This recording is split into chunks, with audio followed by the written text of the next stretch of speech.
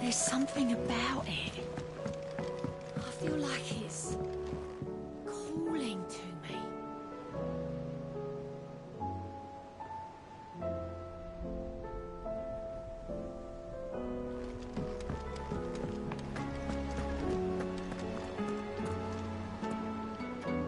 Still alive, I see. Something tells me that I saw on the horizon is your doing. How'd you manage that? It's a long story. One that I'd rather only tell once. Right. All hands on deck, then.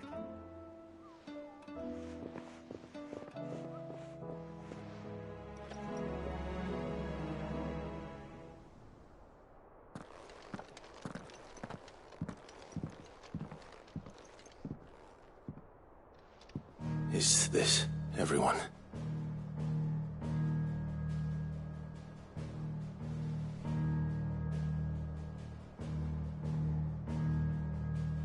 As I'm sure you've all guessed, the crystal which now commands the eastern skies was summoned by Ultima. He called it Origin. Though the significance of that name is as yet unclear. What does it matter what it's called? Its emergence tore Twinside asunder and wiped my homeland from the map.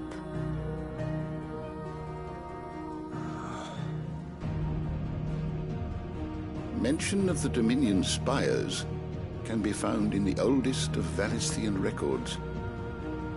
But to the best of my knowledge, none provide any hint as to their true nature. That they would prove the horns of some slumbering demon. Well, the Dominion's demise was at least quick. Elsewhere, the Republican army cannot hope to contain the chaos engulfing Randalar. Canva is in flames, and the Empire. Our allies are crying out for answers. I've sent the Cursebreakers to give them what assurances we can, but right now that amounts to fuck all. They wouldn't be able to stop what the skies have started in any case. People here and across the realm grow sicker with every passing day. Could it be that this new Mother Crystal is like the others? That it draws upon the land's ether? It certainly looked that way from stone here. If that were true, it would explain the hastening spread of the Blight since the crystal's appearance. Would it not? And as the land's ether slowly rises to the surface, it pools, corrupting all who cannot channel its energies. Archaea above, ether floods below, and in the middle, here we languish, hopelessly entrapped.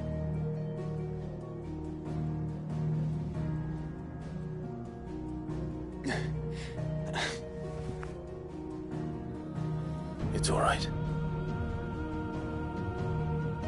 When we faced him at Stone here, Ultima told us his true power quickens in the halls of Origin.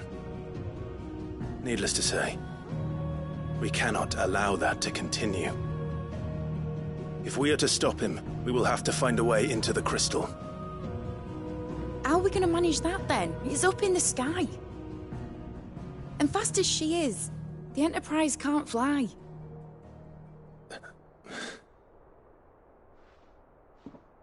It's a lot to take in, and I reckon we'd all benefit from some time to clear our heads. The answer will come to us. Don't you worry. Ain't that right, Clive? Right. That's right. Well, go on then. Bugger off.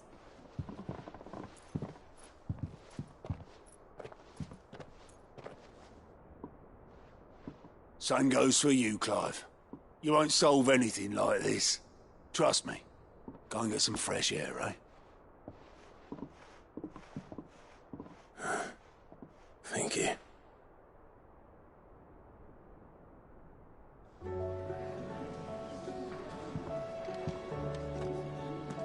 Joshua seemed upset.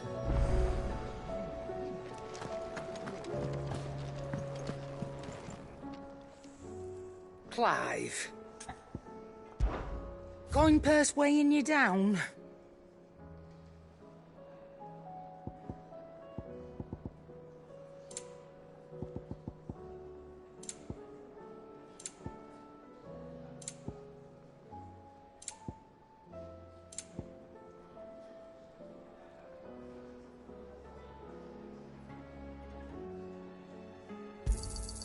It'd better all be here.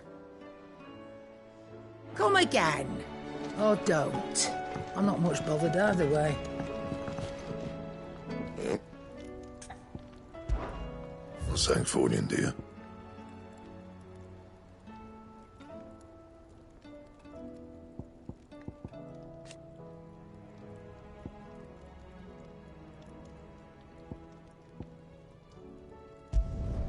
No scratches, right?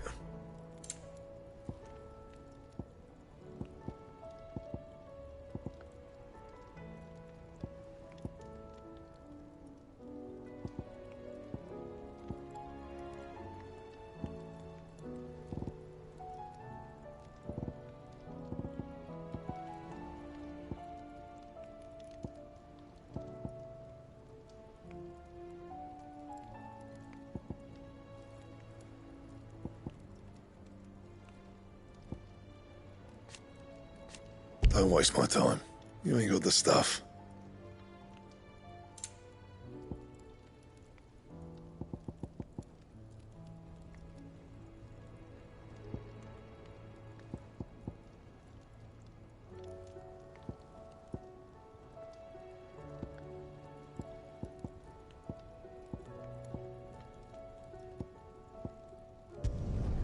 Should last you a good while.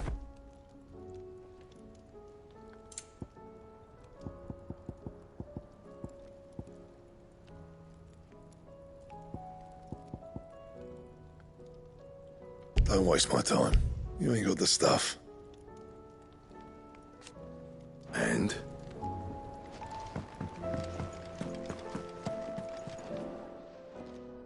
Still alive, are ya? Go on, then.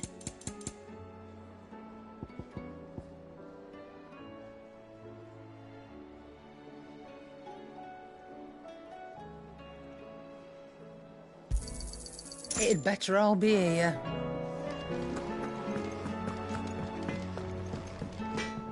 So what do I owe the honour? So, what'll it be?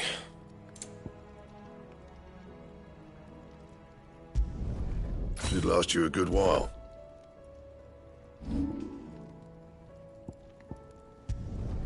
You can thank me later. Bring me the materials, and I'll think about it. That it? Fine. Aye, it's a dangerous world out there.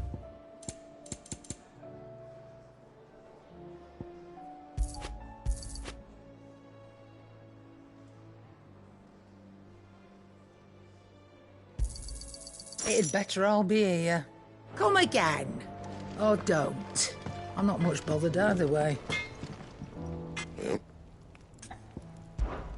So, what'll it be?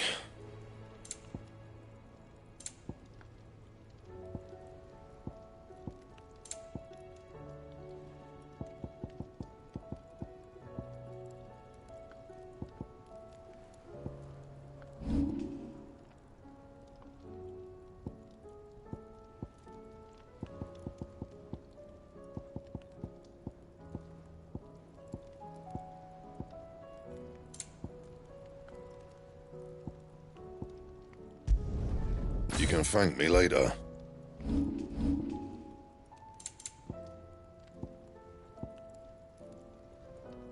That it? Fine.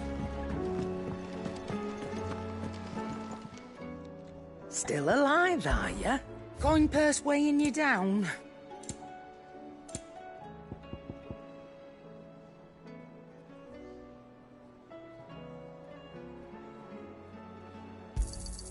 It'd better all be here.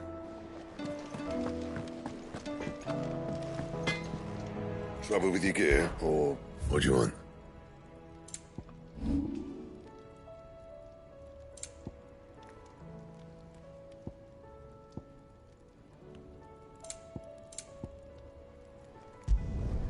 Yeah, that should do you.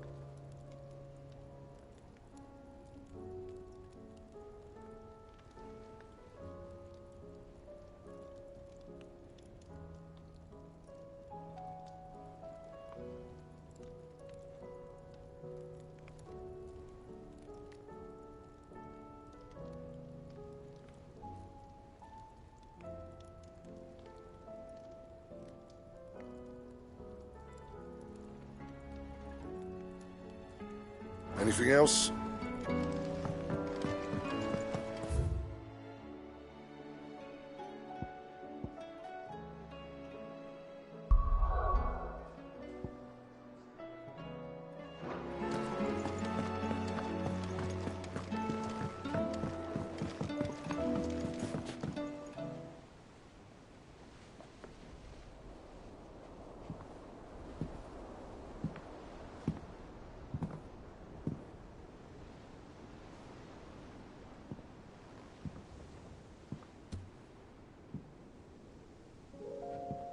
Ultima may have created us, but he doesn't make us who we are. Only we can do that. And if he would have us fight for our survival, so be it. It's what we've been doing all along. Much like Ultima himself, it would seem. His new world being naught but a means to survive.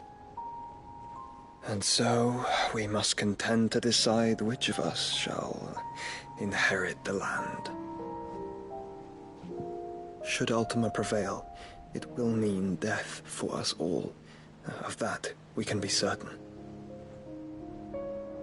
But even should he fail, what world awaits us? A withered, godless place, where our newfound freedom will most like prove a chain in itself. Well, that may be, but a chain can always be broken. As long as one has the will to break it, it won't be easy. It may take generations, centuries of suffering. And that is if everyone plays their part. But it will happen. And when it does, it will be on our terms. That is the world that awaits us. Indeed. And what better world could one wish for?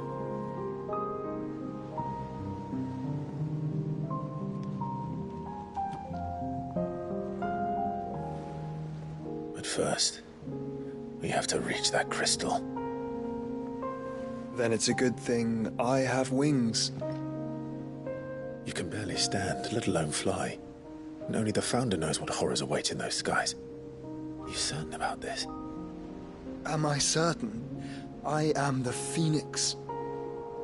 I will do what I must. This is our fight. Remember?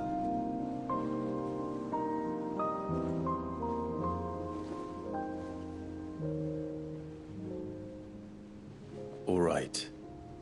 I yield. But only what you must, yes?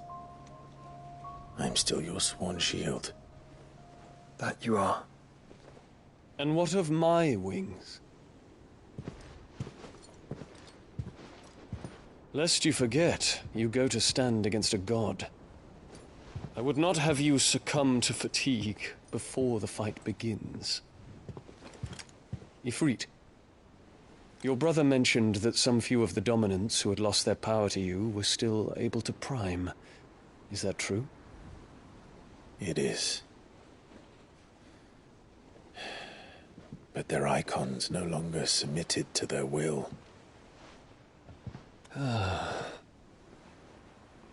Then mine will have to be stronger. That you both might save your strength for the battle to come. You don't have to do this. If you do, there's a chance you might lose all you have left. And what have I but regret? My life ended in the Dominion. I fear death no more. Besides, I would have words with Ultima. He has much to answer for.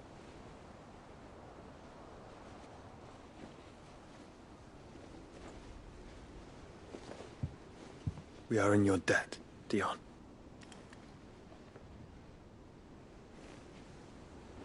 We can speak of debts when this is over.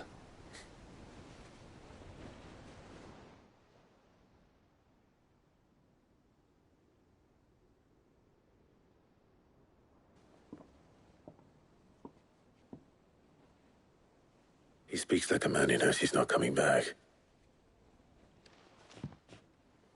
And has come to terms with that. That doesn't mean that we have to. Does it, Clive? Time to talk to Jill. I only hope she understands.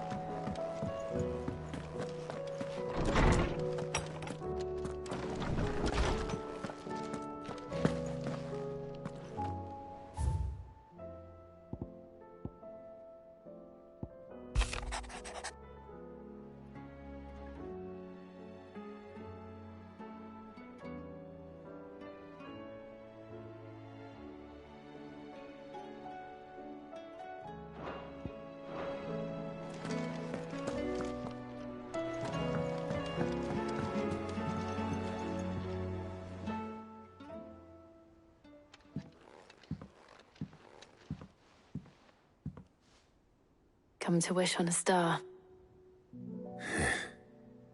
That might not be such a bad idea. This is it, Jill. You know what I have to do. Why I have to do it. There's no turning back now. This is where our journey was leading us. Where it will end, for better or worse. I could pray to Metia for you. But you'll be all right, won't you, Clive? You always are. I did promise we'd watch the moon together. I'll be waiting.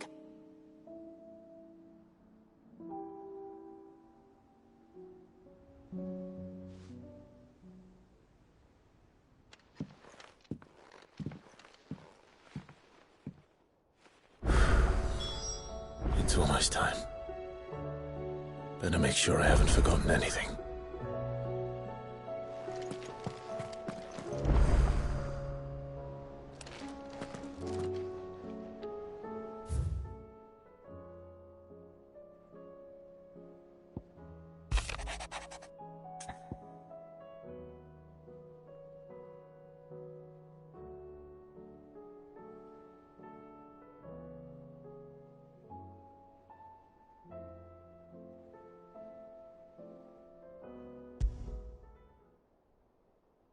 Something tells me this is no mere adventure story.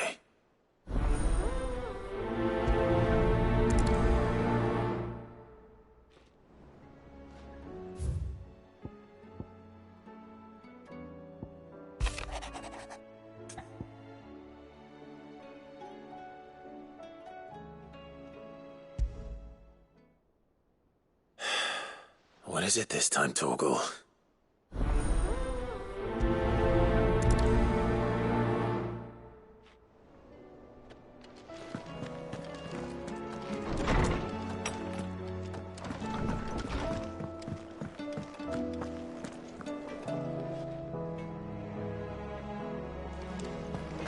First the skies, then the crystal. What next? Say what you will. Lady Karen has seen her...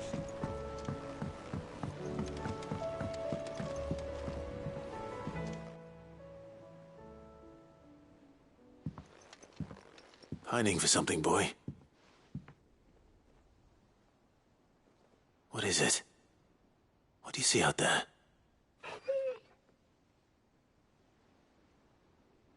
I never did ask where you got that anklet of yours. From Sid, that's why. On the day he brought him home. That long ago? And you're only thinking to ask this now? Sid saw that the pup had a habit of gnawing on his leg, since you ask. Clap that there iron on him to keep him from doing it. What was wrong, boy? I'll take like as not. Must have been hard on the poor whelp losing his loving masters at such a young age. Doubly hard in being a frost wolf, torn away from his icons and all. Sid would always tell him, "You want my iron gone? You find what it is you're looking for." I reckon what he were looking for was you. I'm sorry, Torgal. Sorry for making you wait so long. Let's get that thing off you.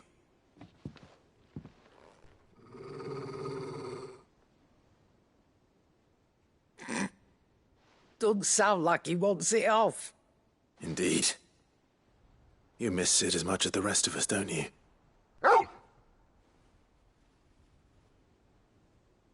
You want me to go with you somewhere?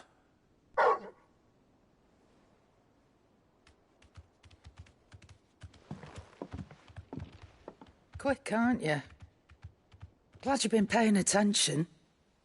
Not nearly as much as you have, Lady Karen. Aye, good thing and all. It's not like Gav would have kept him in nuts and rubbed his belly these past 10 summers. Your kindness is appreciated. You've been a good friend to him. Only because he doesn't talk back like the rest of you. Go on now.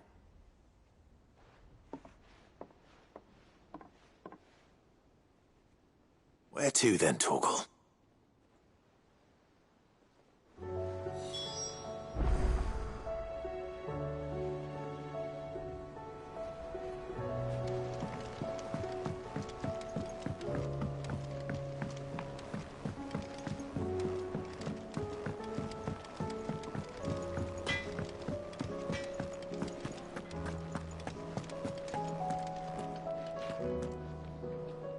All right, Torgal. Where are you taking me? I'm going to need a little bit more than that, boy. Do you have a better hint for me? Unless... you've already given me one. Back on the rear deck, you were looking west, toward Rosaria.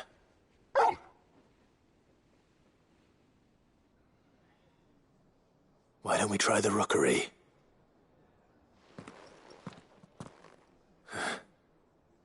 I haven't been to the island in almost 20 years. To Port Isolde, then. Fingers crossed the old mooring is still there.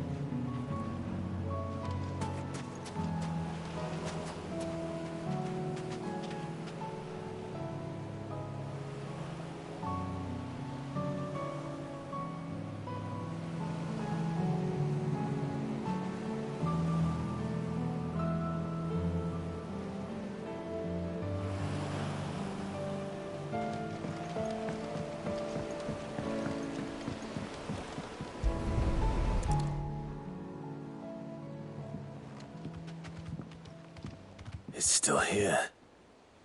After all these years. A lot smaller than I remember. And you're a lot bigger. You might have to swim, boy.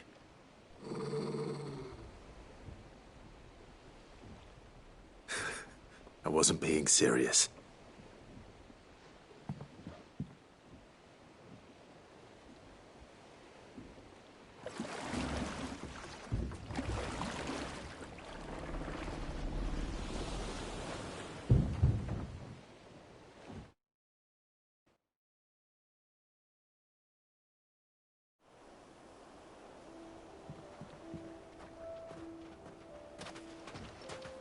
This place hasn't changed at all.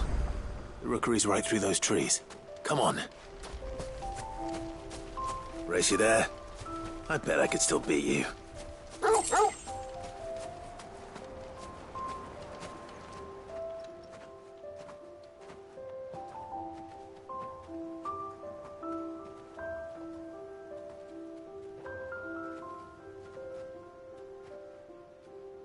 Here we are. This was our hideaway. Wasn't it, Torgal?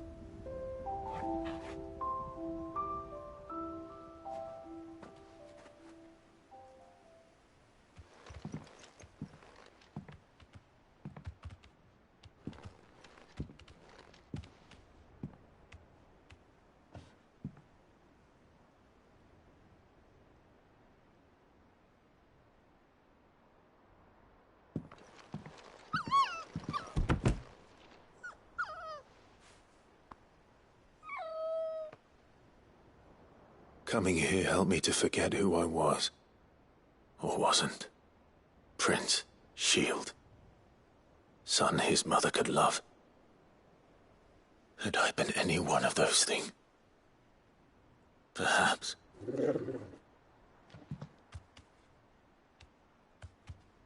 What is it, boy?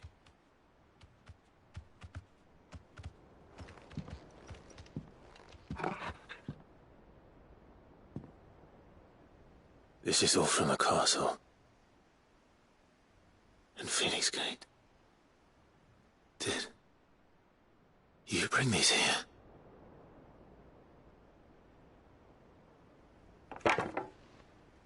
My sparring sword.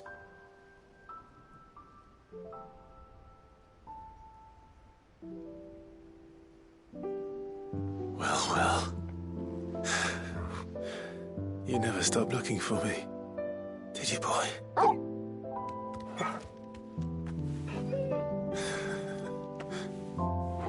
Thank you, Torgal. For never giving up. For never forgetting.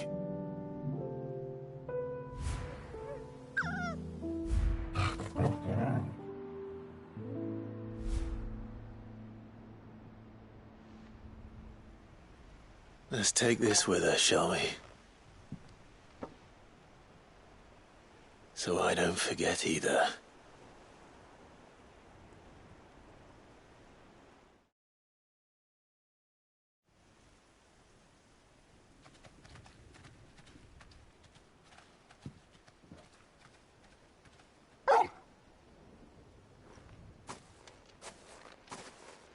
That's not the way back to the boat, Torgal. All right. I'm coming.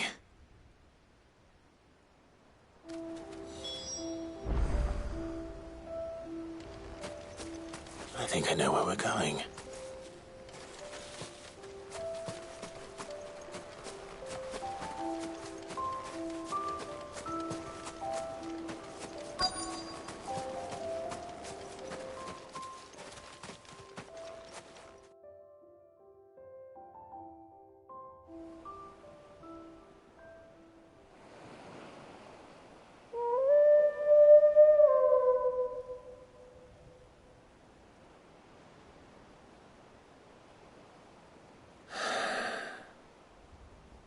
People always talk about the importance of putting the past behind you.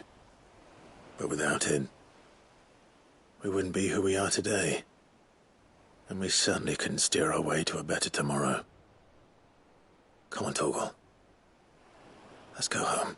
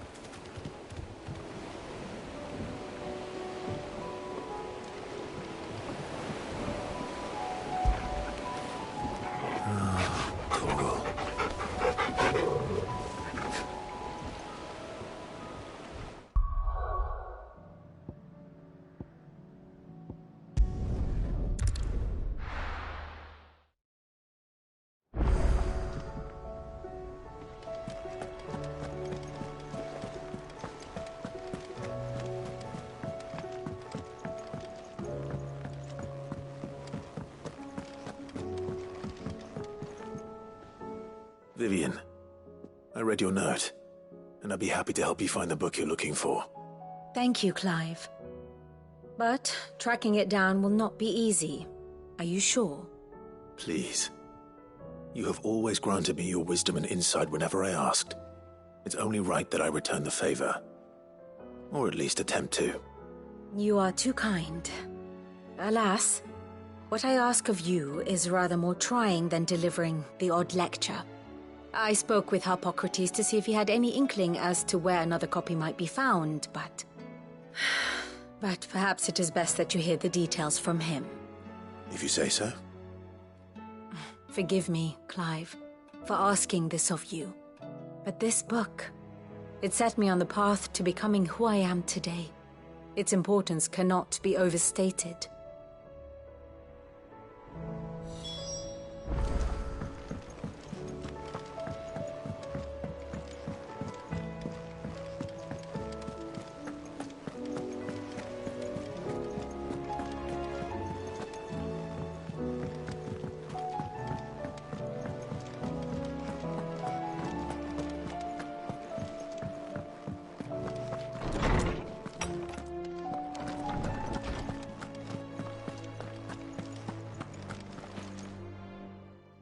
Clive, my boy. What a pleasure it is to see you. Harpocrates. There's something I need to ask you. I've been charged with locating a book called From a Distance. Then you seek a rare gem indeed. One whose name I had not thought to hear from your lips. You've been talking to Vivian. Right as always. But she didn't seem keen to tell me very much. I take it she didn't like what you had to say. And yet I gather it did naught to dissuade her. Clive, if the young professor has tasked you with obtaining a copy, I fear she asks the impossible. The executors would not allow it. The executors? Coveters of Secrets. A clandestine organization committed to the collection and intenebration of forbidden texts and technologies. One such text being the tome Vivian seeks, chronicling as it does the true history of the enslavement of bearers, a tale which could overturn the established order were it ever to become widely known. Or, so rumor has it. I've never actually read the thing, or even set eyes on it for that matter. How is it that I haven't heard of this organization? Why, secrecy is the executor's watchword. They lurk in the shadows, emerging only to seize that which must be seized, be it books, inventions, or people, before disappearing again, leaving nary a trace. Which would explain why Vivian's copy was snatched from her grasp not long after she found it. By the hand of the executors, yes. But what drives them? Self-interest or ideology? Fine question. Sadly, all that is known of the executors can be recounted in a single breath. You may just as soon ask me of their origins, numbers, or the identities of their leaders.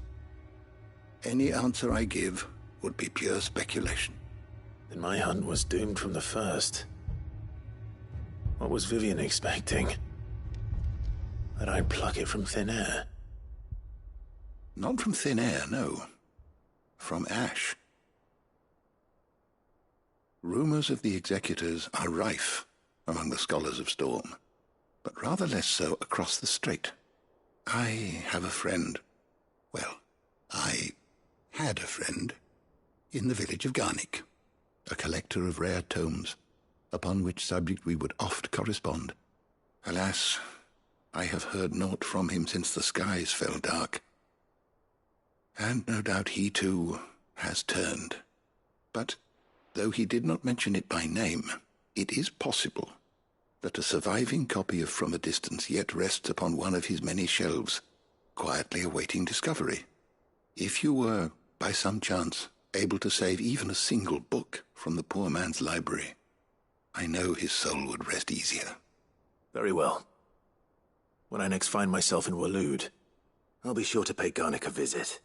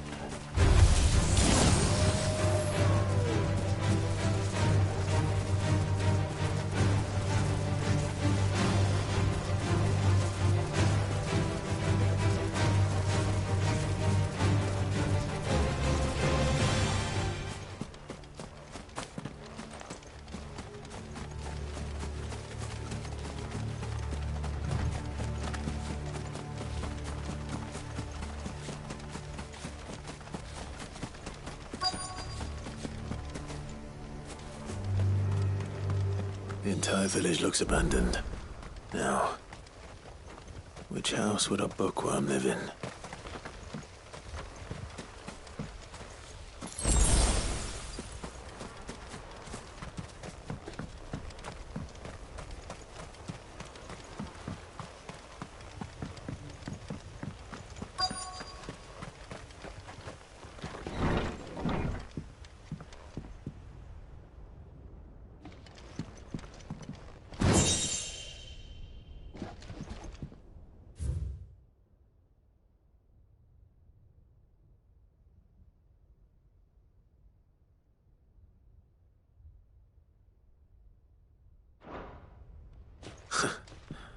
His interests were certainly varied.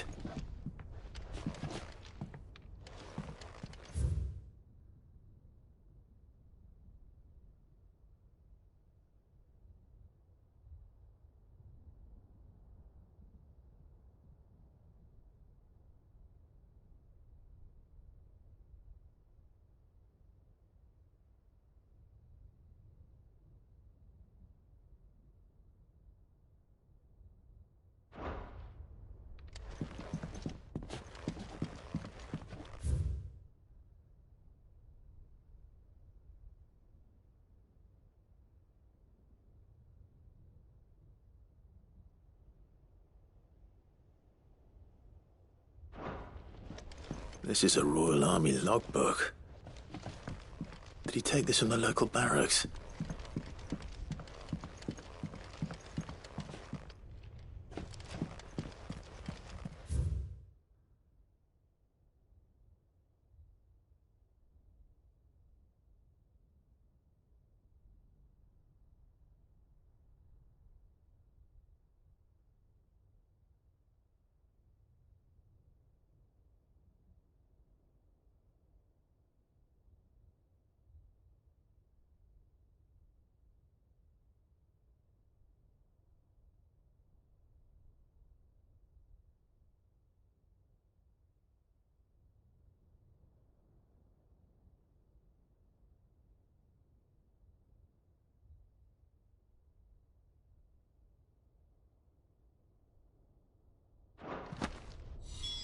This is it. But if what it says is true, I need to get this back to the hideaway.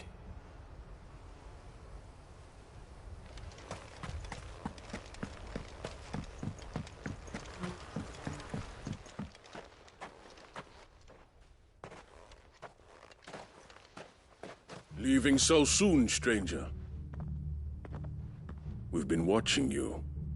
From a distance, so to speak. Subtle. I know who you are. Then we need not waste time on introductions.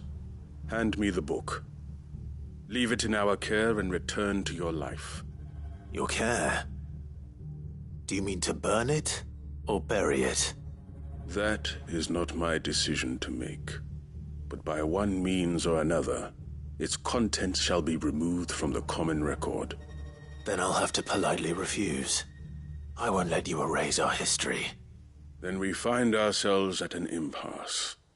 Very well. The book can just as easily be pried from your dead hand.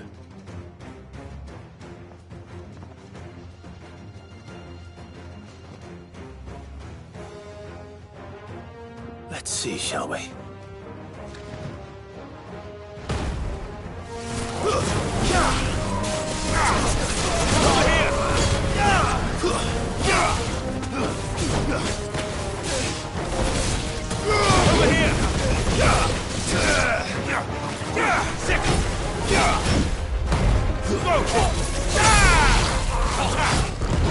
Nice try.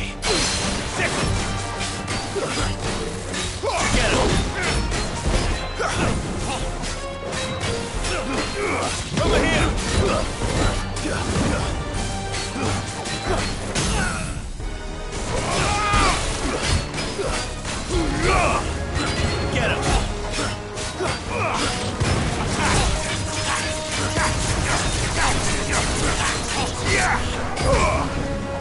Over here. Get him. Over here. Get him. Over here. This one.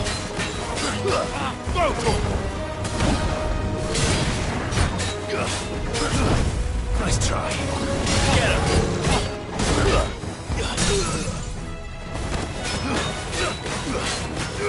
Go for it.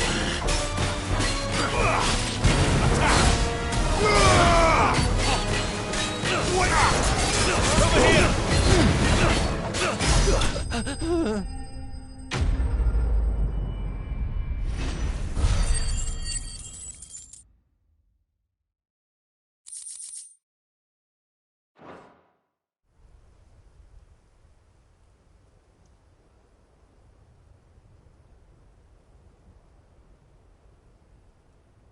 Impressive.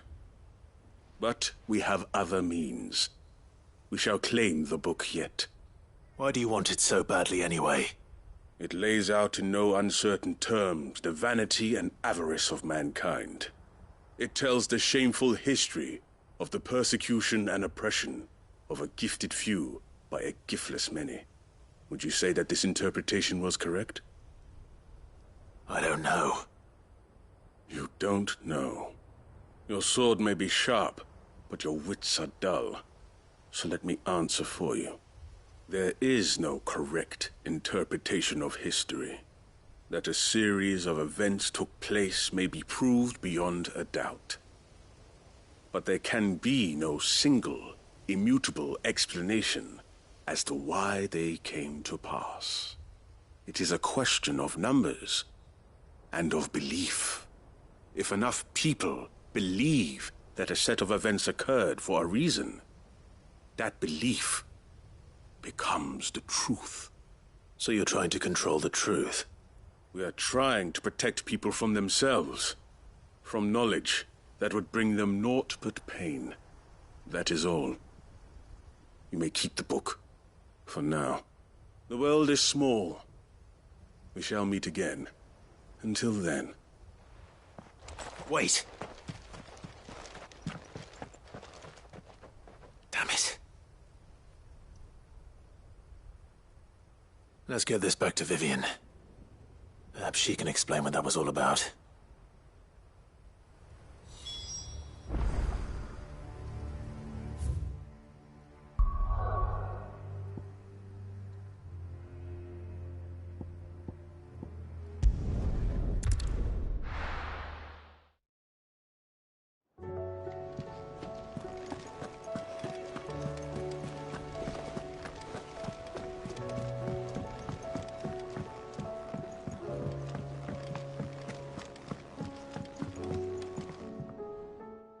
Vivian. I found it. The book you lost.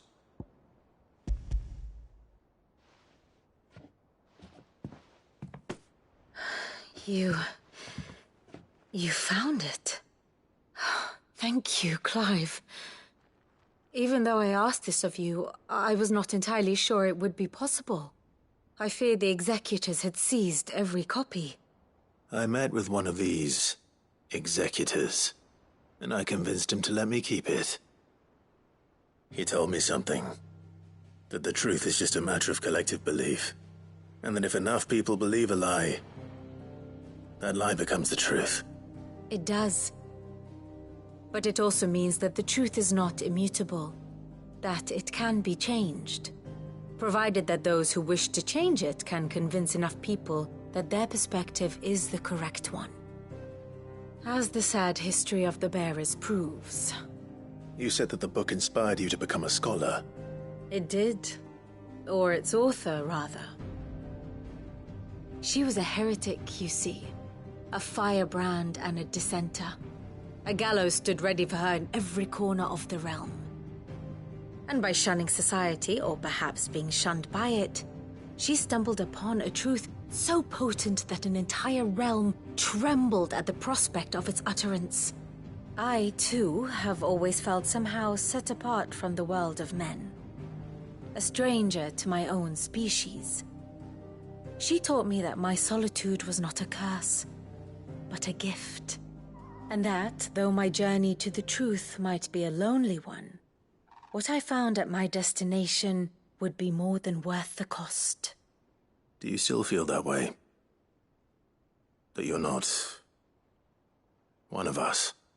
Honestly, I'm not entirely sure anymore. Since coming to the hideaway, I find my thinking somewhat clouded. Perhaps the result of studying mankind from a rather closer perspective than I had intended. But the more I study, the more I find value in this perspective. In looking not from the outside, but from within. So if you'll permit me, I'd like to continue my work here. Remember, Clive, when enough people believe, belief begets truth. Give the men and women of this benighted world the gift of truth. Make them believe in you, as I do. I'll try, Vivian. I'll try.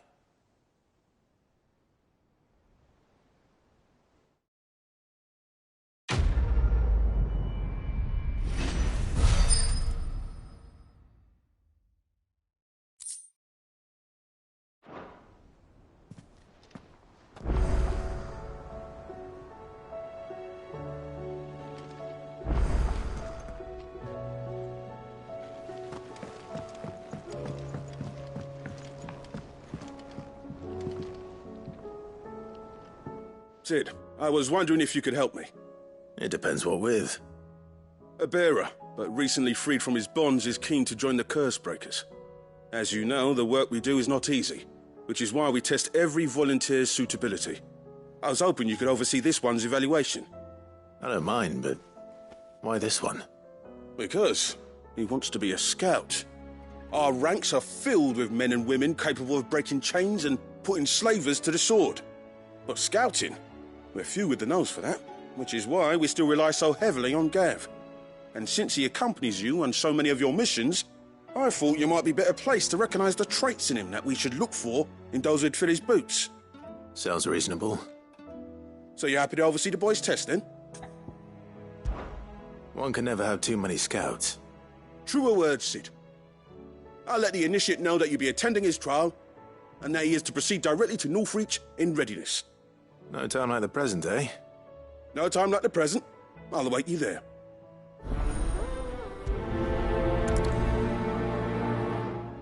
Northreach. I don't suppose they could have chosen somewhere closer.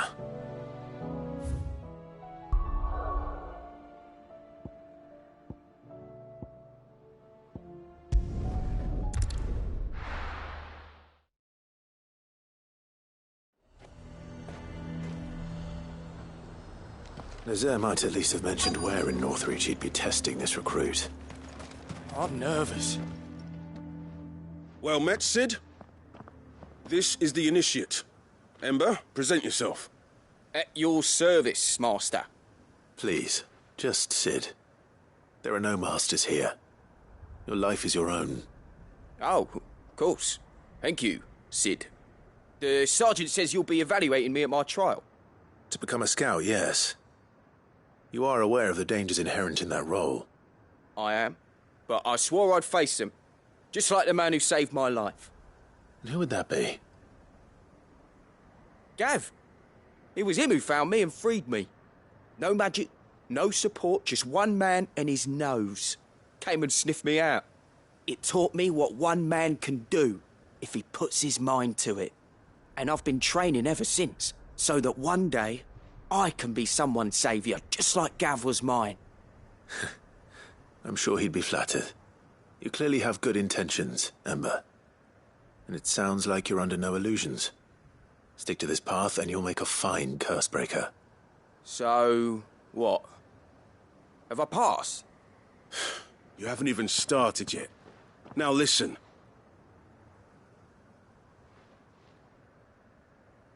Not far from here is an Imperial lookout, Eastwatch. The guards there record all their sightings in a logbook. You are to find it and bring it here. And bring it here, right. Anything else? No.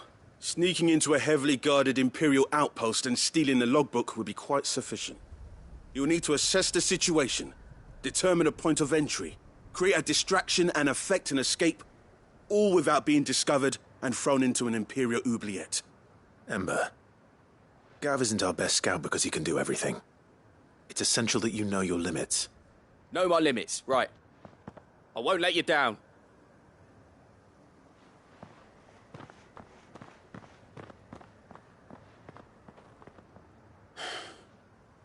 It shouldn't be as dangerous as I made out. But keep a weather eye on him all the same, would you? On my way. All right, Ember. Impress me.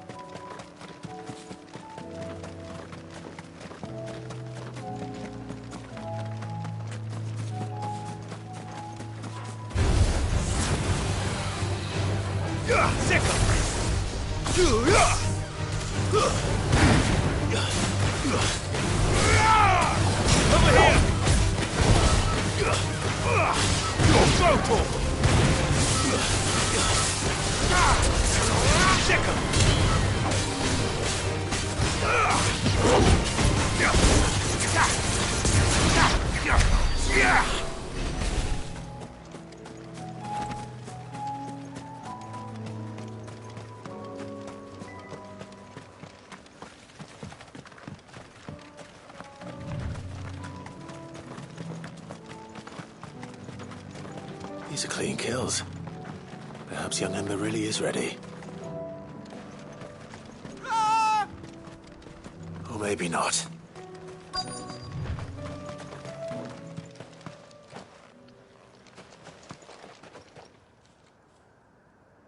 Damn it. Ember, draw your sword! I can't! Then run! If you want him, you'll have to go through me.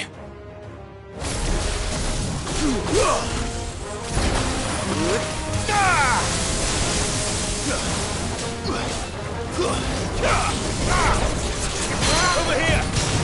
Go, Torvald!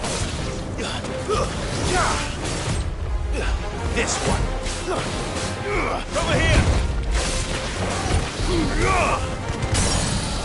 Attack!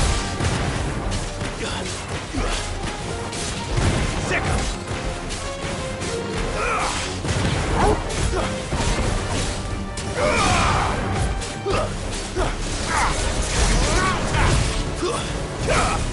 Get him!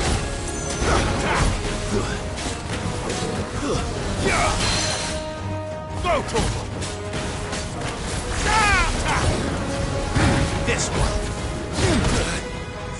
Well done.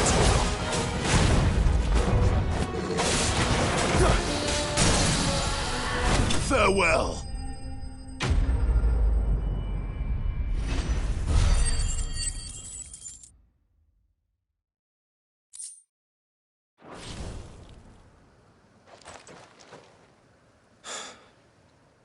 Ember, are you...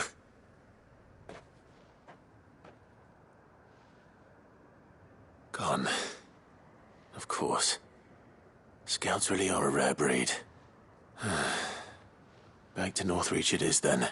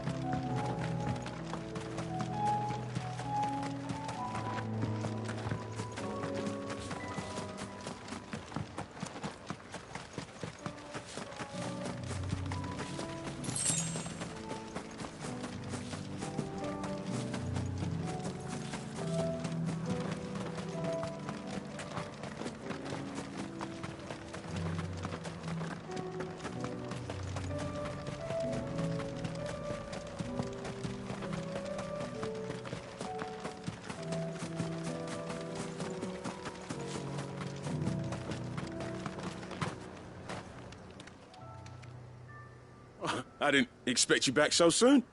Where is Ember? How did he fare? I thought I'd find him with you. He must have fled. I followed him to Eastwatch, where I found him being set upon by a wild Avis. He was just standing there. Didn't even draw his sword. I had to step in and take care of things. But by the time I had, he was nowhere to be seen. I assumed he'd set off in your direction, but apparently not. Oh, I'm sorry, Sid. I knew the boy had a nervous streak, but he seemed like... The right man for the job? I believe this is the logbook you tasked me with retrieving. Eh? How did you... Don't you tell me you breached the tower while Sid was busy saving your skin. What? Wasn't that what you asked me to do? To bring the thing back without getting caught? He has you then, his heir. And he did it all on his own. But Sid, he did what he thought was best. And now I have to decide whether I agree. Of course. We'll await your evaluation back at the hideaway. Don't you leave my sight. Yes, Sergeant.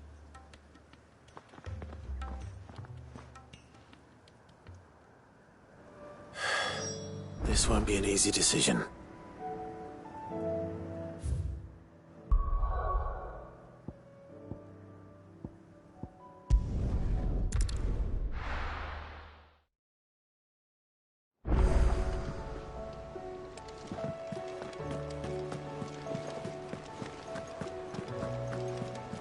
You should have seen him. Welcome back, Sid. Welcome back, Sid.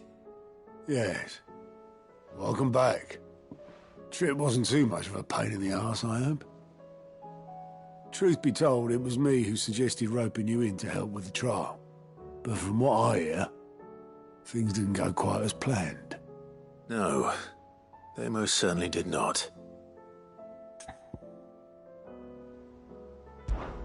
Ember lost his nerve in the face of a beast of prey, but he didn't lose heart. He pressed on, and he achieved his aim. And is that not what we ask of our scouts? Indeed it is. Thank you for your honest appraisal, Sid. The fact remains, however, that Ember will not always have a battle-hardened warrior on hand to pluck him from the jaws of peril. All I have gleaned from this trial is that without someone watching his back, Ember is little more than a liability. Wait, Sergeant. Ember still has much to learn, it's true. And this time he was found wanting.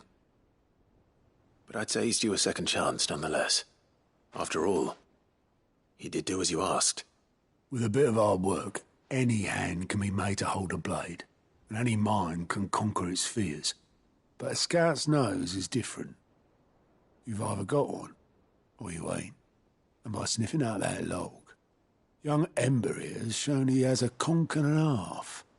Wouldn't do to waste it now, would it? Fine. One more chance. I'll do whatever you ask. I'll spend my days and nights in the pit if I have to. I'll show you. Just you wait.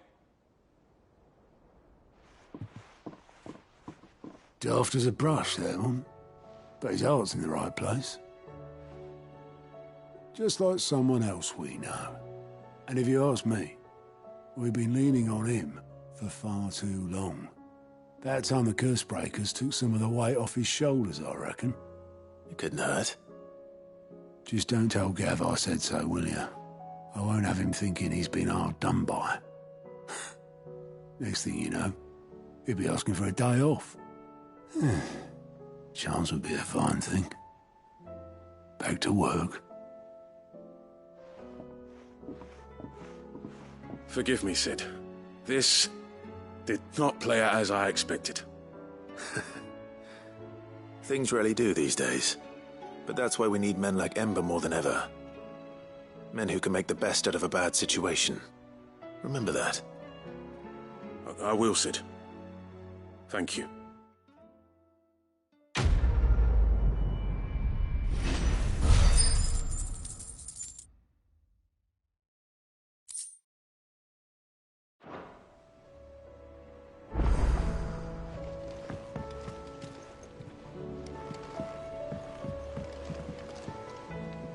Sid, do you have a moment?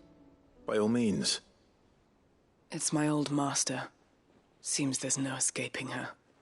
She found some way to send me a letter. And something else. Records from a Waluda prison. Seems they were keeping a lot of bearers there. How did she come by such a thing? Finding bearers always was her strong point. And it seems the cells of Balmung Dark are full of them. Foreign captives, the masterless. Bearers no one would miss. And even better for her, bearers with no one to look after them. When ether started lapping at the walls, the jailers fled. Leaving the bearers to be liberated by whoever happened to come along next.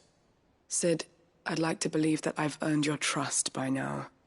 And while I'm well aware that you've forbidden Cursebreakers from traveling to Waloed, I can't let those bearers die in their cells. I'd rather risk shipwreck on the Shadow Coast than leave them to starve. We'll be needing the Enterprise if we're going to navigate the Narrow. Does that mean... I'm making an exception, but we travel together. And we stay no longer than we have to.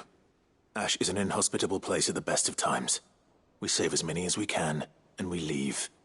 Thank you, Sid.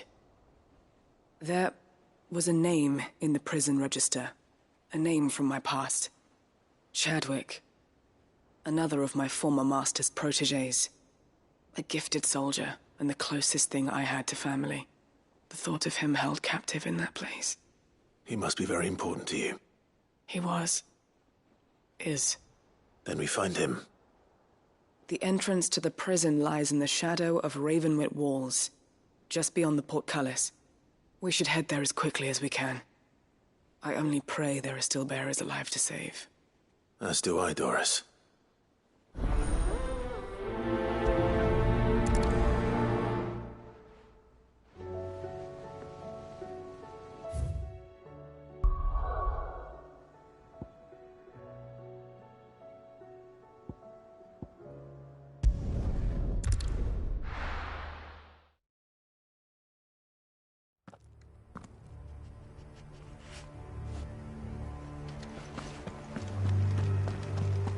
Doris is waiting for me near Balmung Dark. The longer she's out in the open, the more likely she is to be found by a Kashik. I need to hurry.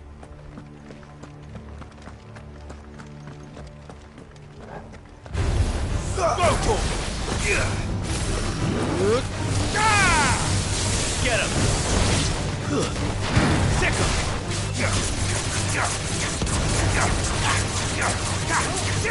Attack!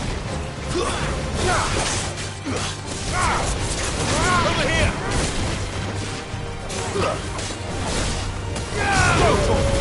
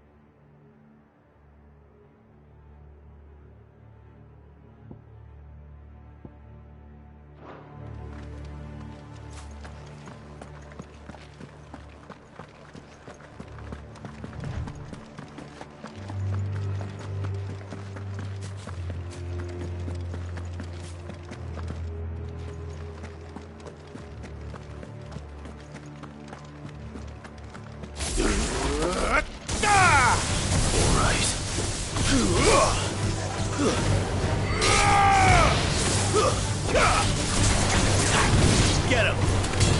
Go to him! Get him! Go to him!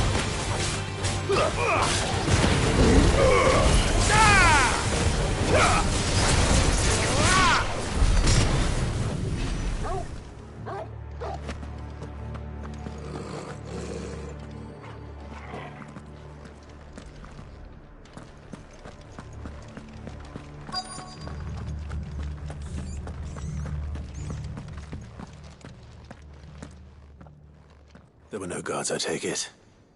None manning the gates, no. It's a different story inside, though. The corridors are crawling with Akashic. Most likely guards left behind when the Wardens ran. If Chadwick was being held here, I worry that he may already be.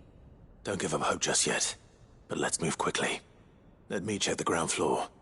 The ether's thickest there. Then I'll search the upper level. Good luck, Sid. Stay safe.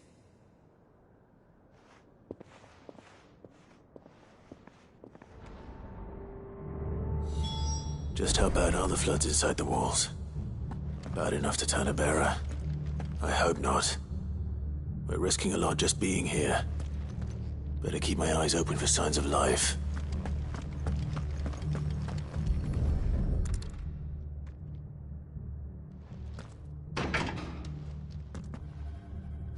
Locked up tight.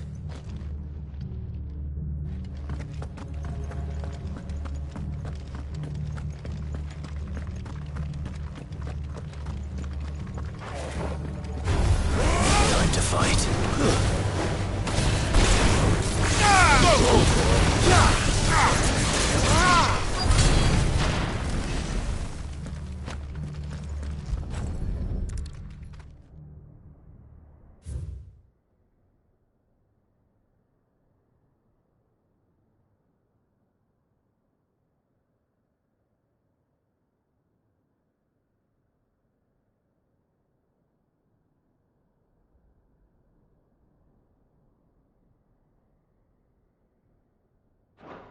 So this place was no ordinary prison. And I doubt they'll have taken the creature with them when they fled.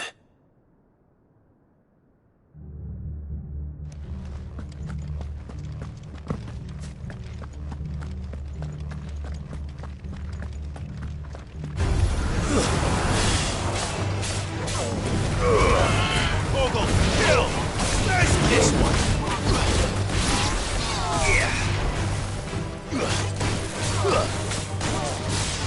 Over here!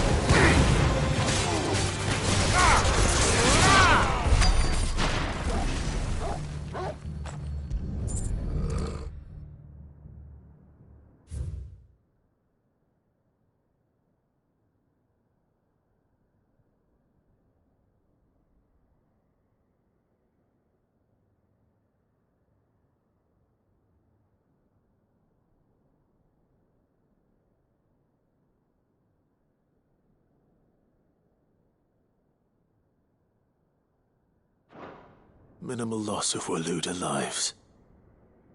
And what happens when they run out of bearers? Even the Imperials take better care of their branded than that.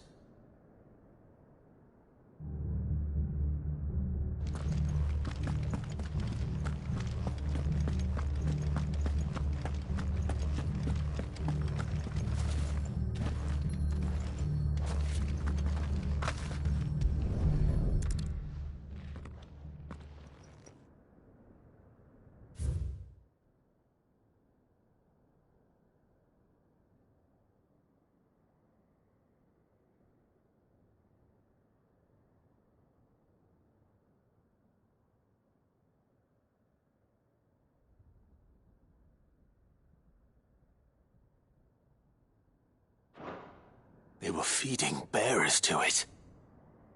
This is even worse than I'd feared. Nothing but Akashic down here. Hopefully things are looking better upstairs. I should go and see how Doris is getting on.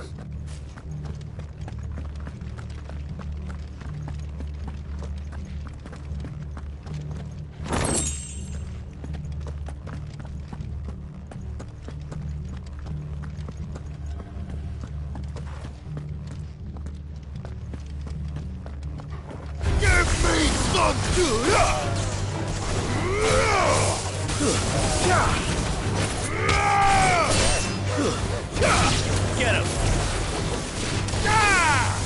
Go for him!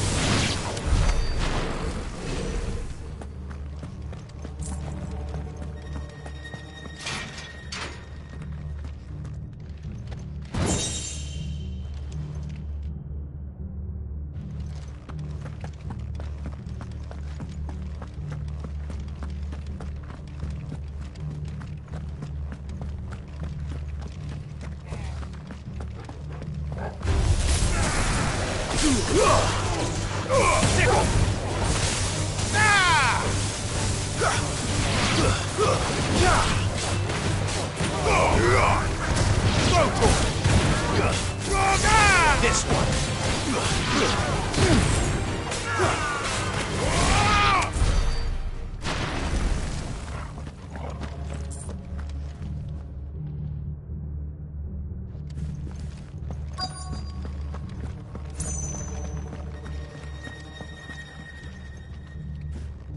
No lock downstairs. But I did find out that this place was more than just a prison. Something far more sinister was happening here. I know. I've been reading some of these documents, and it can't be true, can it?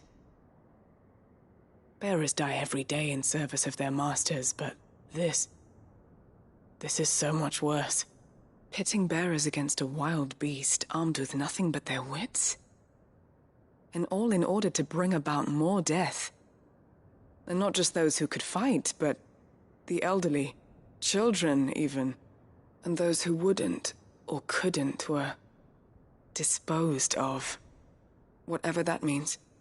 I'm afraid it means they were fed to the monstrosity they kept here. Then we're too late. And I was a fool to bring you here. Don't say that. Did you find anything else? A key. But it doesn't fit any of the locks on this floor. Perhaps it will fit one of the doors downstairs. There's a corridor I haven't searched yet. Finish up here, then come and find me when you're ready. All right. I'll be there in a moment.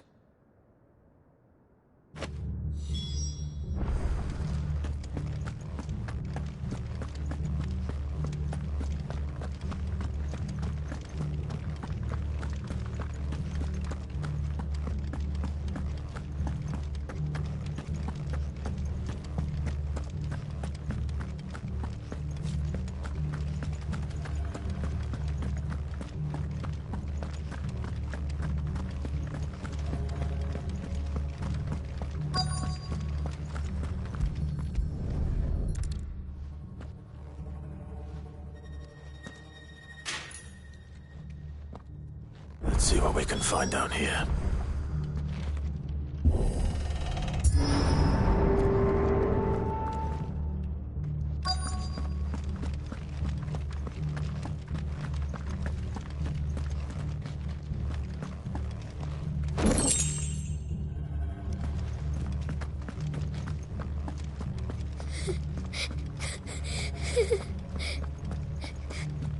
A survivor. And she sounds close.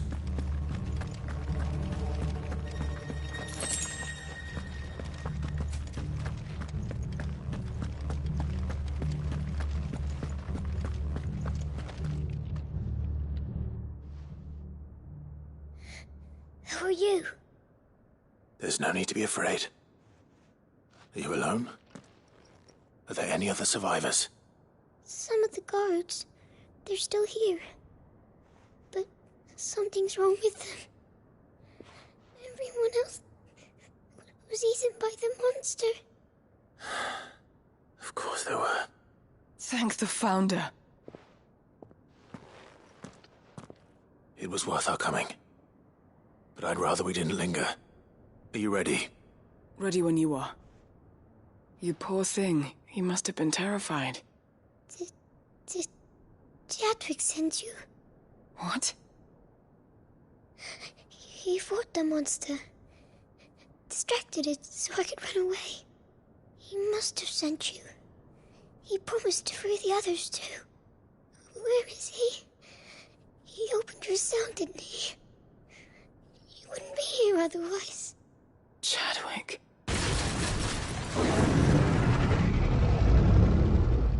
Was that? Monster's back! Chadwick, help! We have to get out of here. Doris, keep the girl safe. All right. You put that bearer-eating bastard in the ground.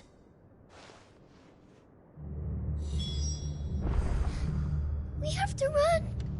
You're safe now. We won't let it hurt you. It's out there waiting for me. I can't let it live. Not if it's got a taste for bearers.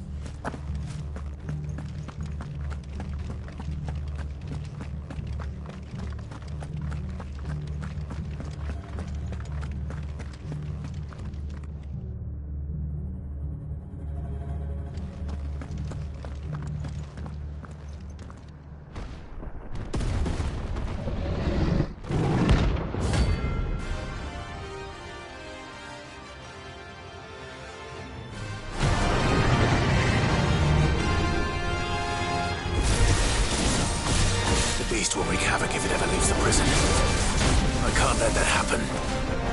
Over here! Ah!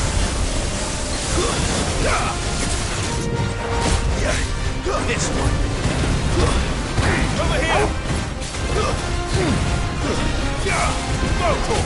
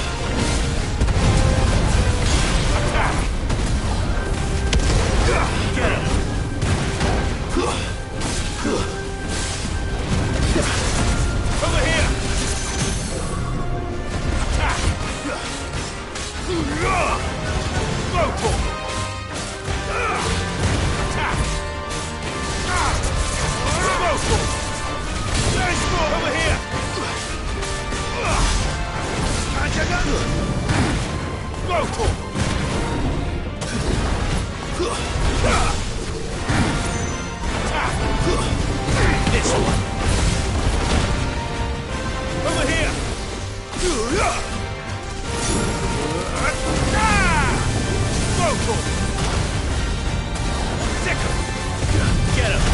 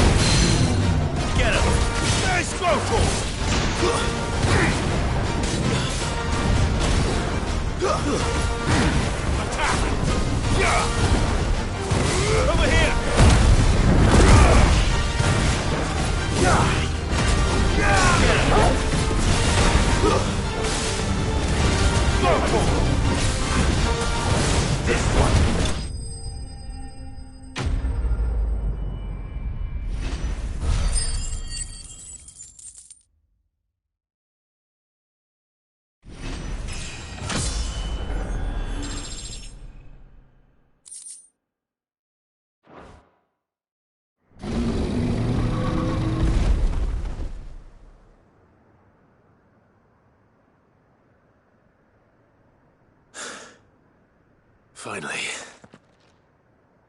Sid, are you hurt? I'm fine. I think.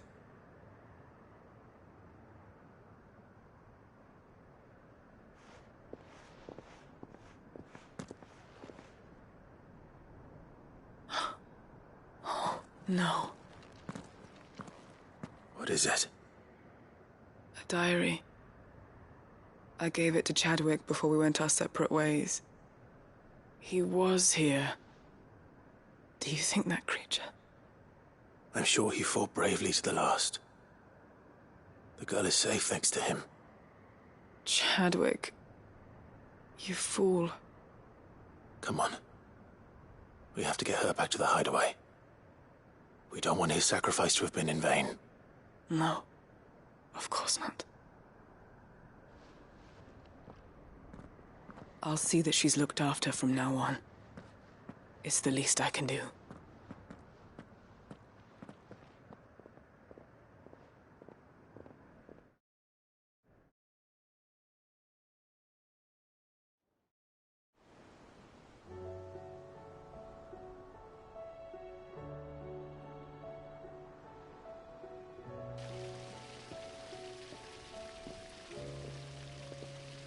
From what I hear, you've barely left the girl's side in days.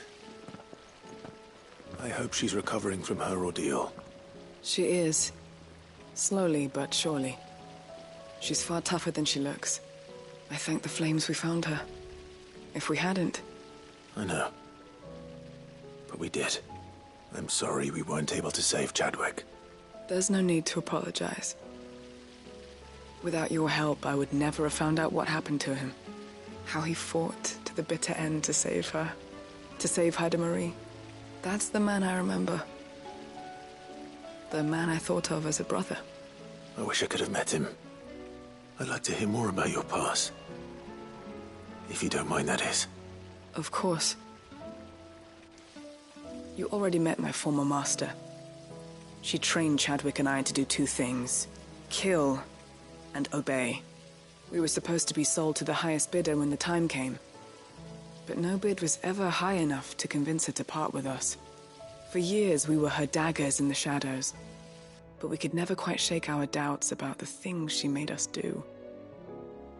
And then, one day, we just couldn't do them anymore. So we escaped. But staying together was out of the question. They would have found us too easily. After so many years of training, the pull to serve was always strong. It scared me to think he might have taken another master, become a dagger in someone else's hand. But even in captivity, the battles he fought were his own. And he died not as someone's tool, but as a hero. Haida Marie is proof of that. Bearers can cast off their shackles. And the Cursebreakers will show them how. I'll fight until my dying breath to see it done. For Chadwick, and for all of us. Thank you, Doris. We'll be counting on you.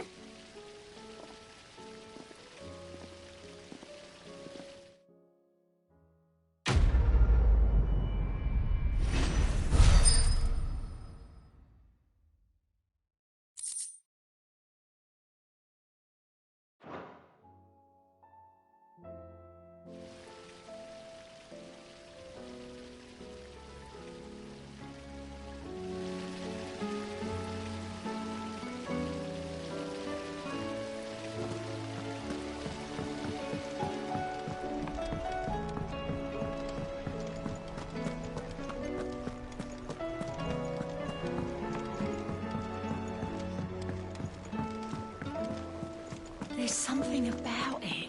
I feel like it's... Ah, Clive. Joshua, what's wrong? And don't say nothing. It's... not nothing. I've received word from Cyril. The Undying have found Father's will, or something akin to it. His will? How and where? In the crypt beneath Rosalith Castle. After Kupka was kind enough to drive out the Imperials, the Undying took the opportunity to recover what relics of the Duchy yet remained. And in the process of doing so, they found a letter from Father. I'm surprised anything survived down there. Cyril asked that I join him in Tabor at my convenience. I have been meaning to go, but... would you join me? Of course. I want to know what's in that letter as much as you do. Very well. I am ready to leave when you are.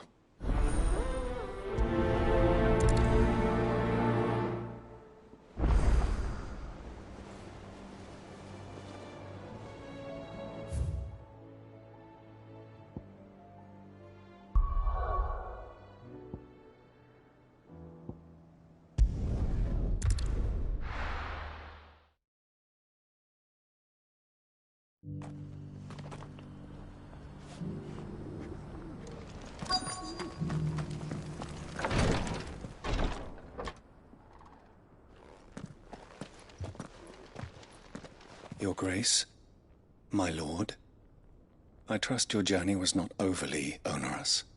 Cyril, you found a letter from Father? Yes, I have it here.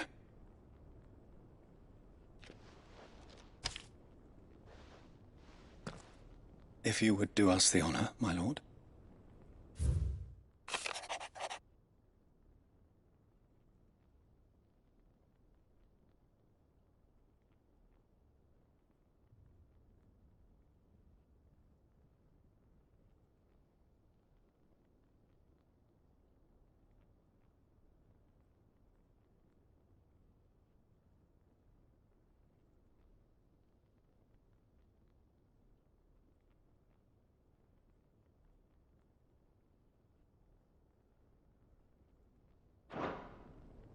An inheritance. It would seem the late Archduke penned this missive shortly before his passing. The day before we left for Phoenix Gate. What are these plans he spoke of? His plans for the duchy, Your Grace. Your father entrusted them to my predecessor, the former bearer of the Burning Quill, who entrusted them in turn to me. The complete emancipation of bearers is their stated aim. But your father's dream did not end there.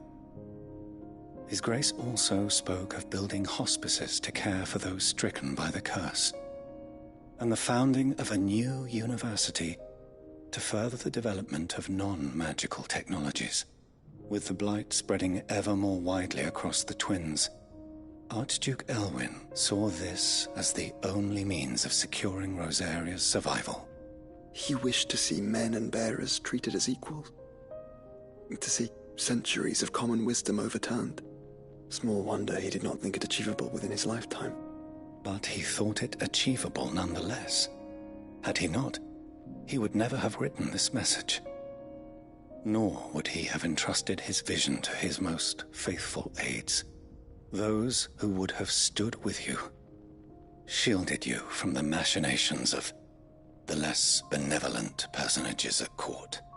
It's a pity only they are still with us. 'Tis true that those most loyal to your father were the first to suffer the Duchess's wrath. But one at least remains, and she has come bearing gifts. What do you mean? Mayhap it is better that she explain, my lord. After all, the duties entrusted to me by my predecessor extended only to recovering His Grace's will and arranging a meeting with the one who might execute it, or a part of it, at least. And where is this woman? She awaits you in the archive, Your Grace. Thank you, Cyril. Shall we then?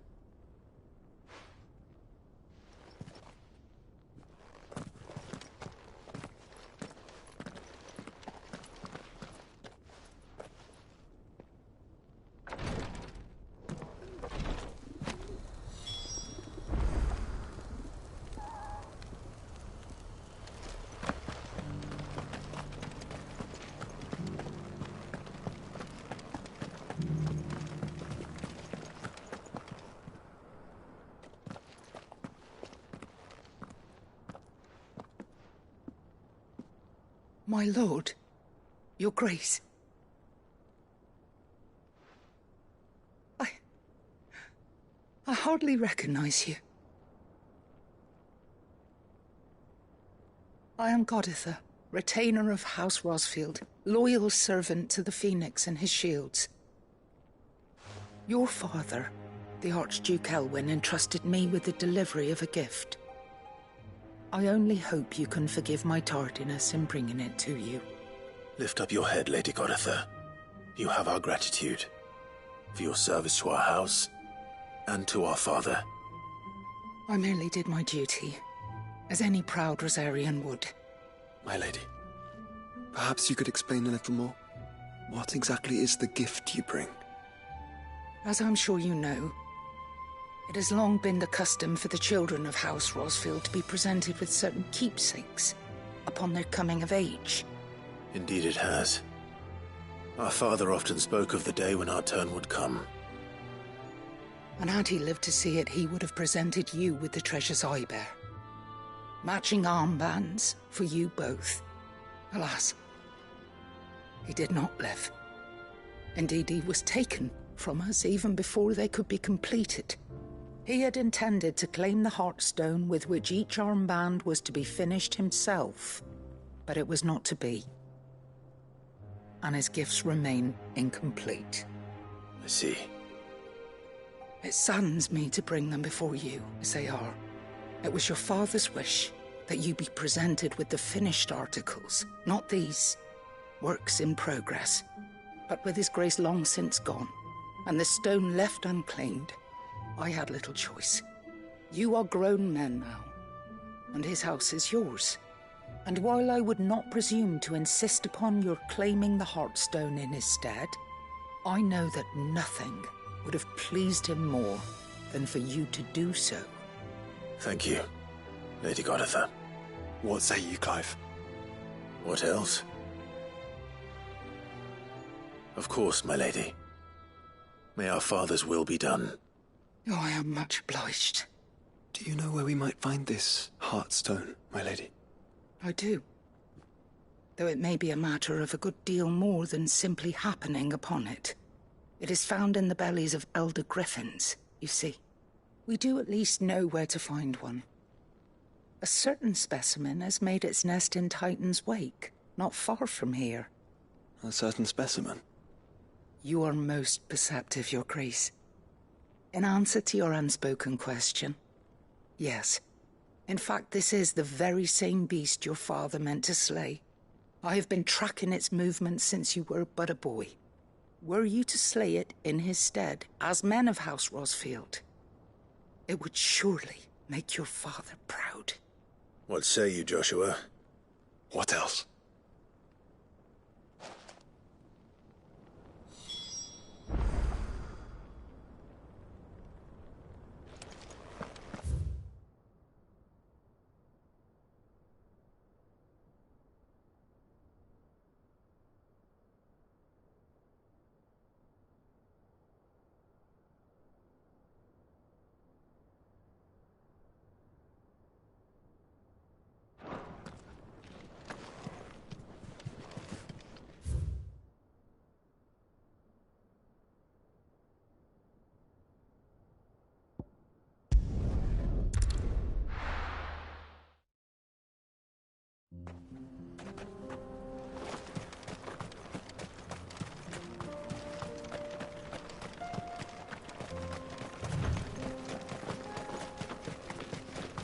Eyes peeled, Joshua.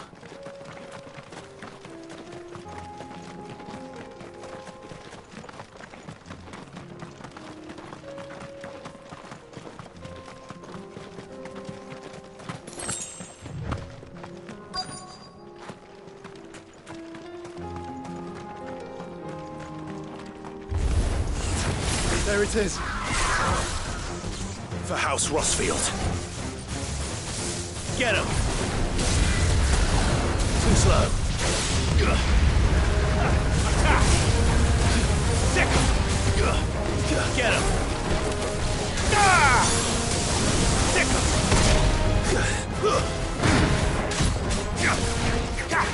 This one! Sick him!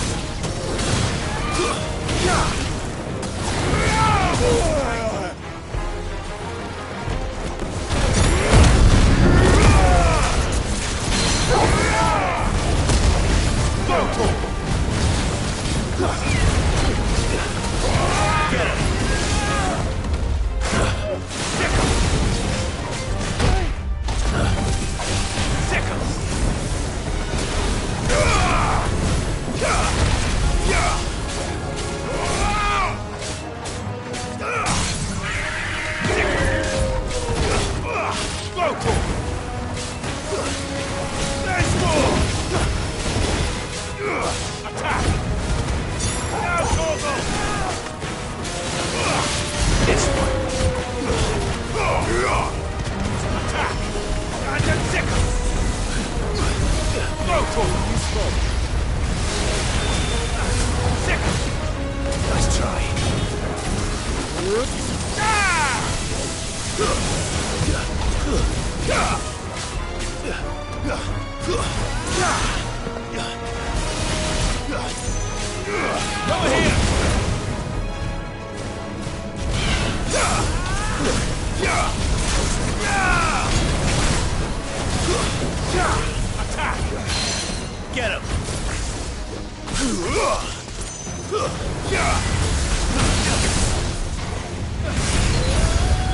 Over here!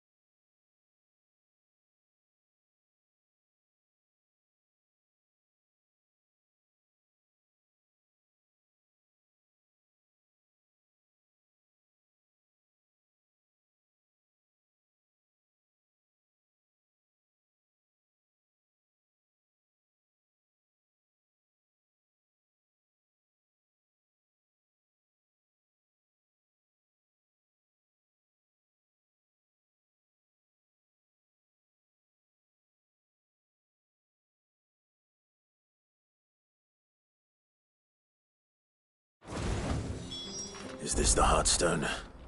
I expect Lady Goditha will know.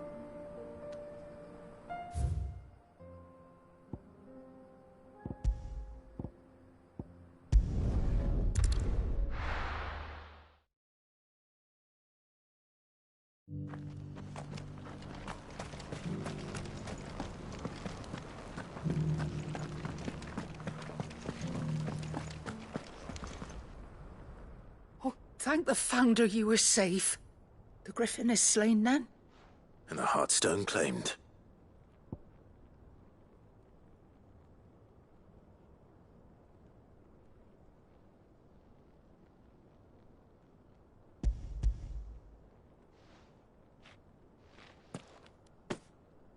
Yes.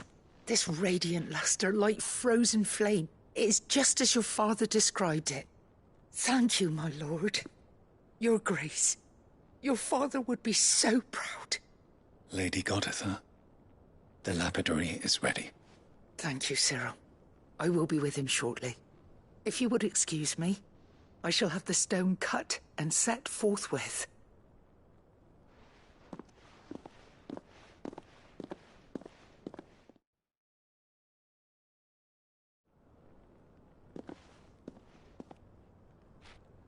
The armbands are complete. Pray, take them. They are yours, after all. Heartstone is harder and more enduring than garnet, or even ruby. It symbolizes unwavering will and devotion. And the graven vines encircling the stone represent the unbreakable bonds between you. It's a message. Father knew we had enemies both inside and outside the duchy. Enemies who would thwart his vision.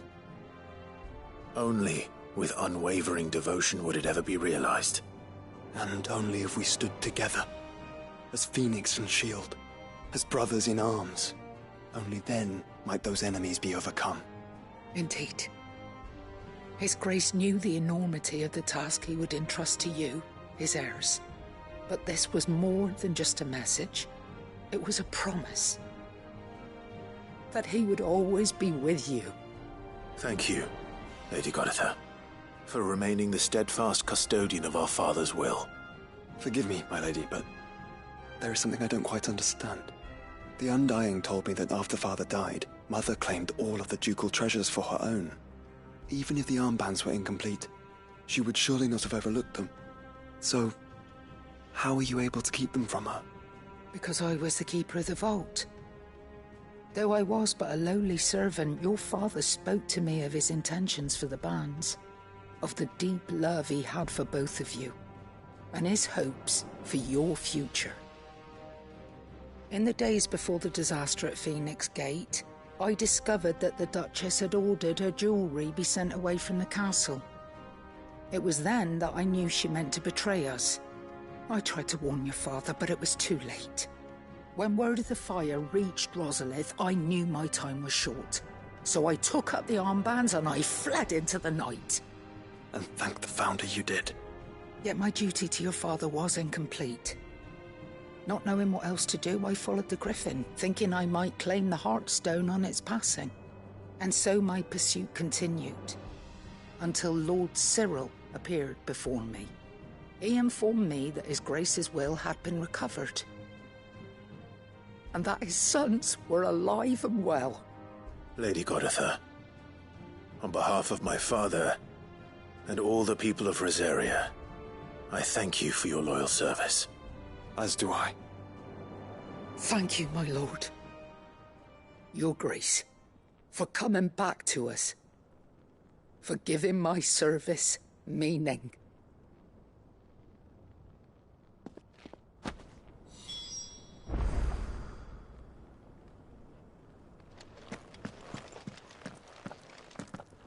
The bands suit you well.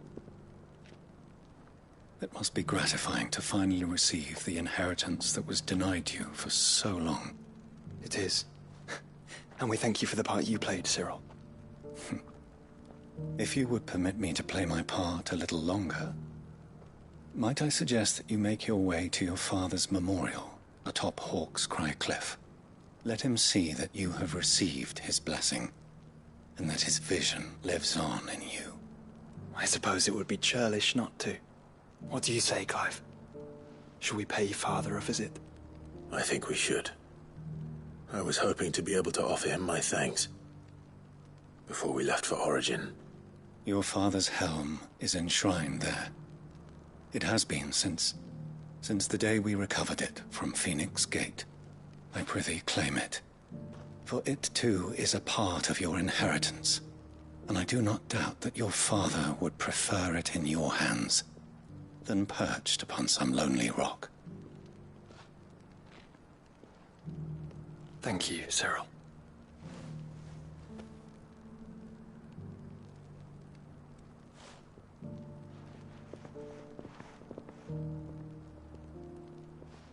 Come on, Clive. He's waiting.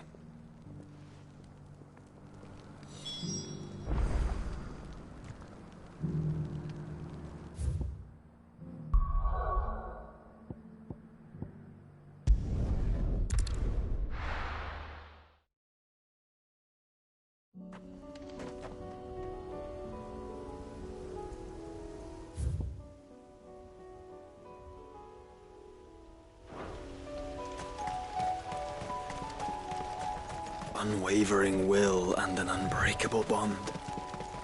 Do you really think we're strong enough? To save the world? Of course. To have overcome Father's political enemies? Of that I'm less certain. Especially knowing what we know now. What Mother was truly capable of. But perhaps these bands would have helped. Knowing he was with us would have made all the difference.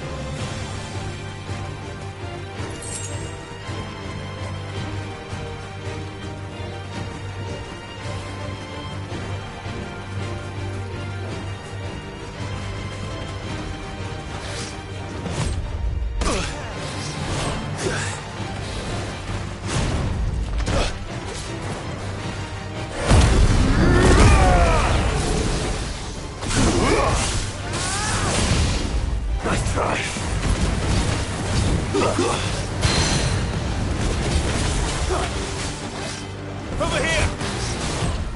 Too slow. Attack! Over here! Attack!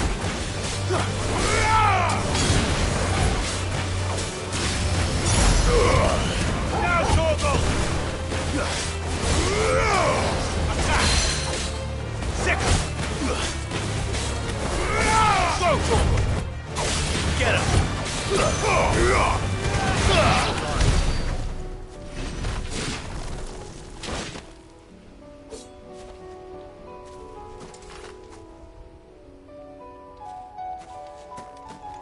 is just back there.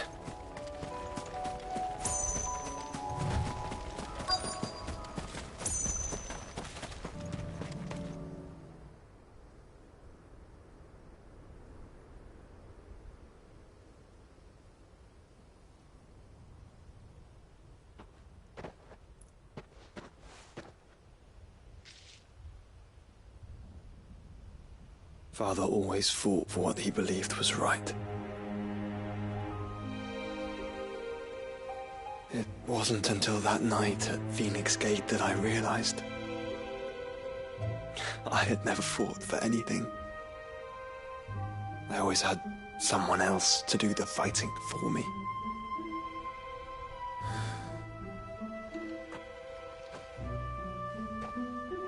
No matter how fate conspired against him, he never lost heart, never looked back, never stopped fighting. To me, he was the greatest of men. And I've been trying to live up to his ideals ever since.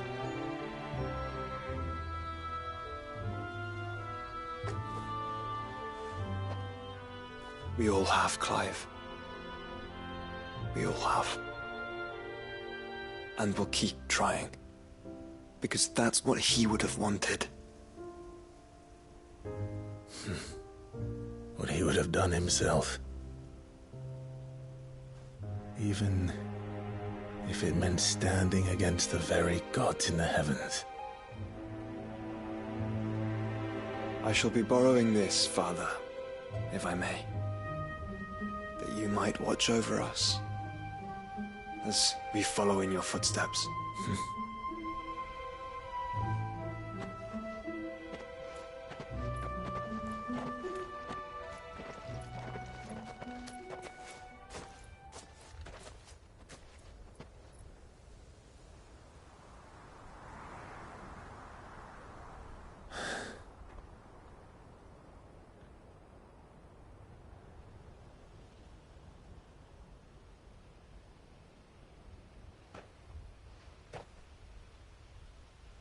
We won't lay you down.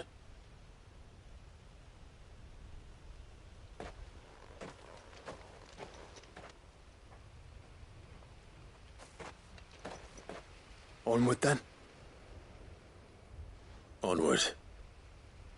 To the end. And to a new beginning.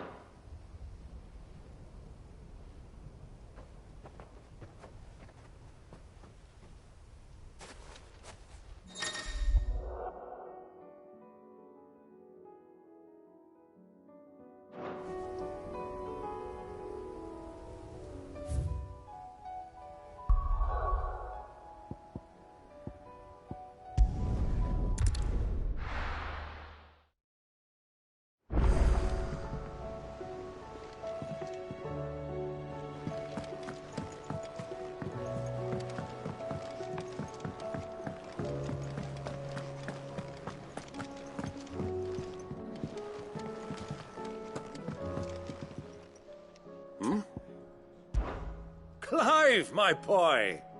Rutherford informs me that we owe you our thanks. Hadn't intended for you to get involved, but such are the times we live in, huh? I would have done the same for anyone else. You're far too modest, Clive. You'd make a terrible nobleman. But tell me, is the realm truly in as dire a state as Rutherford suggests? From what little I saw, you were right to be worried. I suppose I should have expected the worst. But I was rather hoping the great and good of the realm might have things a little more under control. Alas, it seems that firm leadership is in short supply these days, and without it, the people are bound to lose their way. We must move quickly. But where do we start? True, the challenges that face us are many. But in my estimation, there are two key areas to be addressed before any other. The realm's armies and her larders. As you've seen firsthand, it's every man and woman for themselves out there. Certain cities have banded together to try and maintain some semblance of order, yes? But such cases are few and far between. And yet, the only remedy for the chaos that faces us is unity. A unity that transcends even the borders laid down by our ancestors. In short, if Storm does not stand together, she will fall apart. But how would one even begin to unite the realm? The armies, my boy. As I told you already, we begin by restoring order among the ranks of those sworn to maintain it. Sadly, I doubt I could convince even the lowliest gaggle of privates to dig a latrine together. But I do know someone the High Commanders have been known to listen to on occasion. Field Marshal Eugen Havel. I thought he was retired. He was, until an Akashic army tore through Randalar and killed most of the rank and file. There is no man alive more capable. Literally. And as luck would have it, I've already spoken with him on the matter. Of course you have. And he's agreed to help. On one condition. That he first speaks with you personally. Havel has always been a man of frustratingly rigid principle, and he has certain qualms about clasping arms with, well, with an outlaw. I extolled your many virtues as best I could, of course, but the old goat was adamant that he be allowed to appraise you in person. You don't mind, do you, my boy? Of course not. As long as chaos reigns, we will never build a better world. I'll do whatever it takes. And if the Field Marshal wishes to speak with me in person, then so be it. That's the spirit. I'll leave for Randalar at once. Would you send a Stolas? Of course. Rutherford is already in the Dalmekian capital. I'll have him tell Havel to expect you forthwith. Excellent. Thank you, Uncle. No. Thank you, Clive.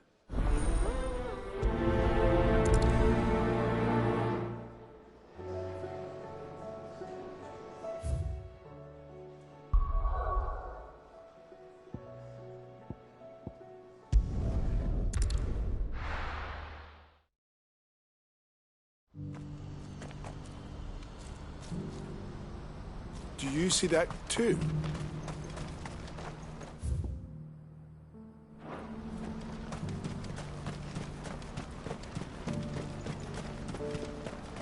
Papa?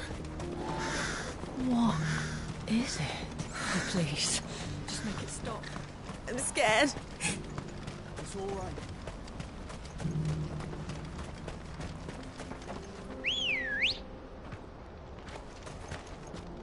Good girl. Faster!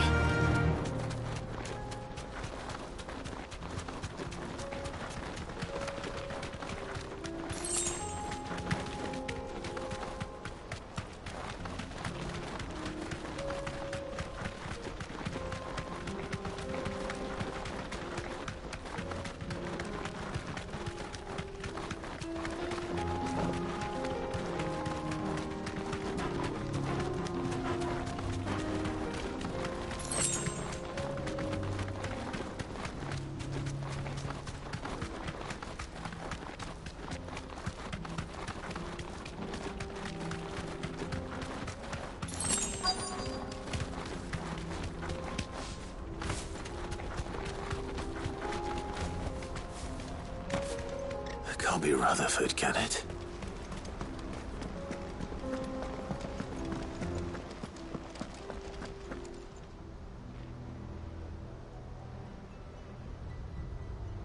Turncoats and cowards, the lot of you!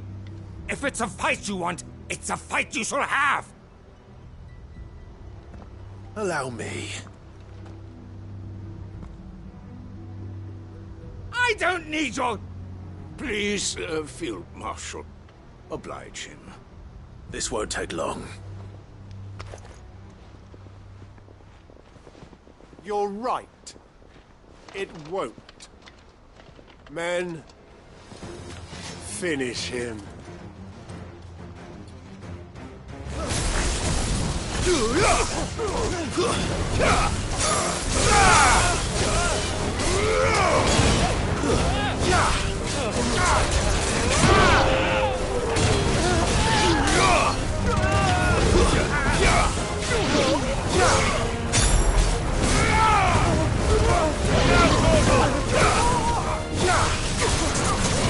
Get him!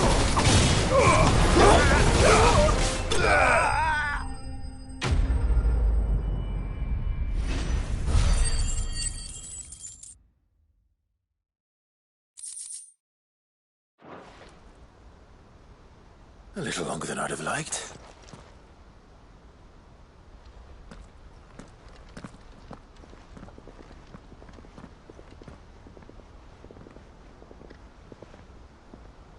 Field Marshal Havel, I presume. Are either of you injured? No, my lord. You arrived just as our escort turned on us.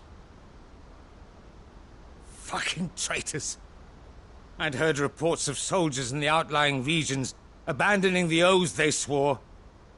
But I hadn't thought the corruption had reached so close to the heart of the Republic. It's a fucking disgrace. Your interfering old bastard of an uncle tried to warn me, of course. My lord Marquis. Or is Sid the Outlaw more to your liking?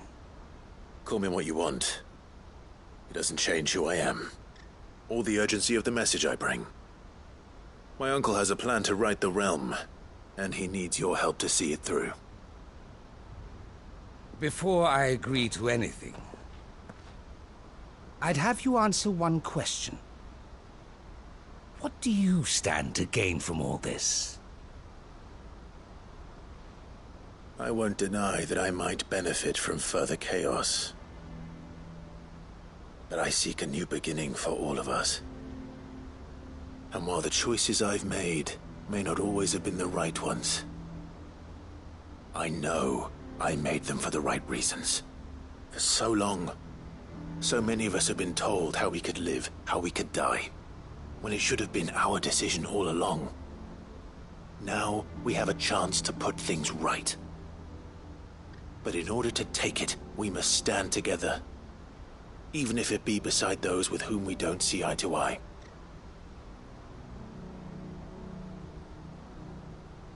Certainly not the words I expected from an outlaw. But perhaps your uncle was right. You are no ordinary outlaw. I'll never hear the end of this. All right. I'll start by ordering my most trusted guard to bring the Dhalmekian fringes under control. Next, I'll make contact with my counterparts in the Imperial Army and see if I can't convince them to try and restore order in their own territory. Thank you, Field Marshal. But they are not the only ones we will need to convince. What do you mean? I don't doubt that I can bully some sense into a few generals. But those they answer to require a different kind of persuasion. And when it comes to honeyed words, well, we will need an envoy. One who can court even the most stubborn of statesmen. You, perhaps. I'm flattered. But I'm no diplomat either. And I have other problems to attend to. What we need is a skilled arbitrator. And I may know just the person. Is that so? And would he happen to be an outlaw too? Of a different kind, perhaps. Well, beggars can't be choosers. I suppose we'll all have to find a little of the outlaw in ourselves if we're to make it through this. Very well. Send your man to me right away. I shall.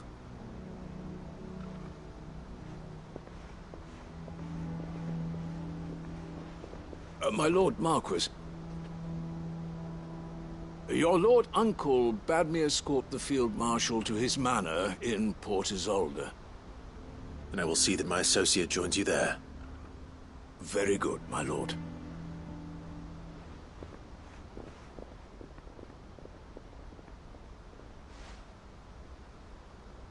Huh. An envoy. I'm not sure I'm the man to talk anyone round. I can barely convince my brother to take his medicine. This is a job for someone with experience. Someone like Quentin. I hope I can convince him at least.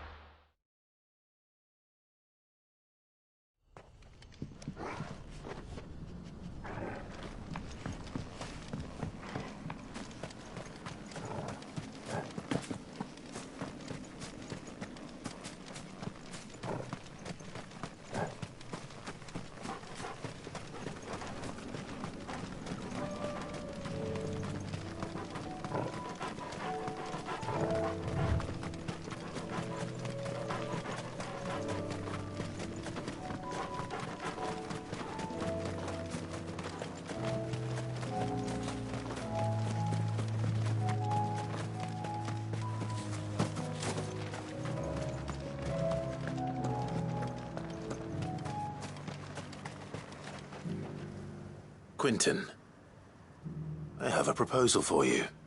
Do you now? Something tells me you'll be asking more of me than a cask of Gotand gold. Go on then. Propose.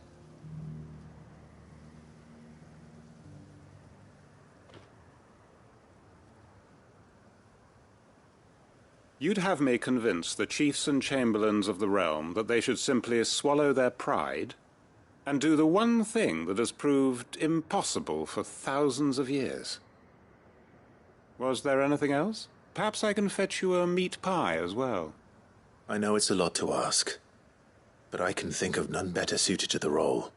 And you'd have me give up what little I have left to do it. I told you, Clive.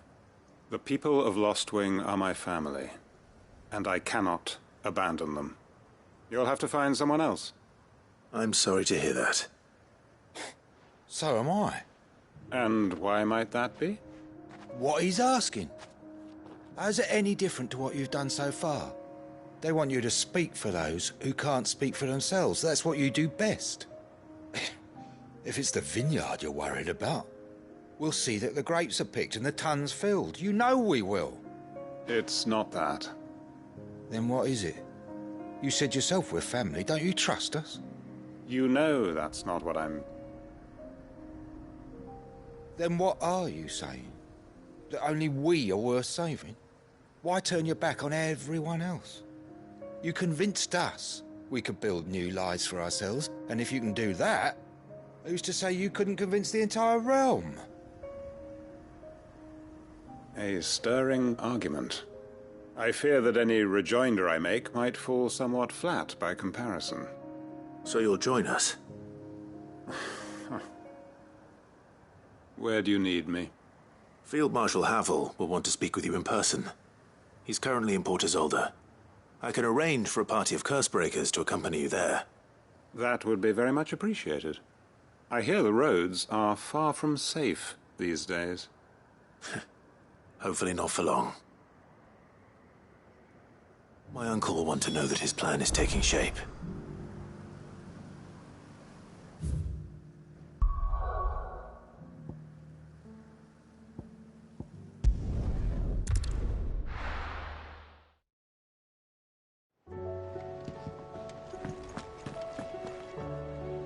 Uncle, I bring good news. The Field Marshal has agreed to your plan. Ha! Of course he has. I didn't doubt you for a moment, dear boy. Rutherford is accompanying him back to your manor in Port Isolde as we speak. They will await your return there. As will one other. One other? Who, exactly? Lord Havel was concerned that even if he could get the realm's armies to agree to an accord, he might not be as successful in convincing those with political power. He asked if I might have a solution, and I suggested a certain Imperial Lord Magistrate turned Liberator. One of your co-conspirators? Master Quentin would probably call me one of his. But yes, Another outlaw, then. Just the thing we need to put these rotten politicos in their places. Good thinking, Clive. I'm glad you approve. The more the merrier, eh? Uncle, assuming Havel and Quentin can solve our problem with the armies, you still haven't mentioned how we might manage the grain shortages. Oh, don't you worry, my boy. The 7 high houses will be seeing to that. They have all agreed to make the most generous of donations. Oh, of course, it did take a little persuasion, but luckily I had some unexpected help. From who? Why, you, my boy. Rumor has it that you rescued the Lady Ariane's head steward Rockford from a horde of bloodthirsty bandits. It was more of a handful.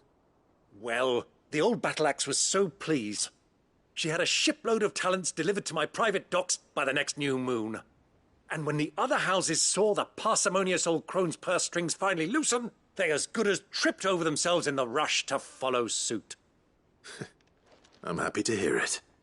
Now, I must be getting back to the manor. Join us there at your earliest convenience, would you? Of course, Uncle.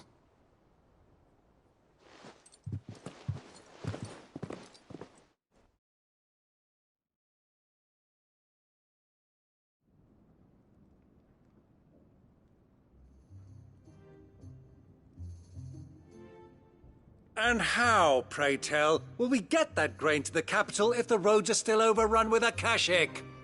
You find another bloody road. I only have so many men, and I'm not about to send them headlong into an ether flood.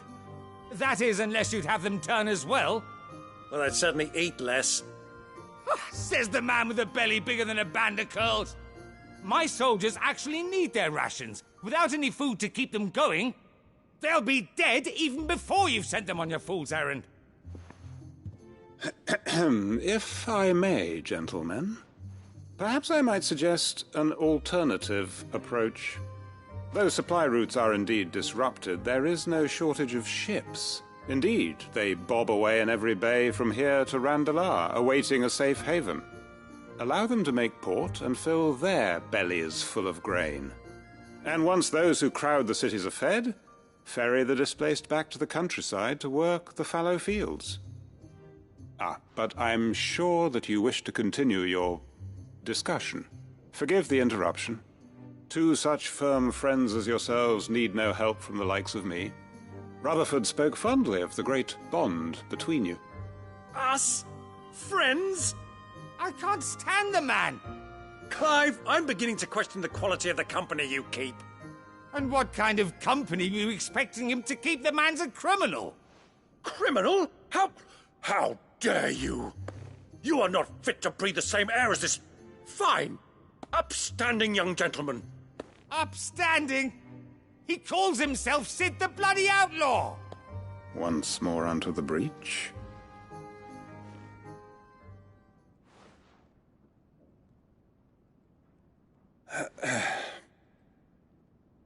Shall we begin again? What we seek here is not to create a new nation, nor to claim the thrones of those that already exist. We wish simply to bring stability to the realm that mankind might weather the current storm. And to do that, we must convince those in power, the generals, the statesmen, the nobles, that our cause is just. There will be disagreements, yes, and I imagine some resistance, much resistance. But we cannot let that deter us. If we show them the path, show them that we walk it ourselves, then I am confident they will follow. The fate of the world lies in my nephew's hands, but the well-being of her people lies in ours. And we must not squander the chance that Clive has given us. Uncle Byron, Now, with that settled, let's move on to the signing of the Accord. For what great moment in history hasn't been accompanied by a little ceremony?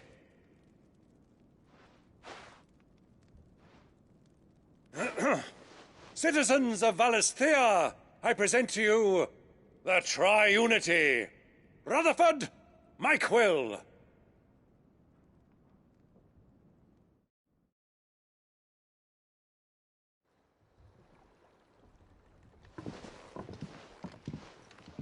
Well, my boy, the stage is set. That it is. This is the role you were born for. Now I ask only that you trust in the talents of your supporting cast. We shall play our parts to the best of our abilities, that you might have the opportunity to shine. The realm needs its Sir Crandall. And there is no better Crandall than you, Clive. I want you to keep this signed accord as proof of our faith in you. I will. Thank you, Uncle.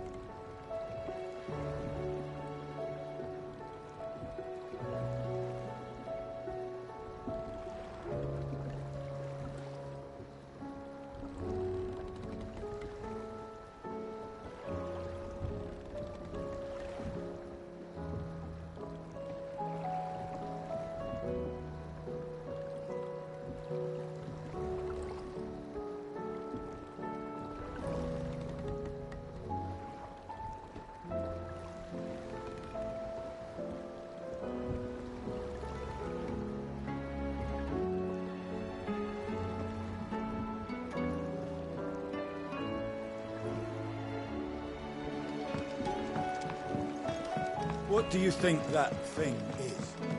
And how the hell is gonna deal with that?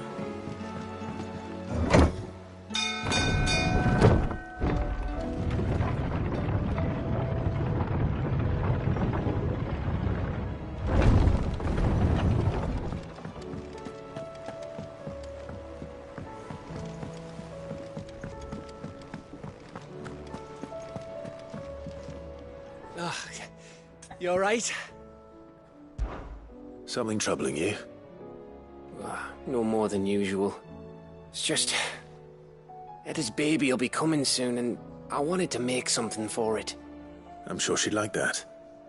Back in the north, families would always make gifts when a bairn was on the way. Yeah, I'll let the little tykes know they were welcome in their new homes, like. So, what's the problem? Well, the problem is that Eda's due any day now, and I don't know if I'll be ready in time. Is there anything I can do to help? You know, there just might be. All right then. What exactly are we making? A good luck charm. But not just any good luck charm. Not just any. No. One made from the feather of a silver chocobo. There's naught lucky in all the realm, or so we used to say back home anyway. Thing is... Otto and Karen check with their suppliers, but nothing. I try and track one down myself, only... Only the big day is fast approaching. And that's all you need, a feather. That or the bird whose horse it's attached to, aye. I was gonna start by asking around with travelling traders plying the northern borders. Well, there's no shortage of those passing through Martha's. I think I might make that my first port of call. I'll let you know if I find anything. You're a good friend, Clive.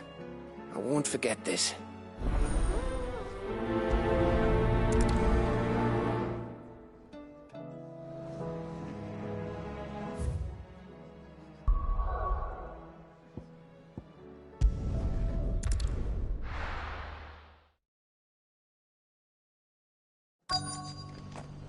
Let's hope one of the merchants here has what Gav needs.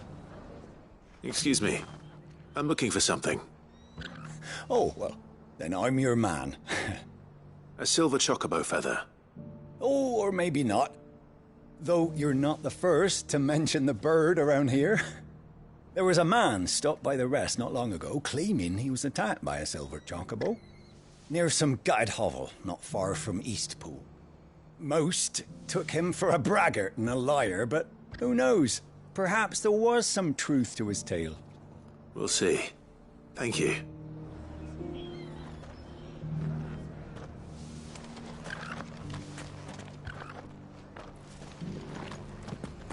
We've got a few rooms going spare now. You want a bed for the night? Just because the heavens have gone to wreck and ruin, it don't mean we have to. Now, let's get this stall set out. How do, traveller? You've the look of a man who could do with a new whetstone. Or perhaps a bawdy etching of the Vicerine. Maybe another time. I'm looking for a silver chocobo feather. If that's the case, rumours are all you're likely to find. No one has seen a silver chocobo for years. Word is they were all hunted for their feathers. Some northern nonsense about bringing good luck. Didn't bring them much, nor their bows. If any are still out there, I reckon they'll be doing their damnedest not to be discovered. You're probably right. Thank you anyway.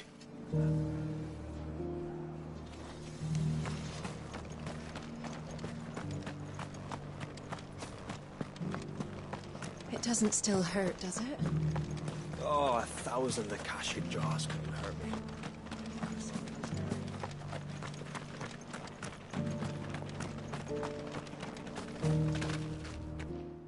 Can I help you with something? You wouldn't happen to sell silver chocobo feathers, would you? I deal in fruit, not fancies. But if it's fancies you're after, I suggest you try Rhiannon's ride. Was a silver chocobo seen there? Oh, yes. If you believe the ravings of a madman. It wouldn't be the first time. A silver chocobo sighted in the hills near Rhiannon's Ride. It sounds almost too good to be true. But since I'm already here...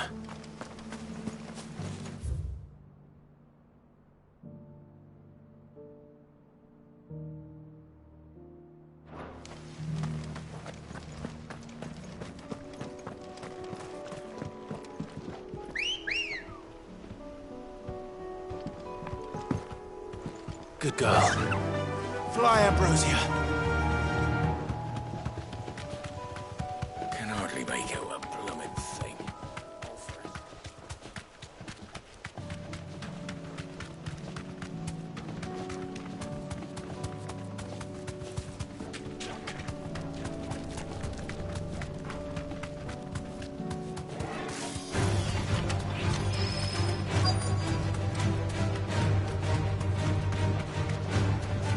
Tracks. They're not left by bandits for a change.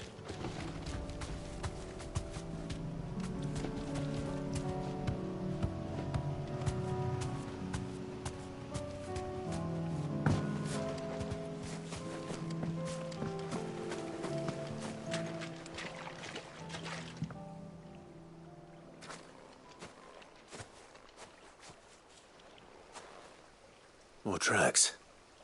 And these look fresh. A chocobo was here. And recently. Perhaps it still is.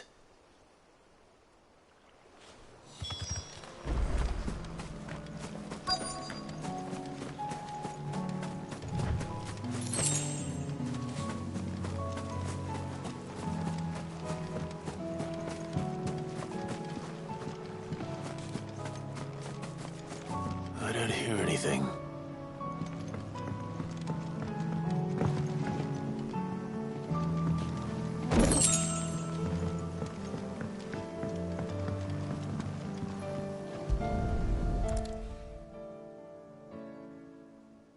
Well, I'll be damned.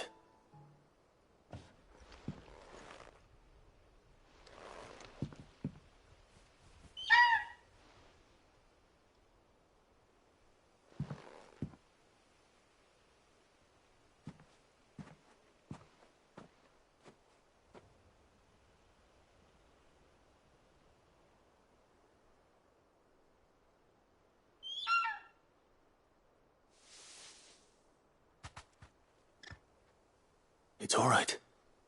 I'm not going to hurt you. Just borrowing a feather for my friend.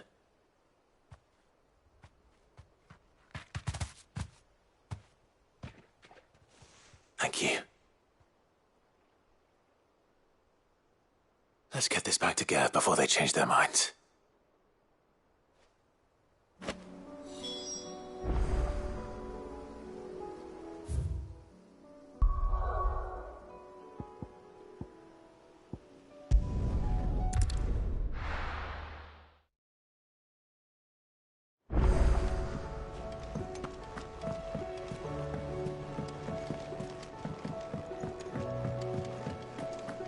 It was no trouble at... Clive, you're back. How'd you get on? Any luck? Any luck, you say?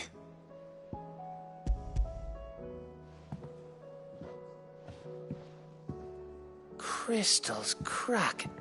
Is this what I think it is? Where in the hell did you find it? It's a long story.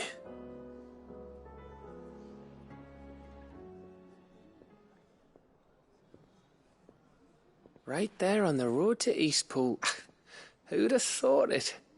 Everything up there's been abandoned for years. The empty cabin made for the perfect shelter.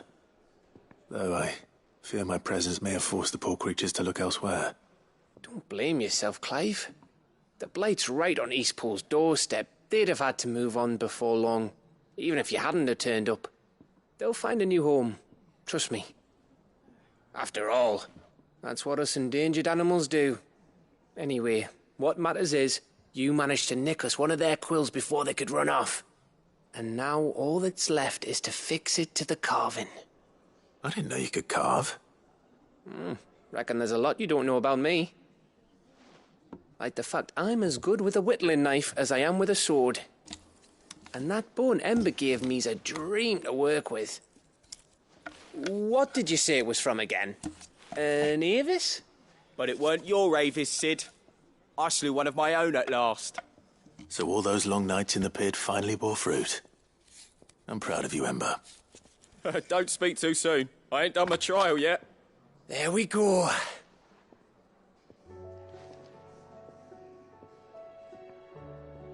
What do you think?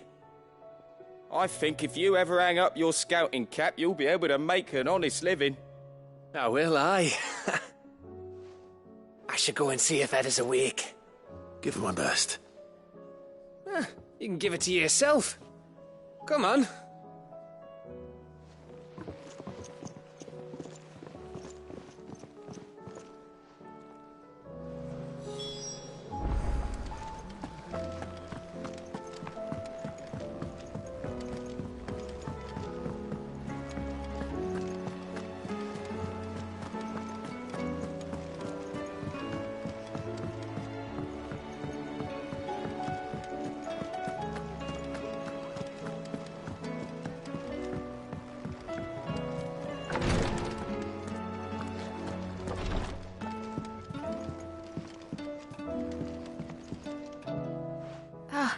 me lords.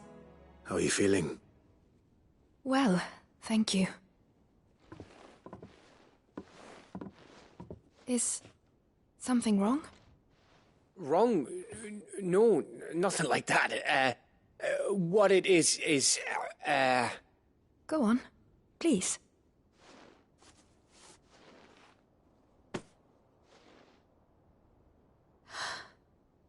It's beautiful. Did you make it? We did, aye. It's from all of us here at the Hideaway. Your new family, like. It's a good luck charm. We may come up north when a band's on the way. I mean a baby. To let him know that they're part of the family too. Oh, I hope you like it. I don't know what to say. I thank you, me lords, for everything. If there's anything you need, just let us know. I will. Clive, fancy a swift off? I'm thirsty. I could be convinced.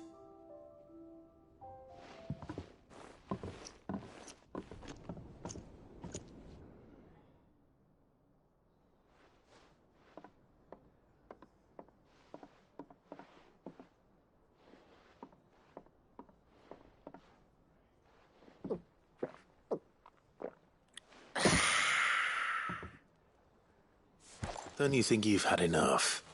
No, we're celebrating. I'm gonna be a father. I think Edda might have something to say about that.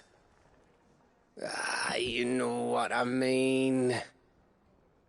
Bit of light in these dark times.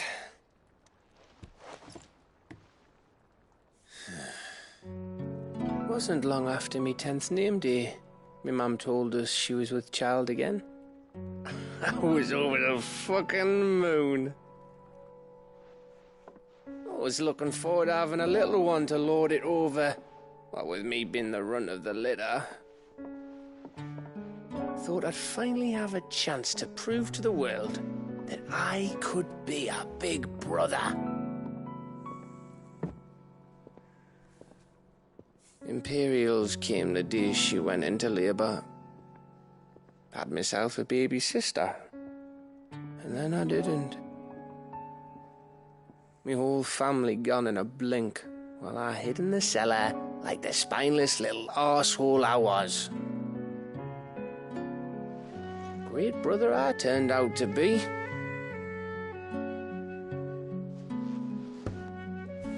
I'll never be a leader.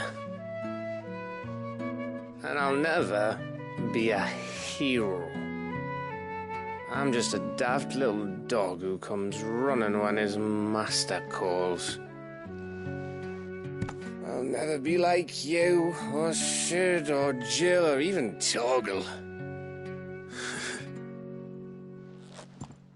Have you finished? Maybe.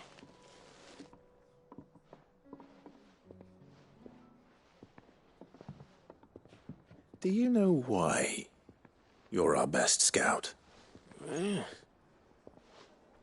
Because you don't need anyone to hold your hand. Without your resourcefulness, your courage, your determination, I don't know where we'd be. Maybe hanging off a cliff like, That was only the once. Exactly. You learned from it. And here you are, after Founder knows how many missions, stronger for everyone. And let's not forget Rosalith. Who was it who freed me from the dungeon? Who was it who ran to Jill's rescue? That would be me. Because you're our brother, Gav. My brother.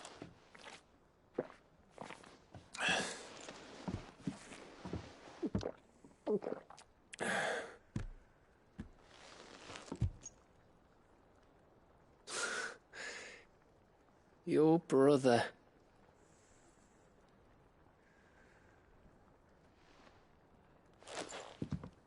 Which means that when the time comes... I get your room. And your sword.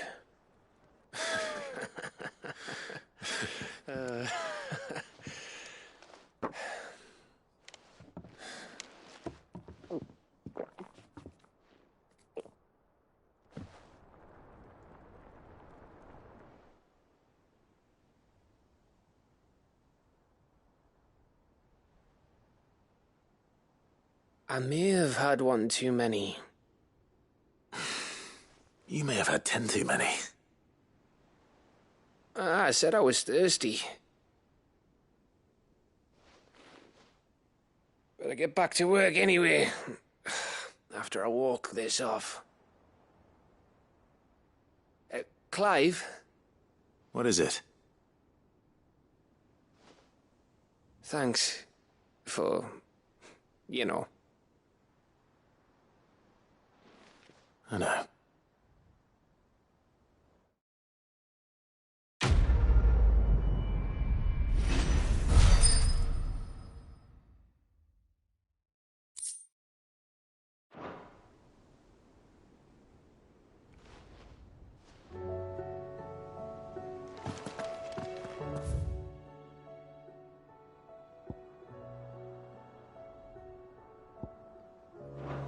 Do you think they'll come back? Of course they will. It's just a big crystal. How hard could it be?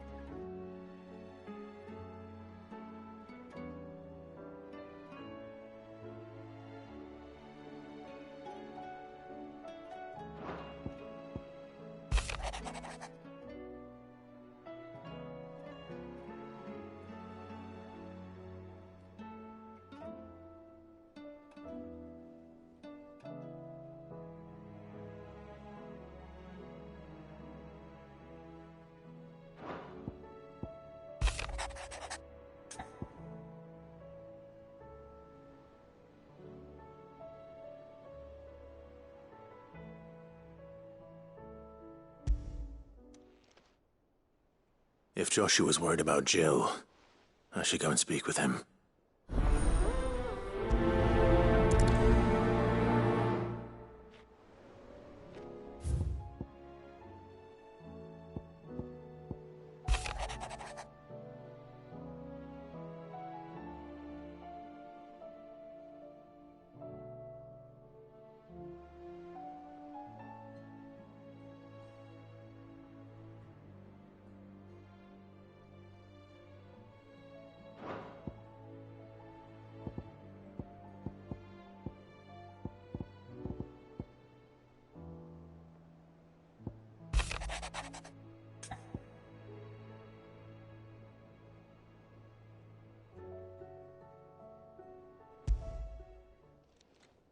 It's usually me making demands of Hippocrates.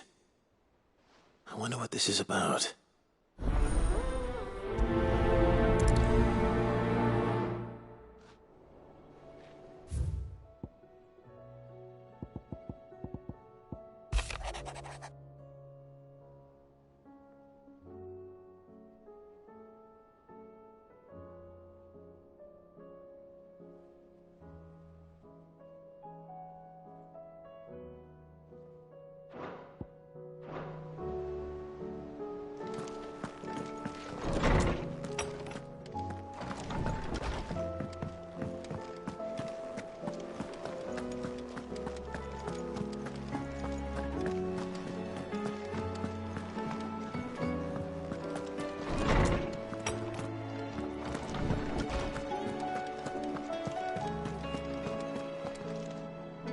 Lawsman Hippocrates, I received your note. Ah, yes. I expect you're wondering what this is all about. You spoke of making amends with Dion, but I can't imagine what for. Then I should begin by telling you that I was once his tutor. This was some years ago, of course, before I joined Cid in his hideaway. At that time, I was counted among the foremost scholars of Oriflamme, and was accordingly invited to the palace to supervise the young prince's education, all to ensure that the future emperor had a firm grounding in, well, everything an emperor should. History, religion, commerce, government. Alas, our time together was cut short when Dion left to join the dragoons, his studies no longer being deemed necessary. I had not expected to meet with him again, least of all here. Have you spoken with him? No, I have yet to find the right moment. His Highness always seems so preoccupied, especially when alone. I would not wish to disturb his ruminations with idle words of greeting, not when I know he dwells upon the evil Ultima had him commit in the Dominion. The guilt weighs heavily on him, I know. But as you say, that was Ultima's doing. Surely you can't blame yourself. When I first met him, it was not guilt, but his people's expectations that weighed heavily upon him, and I did nothing to ease that burden. He bore it alone, until the day he could not bear it any longer. It is one of my greatest regrets that I only ever offered him my wisdom, when what he truly needed was friendship. The blame for Dion's transgressions lies not only on his shoulders, but on mine. I see. I'm ready to help you in any way that I can. Then I beg that you bring me a wild wyvern tail. Apothecaries across the ages agree that even to glimpse such a flower is to be granted inner solace.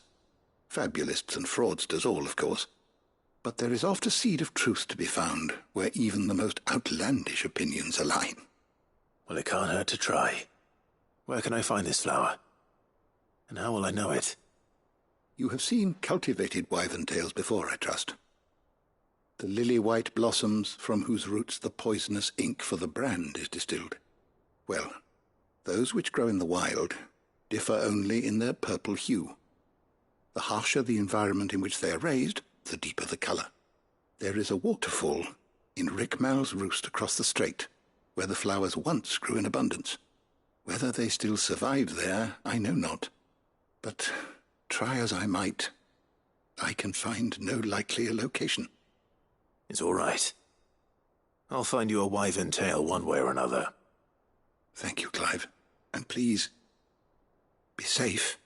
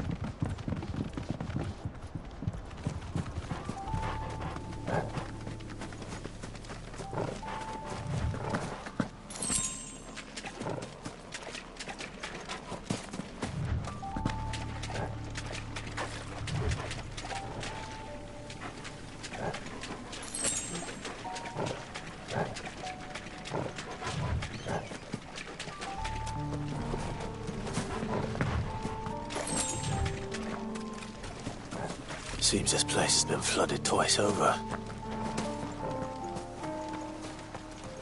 Purple flowers blooming next to a waterfall.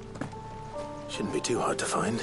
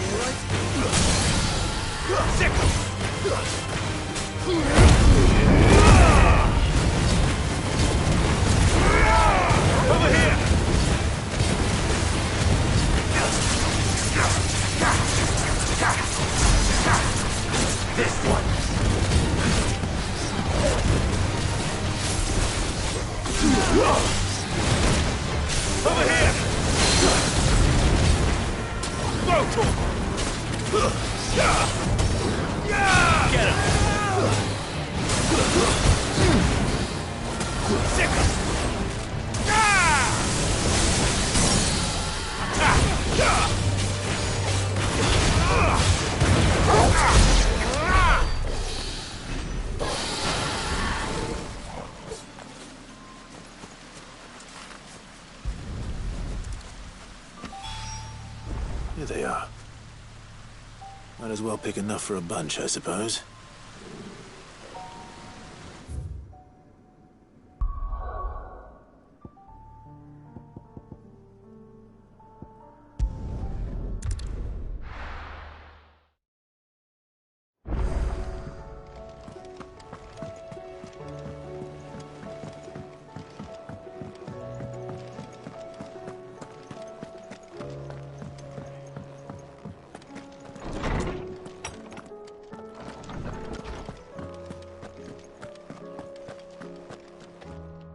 Oarsman, I found the flowers you were looking for. You did? I think I did.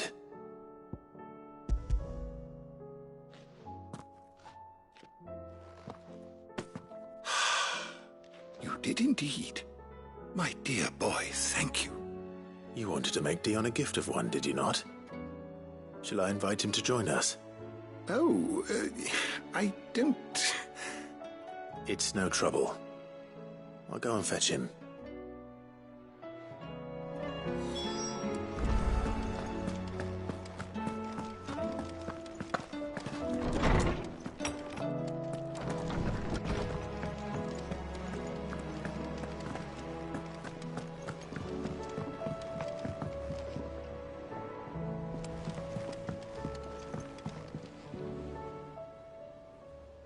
Your Highness, would you do me the honor of accompanying me?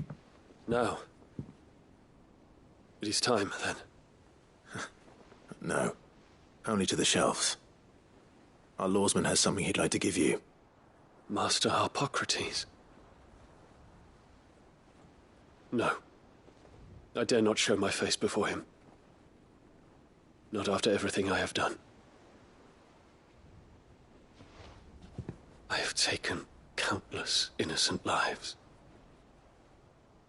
And ruined countless more. All because I was weak. I have sworn to atone for my crimes or die in the attempt. But were I to meet with him again, and see in his eyes what I have become, I fear that my resolve might falter. Then that is all the more reason to do it. Test your resolve. Prove to yourself, and to him, how strong it truly is.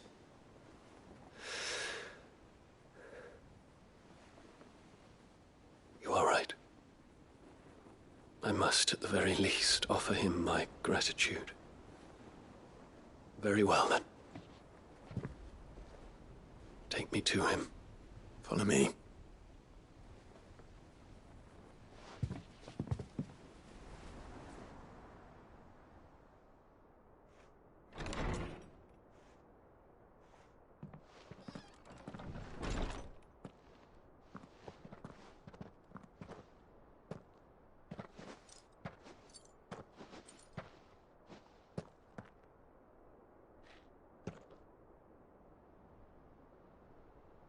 Even now, I hesitate to approach him. What must he think of me? You'd be surprised.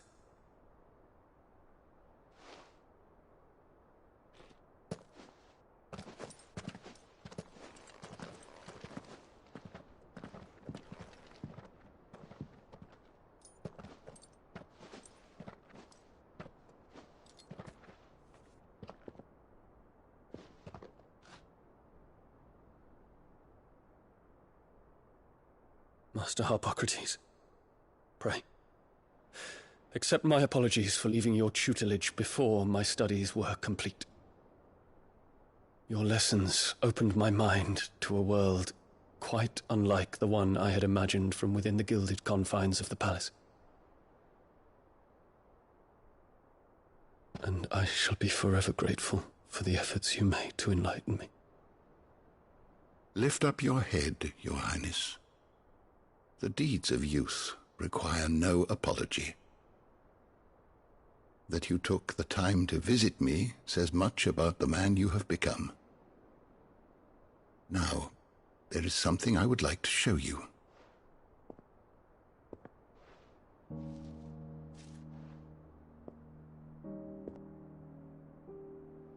Is that a wyvern tail? The color is unfamiliar to me. Because it is unique to those found in the wild. Something in the harsh environment in which they grow lends them this striking hue. Their roots are indistinguishable from those of their hothouse cousins, but once they bloom, the difference is immediately apparent. In this flower, I see you, Your Highness. Its roots were the roots of a wyvern tail, with all that implies. But they do not define it, just as yours do not define you. I want you to have it, that it might remind you of this truth.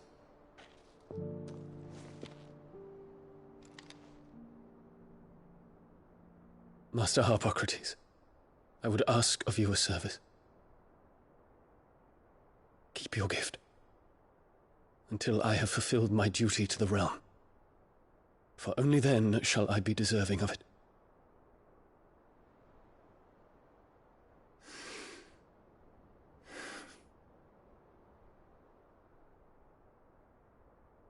As you wish, Your Highness. I shall await your return.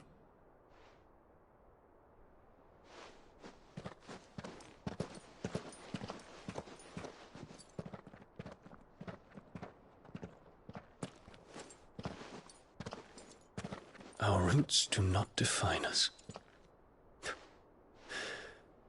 No wonder my stepmother didn't like him. For reuniting me with memories I had thought long lost.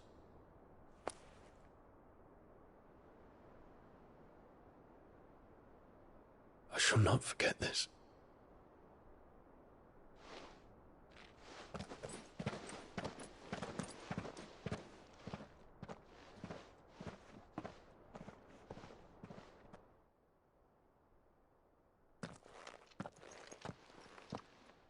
Thank you, Clive. Were it not for you, I fear I might never have found the right moment to speak with him. Not to mention the wyvern tails. I shall plant their seeds, that I might not disappoint His Highness upon his return. I hope the soil in the hideaway is to their liking. Why, these flowers bloomed in the bleak, black wastes of Waloed. I'm sure Nigel's yard will suit them to a T.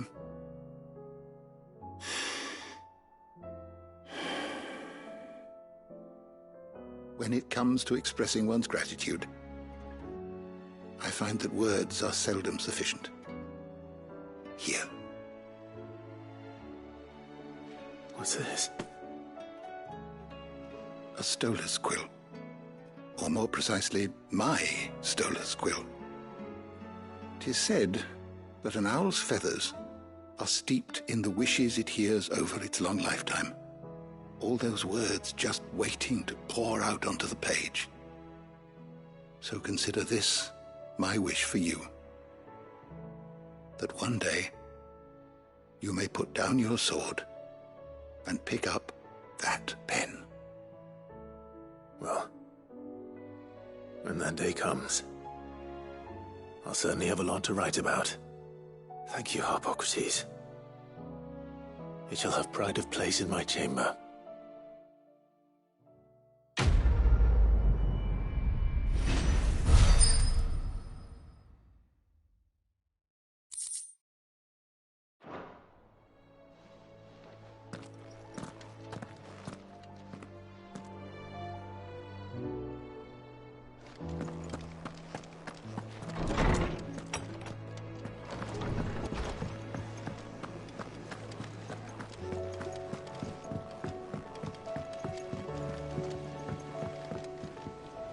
Joshua, I read your message.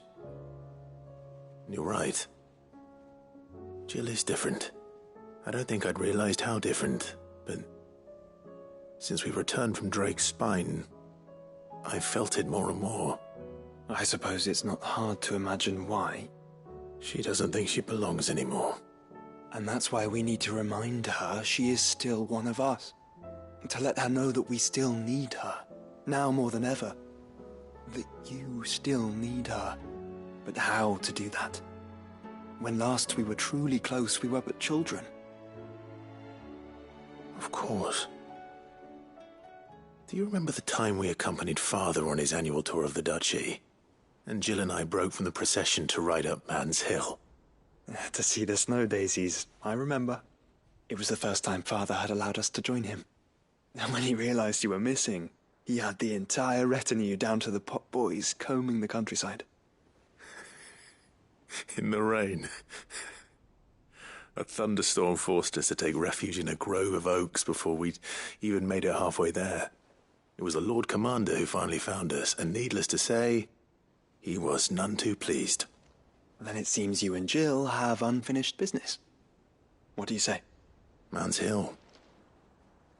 It's not that far. Oh, true. Though I suspect it is also much changed. Little in southern Rosaria remains as it was when we were children. You're saying I should go and scout the area for bandits? I'm saying we should first go and see if there are actually still any snow daisies left. What would you do without me, Clive?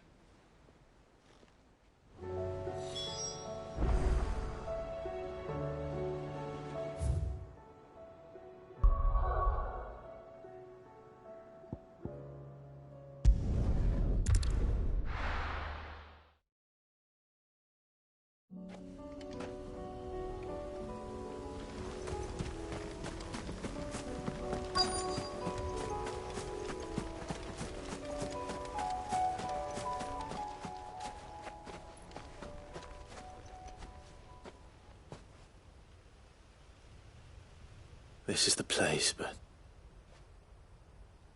I'm sorry, Clive.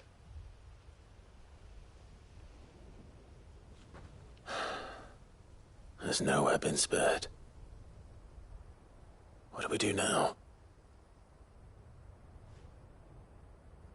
We keep looking. Man's Hill cannot be the only place where snow daisies grow. Perhaps, but it's the only place I know of. Knew of. Then why not ask someone who might know of another? Someone in the backyard? To the hideaway, then.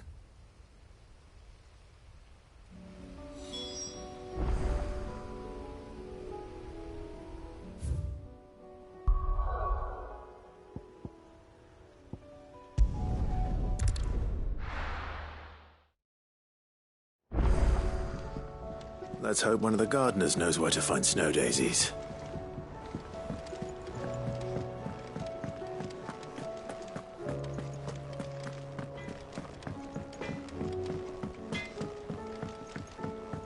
Say what you will, Lady Karen has seen her. This should tide us over until the new moon.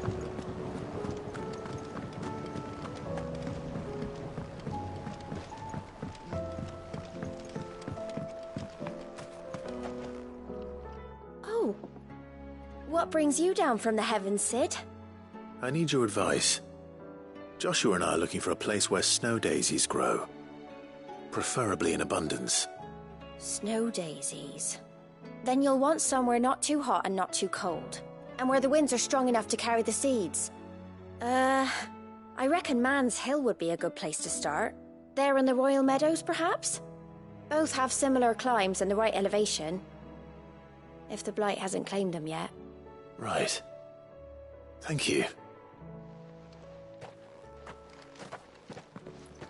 Did you learn where we might find our flowers? The gardener here mentioned the Royal Meadows in Sambrack. Ah, the fields beyond Northreach. Well, if that's the case, then Yote was right. I recalled that she kept a record of our travels, you see. So I asked her if she'd perhaps noted anywhere that snow daisies grew, and she mentioned Oilerfeist Bay. Whose shores border the meadows. Off we go then.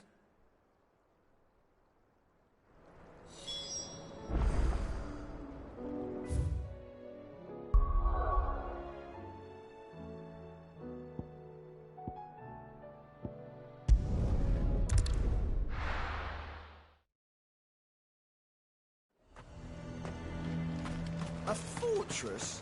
The garrison is threatening to pull their sentries from the markets if we don't cooperate. I would speak with this duke. Saw the captain just now. Wasn't wearing his uniform. Hang the Duke and his... As he handed it in. The bastard's not but afraid of the rather high behind. What say you then? Will you stand with me against... If Philippe is gone, who's our new captain? One of the Duke's guard, most likely.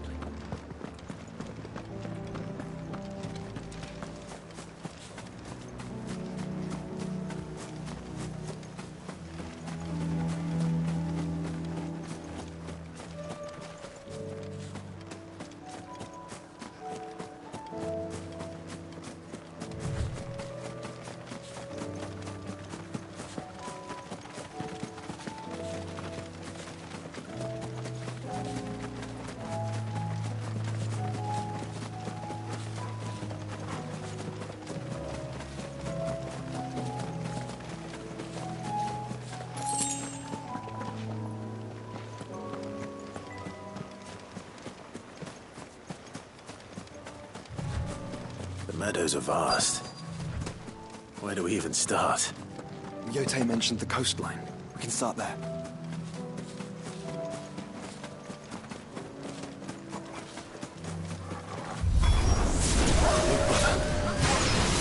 You see them? Dukes, flowers, and our friends.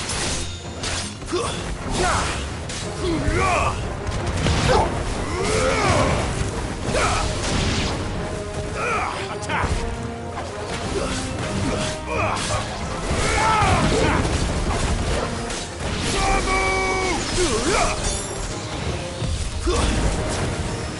Get him!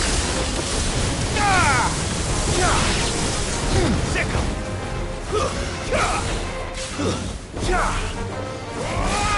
Attack!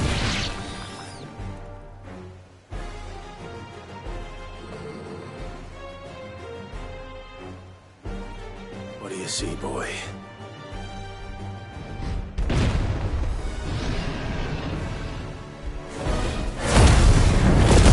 Let's hope this is the last one. Only one way to find out.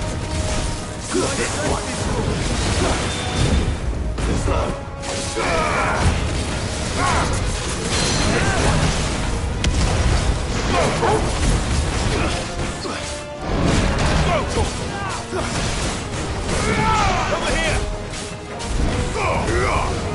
Get him!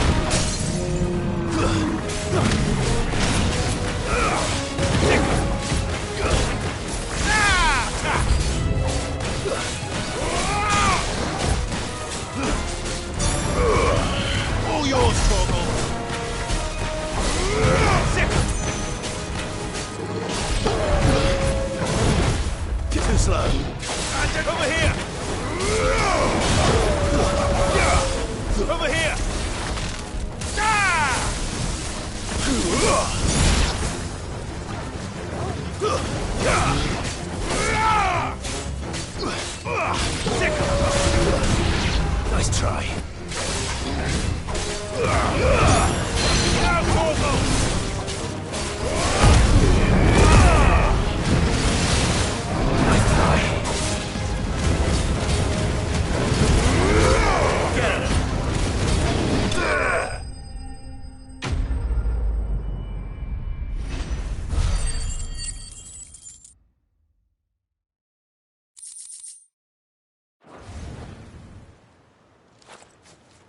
That was harder than I expected.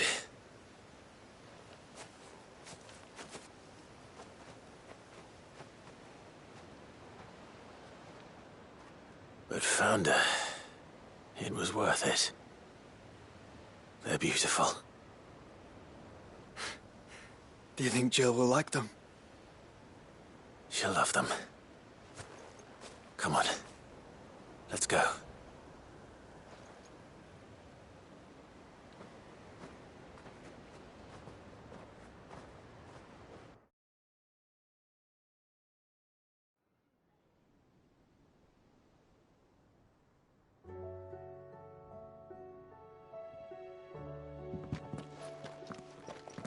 It appears my work is done. The rest, as they say, is up to you. Well, you and the skies. We wouldn't want another thunderstorm now, would we?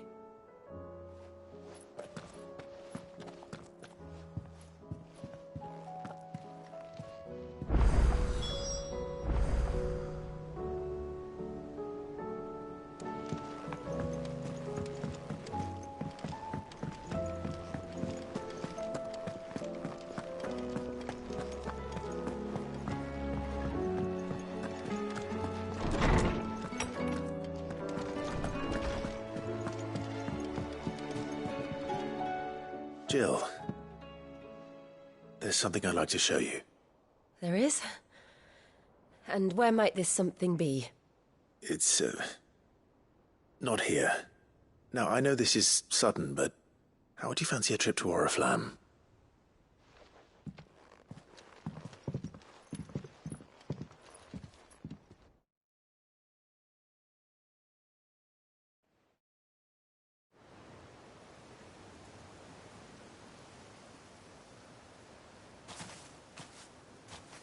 There are so many. This is what you wanted to show me.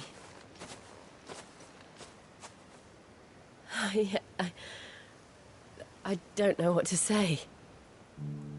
You don't need to say anything. The smile on your face is enough. We've been worried about you, Joshua and I. Do you remember when I took you to Man's Hill? Or tried to?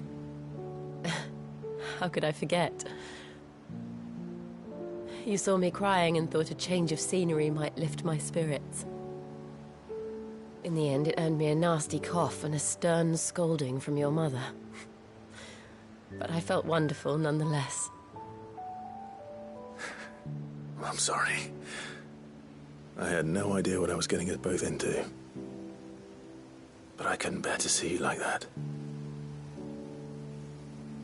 Before we left, my chambermaid told me she'd overheard your mother talking about my marriage prospects with some of the noblewomen at court.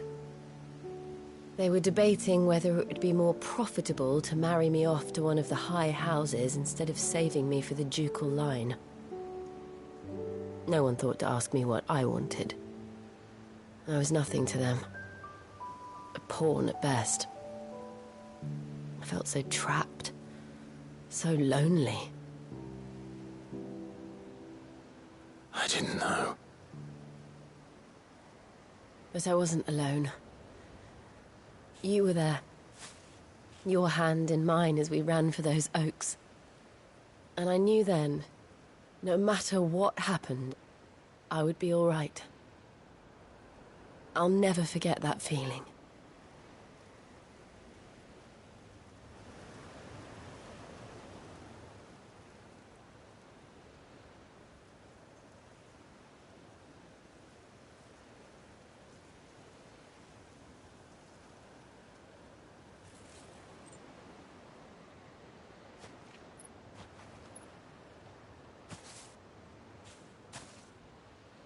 Before we broke camp, the morning after the storm, do you know what I did? No? What? I slipped away from my governess to climb the tor. And from there I saw a sea of petals, all reaching for the sun. And I realized... that... No matter how terrible the night, dawn would always come.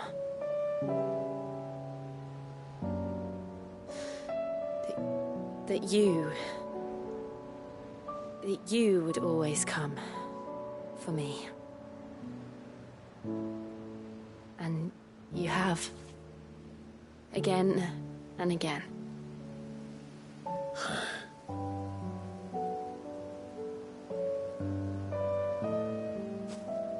Where do you see us? When all this is over?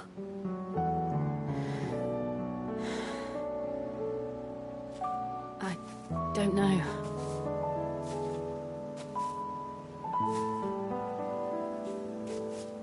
Not here, though. I think I've outgrown the twins. After everything we've been through, the realm just seems so small. I'll need some space to spread my wings. Then that's what you'll have. And I'll stop at nothing to see that you do.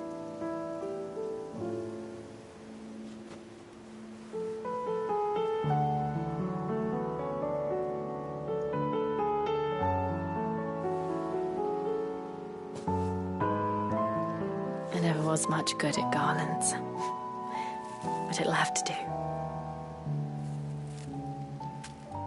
I'll treasure it forever. Thank you, Clive. For this, the flowers, for everything.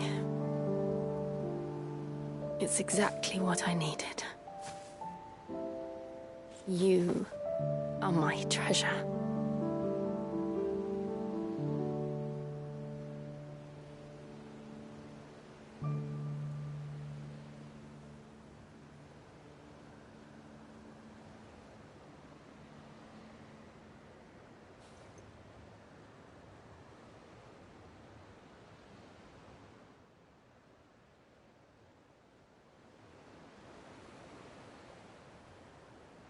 We should probably be getting back. I expect the others are wondering where we are. You're right. There's still much to do. And we'll do it together.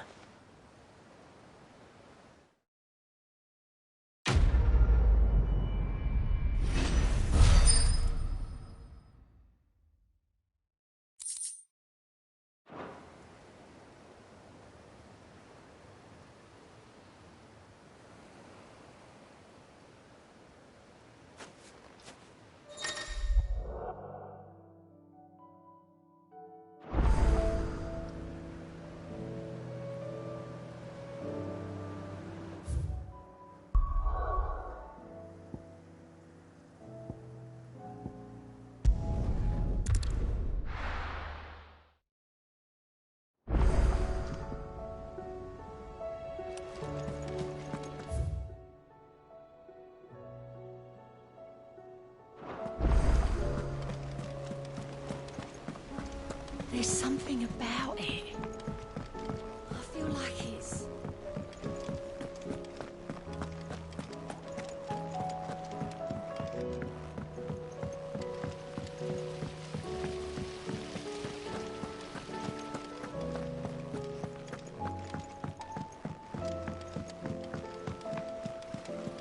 What do you think happened to Miss...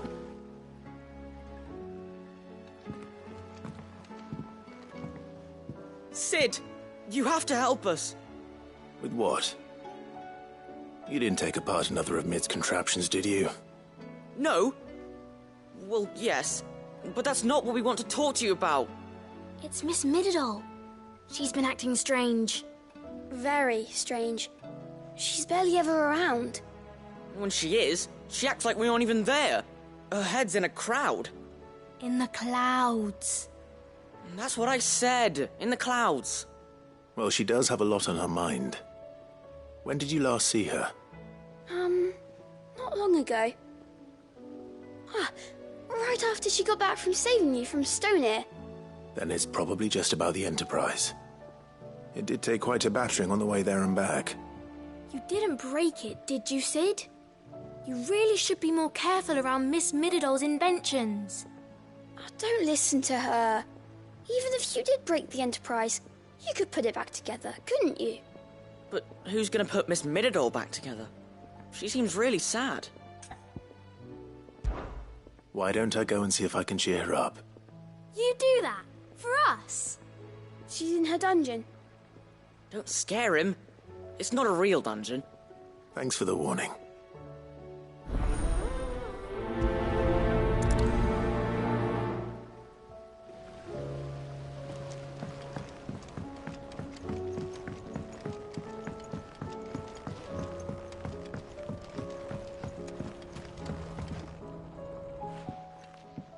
Mid, if you have a...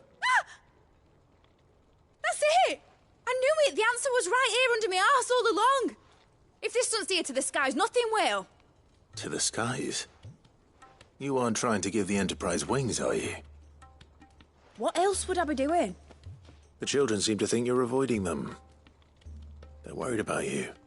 Is this really so important that you need to shut yourself away from everyone? The Enterprise is already the fastest ship in the realm, and that's with the sea beneath her. But what if she weren't bound to the waves? What if she weren't bound to anything at all? It's not fair. The gods get the skies all to themselves, so I'm gonna do something about it. The Fallen had their chance, but they relied too much on magic. And see where that got them? But not me. I've discovered how to do it without. Well, almost. First I need to make a prototype. And is that a one-woman job? Are you volunteering? I'll have you know the Enterprise is my baby. But if her godfather's offering to lend a hand, I'd be happy to take it. First, I'll need oil, and not just some old drippings from Miss Molly's spits in the Tub and Crown. Refined stuff, like they make in Ordill. Then I'll need some bone, or shell. Light, strong, preferably no longer attached to the beast it belongs to. If it's beast bones you're after, I'm sure the curse breakers will know where you might find some. No, they'll know where you might find some. You're the one who offered to help, remember? I should speak with one of the curse breakers before I set off for Old Hill. See if I can't find this bone while I'm there as well.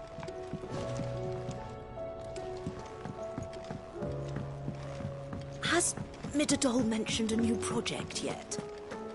Not exactly.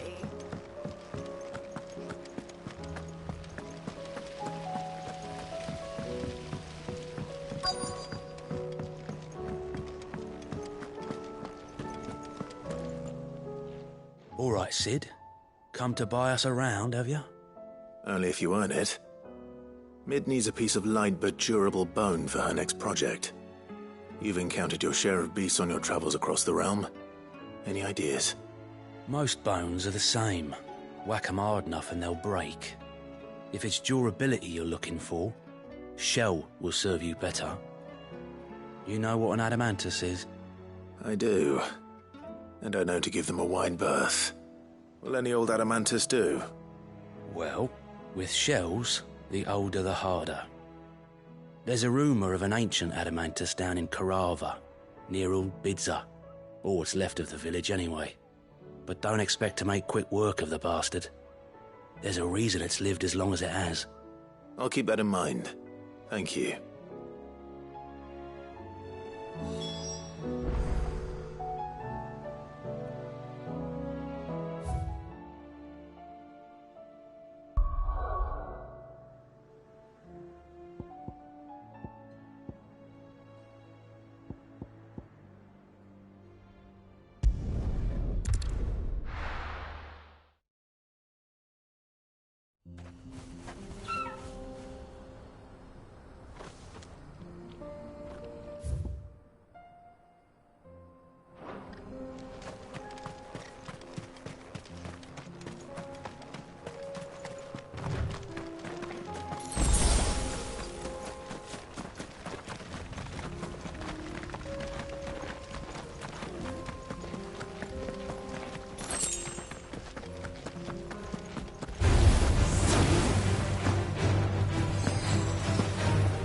Here we are again.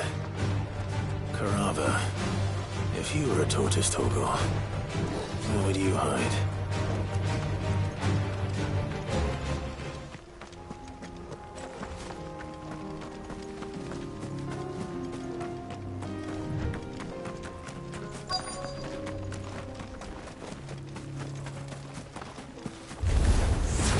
It looks like we found him.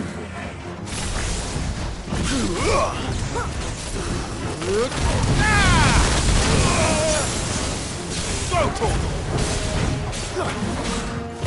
Nice try.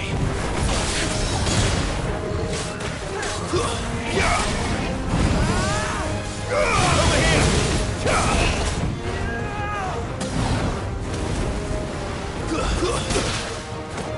This one. Attack! This one.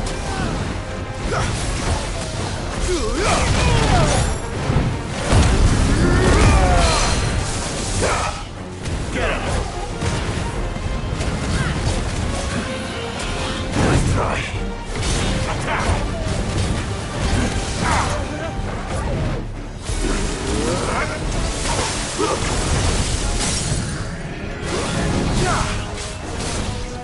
Sicker! This one.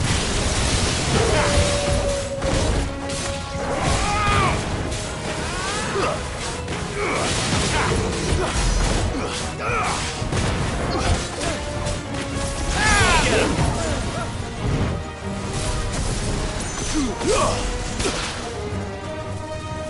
This one. Get him!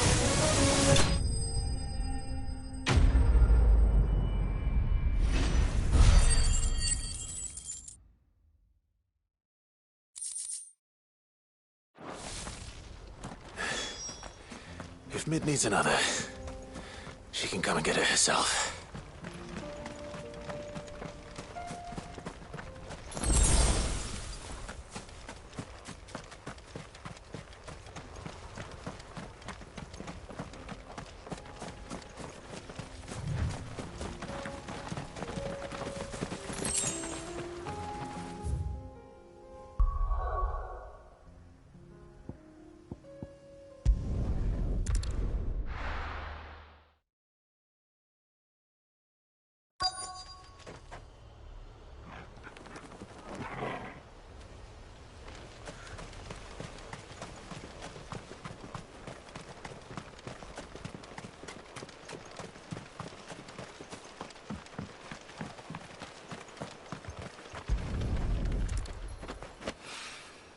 Mid's oil.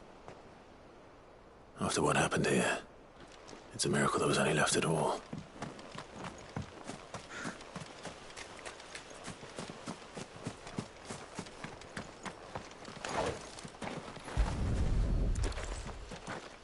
I better get these materials to Mid so she can finish her prototype.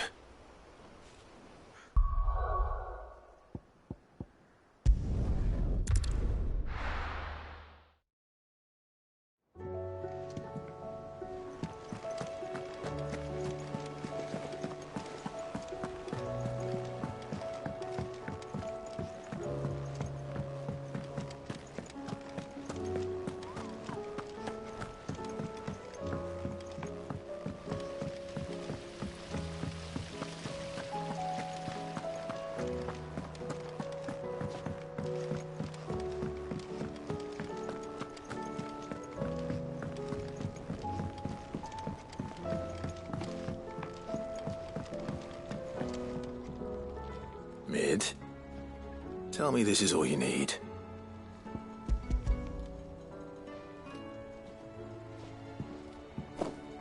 Aw, you make it sound like I asked you to save the world or something. Tell me this is all you need. It's most of what I need. After you left, I went over the figures again, and I realised I'd forgotten a 1 and a 0. And a cogwheel. Just a tiny one. Though, that's the problem. Gears that small are a bastard to make, and I may have lost the one Blackthorn spent a fortnight toiling over. Wait.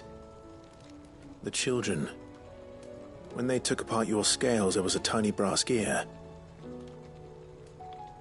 Now that I think about it, they didn't use it when we put the scales back together. The young'uns? But why would the... You know what? I don't want to know.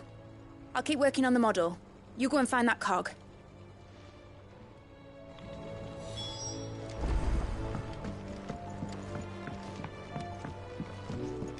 Has Midadol mentioned a new project yet? Not exactly. Sid! Is Mid still hiding from us? She wasn't hiding. She's fine. She's just busy working on her next project. A new invention? What is it? What is it? Is it an airship? I bet it's an airship! Do you think she'll let us help? That just so happens to be why I'm here. She needs something special, something only you three can provide. A brass gear. A tiny one. One that might fit on, say, a set of scales? Oh, the one you forgot! We remember! We saved it, just in case. It's in the bag of bits.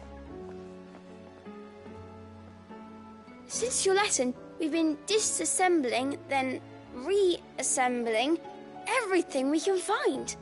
All the pieces that are left over, we keep under our beds, just in case. That's good to know. Look! I found it!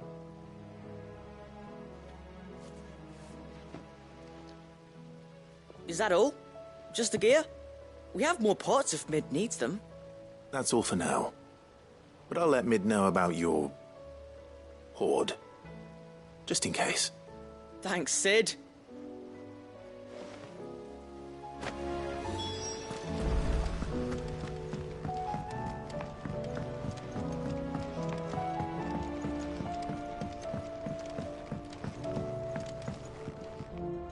Well, did they have it?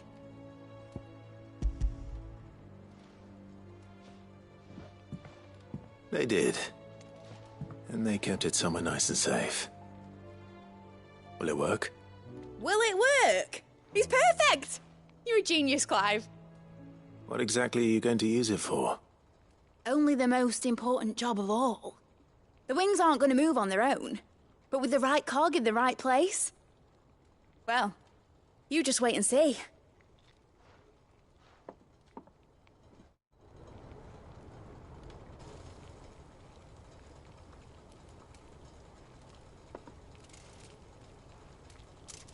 That should do it.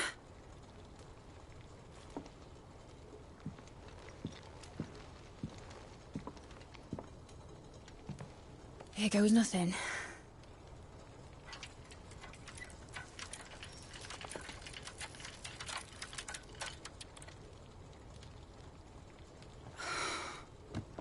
Titan's tits. It wasn't supposed to fly, was it? Of course it was supposed to fly. Wouldn't be much of an airship if it didn't. Honestly, these bloody engines are driving me mad. I was so sure this would be the day she soared. The Mithril engine was made to make dreams come true. But maybe this is one dream the world's better off without. Show folk how to take flying. It won't be long till they're raining death down on each other. People will lose their homes. Children, their mums and their dads. Like I lost mine. I'm sorry. So am I, Clive. So am I. Sorry that I have to choose. Do I follow my head, or do I follow my heart?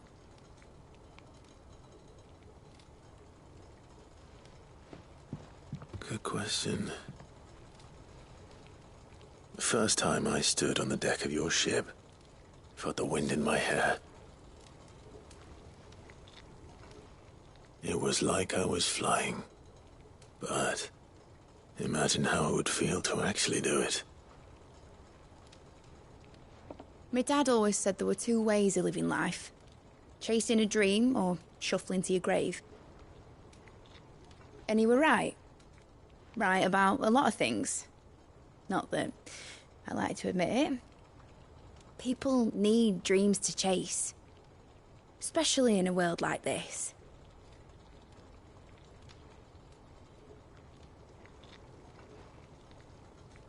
Right. When this is over, I'm gonna take all my mithril engines to Zemeckis and sling them over the edge. I won't have my dream end up turning into someone else's nightmare. But all that hard work... All that hard work will not be used for war, Jamie. But it ain't like it'll be gone. Tell me, Clive, have you ever been on a treasure hunt? Not since Joshua and I were boys. Why do you ask? Because I'm going to bury the engine schematics and leave behind a little riddle telling people where to find them. A really hard one, so that only the most dedicated dreamers will ever be able to work it out.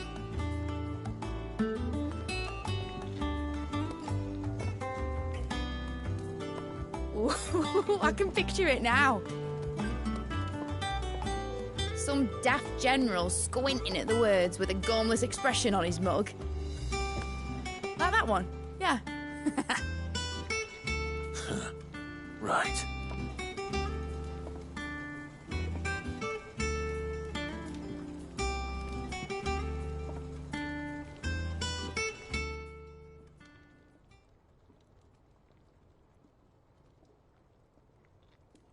Of course, if I'm putting this engine at the end of a treasure hunt, I'll still need to make it a treasure worth hunting for. Won't be much of a prize if it couldn't even make a toy boat fly after all. My dad always said, dream big. But it ain't the size of a dream that's important, is it, Clive? Only that it's a good one. And I reckon I've got a fair few good uns left in me. I'm sure you do.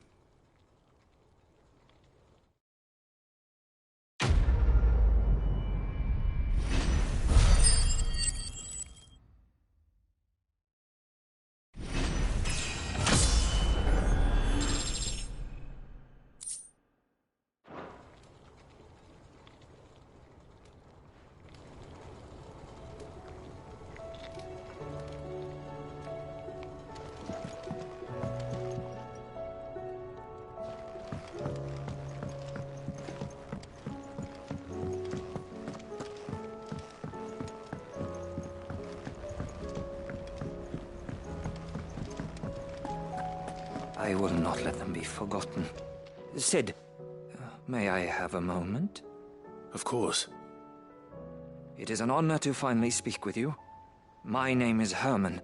I've been with the Cursebreakers for some time now, and I wish to be deployed to Ash.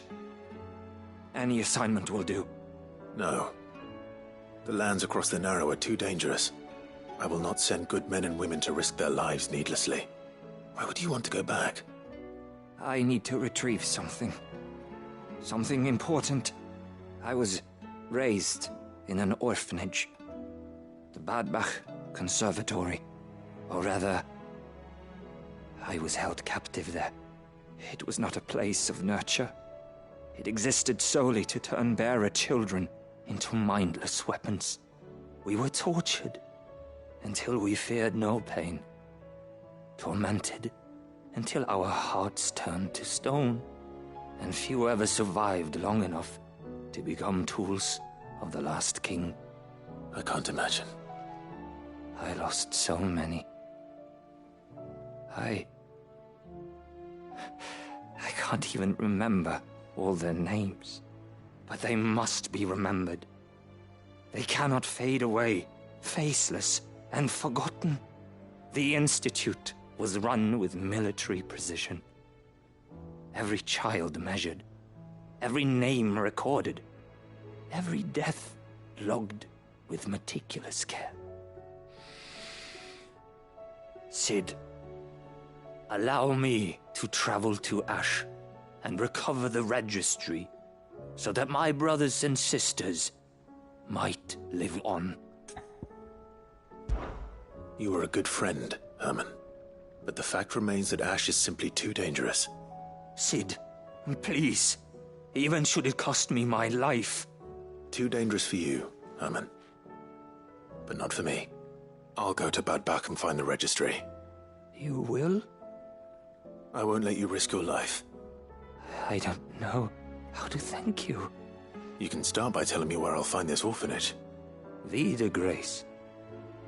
Hidden in a forest, overlooking the plains. All right. I'll see what I can find there. May the mothers guide you.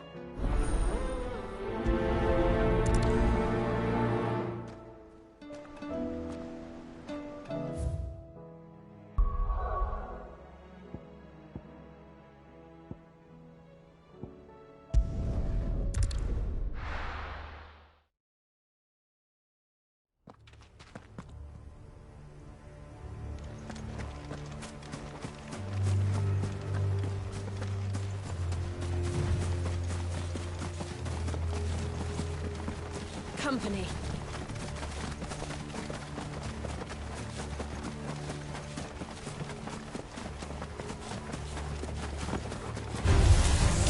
Very well. Attack! Over here! This one! Go, Torgal! Get him!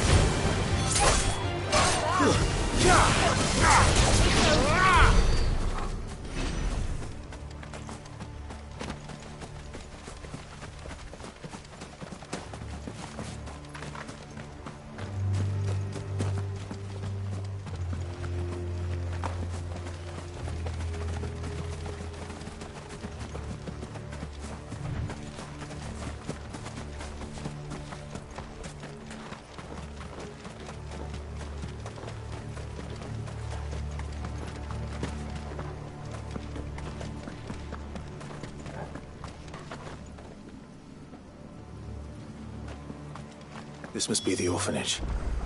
Hopefully the registry is still here.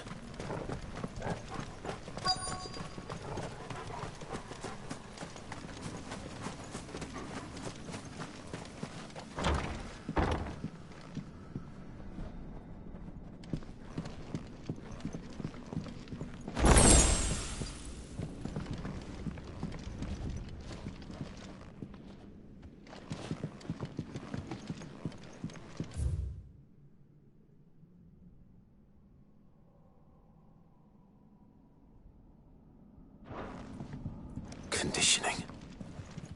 This is nothing short of torture.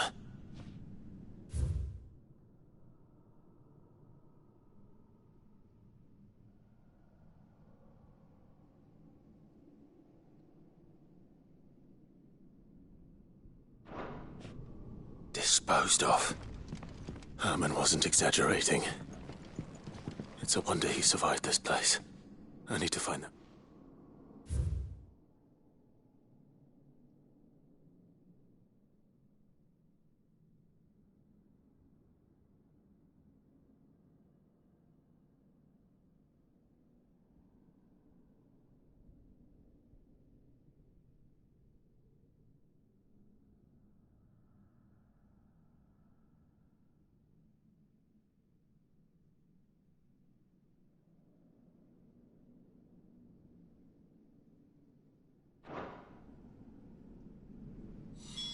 This reads like a suicide note. Did the director go through with his plan? There's only one way to find out.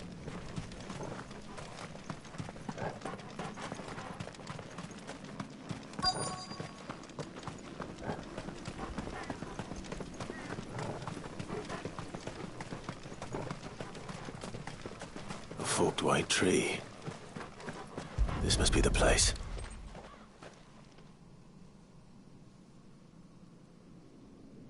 Could he really be buried here? There's something hidden among the roots. Let's see.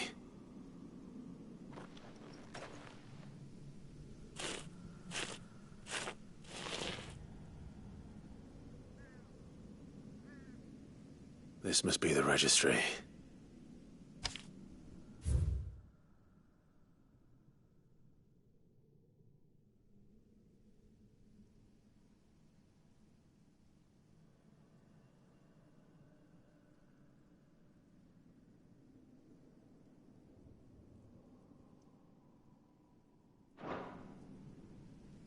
many names. This place was a slaughterhouse. But where is the architect of all this misery?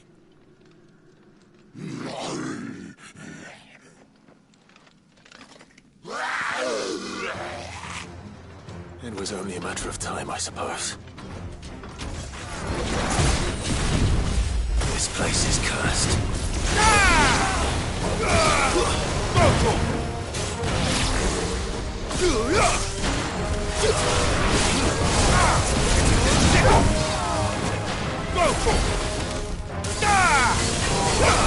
Get him!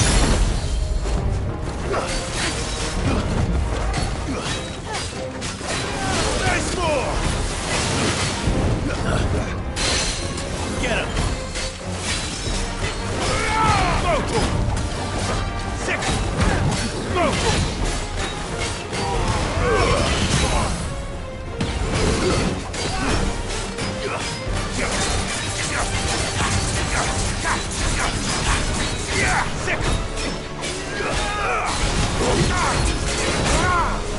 Get him!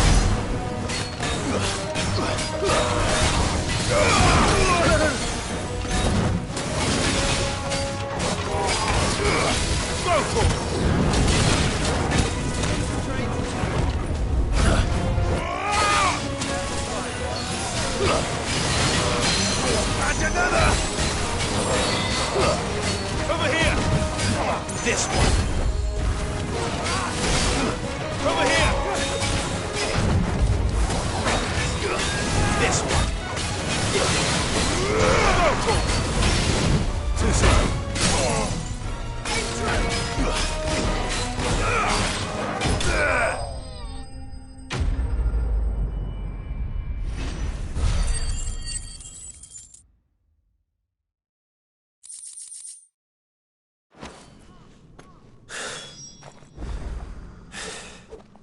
I'm done here. Let's get the registry back to Herman.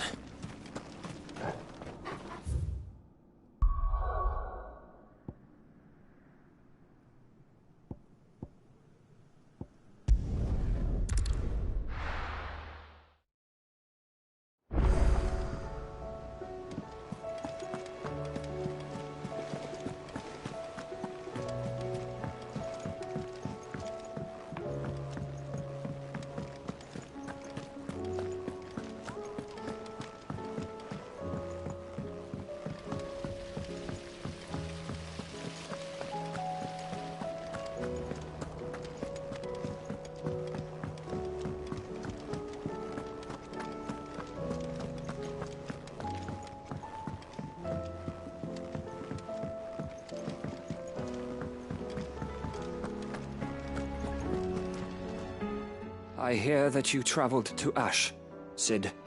Did you by any chance recover the names of my fallen friends? I did. Yes.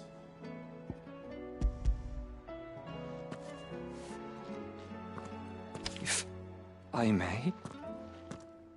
The bearer registry.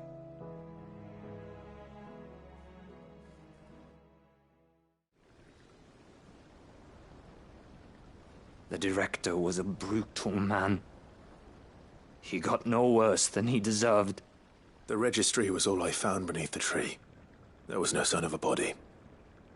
Nor any record of what happened to the children after the orphanage closed. I pray that at least some of them survived. All their names are here. The ones we lost. My friends. My light in those dark times. I can still remember their faces, like it was yesterday. Children who were taken from their bunks in the morning, never to return. No explanation ever offered. They'd be happy to know that you survived, Herman. But why did I make it out alive, when so many others died in that awful place? It's not your fault. And blaming yourself won't bring them back. Honor their memory. See that their names live on. That way, at least. They're never truly gone. Thank you, Cid. I'm going to write a book. An account of the horrors of Badbach, and the spirit of those its custodians sought to crush. All of Valisthea will know of our suffering, and in the name of those I lost, I will not let it happen again. Neither will I. These records would have been buried for all eternity, were it not for you.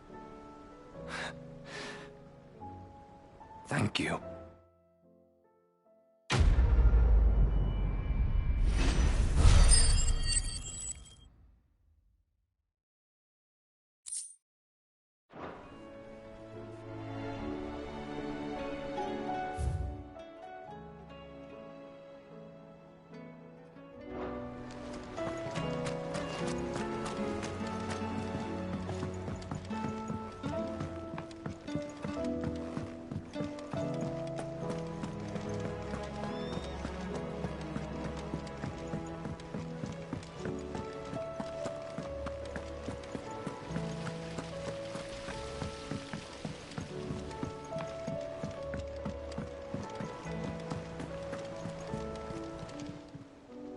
How may I help you today, Clive? Come to claim your just desserts? Here you are. Best of luck out there, Sid. Fancy a look at the list, do you? Quick look.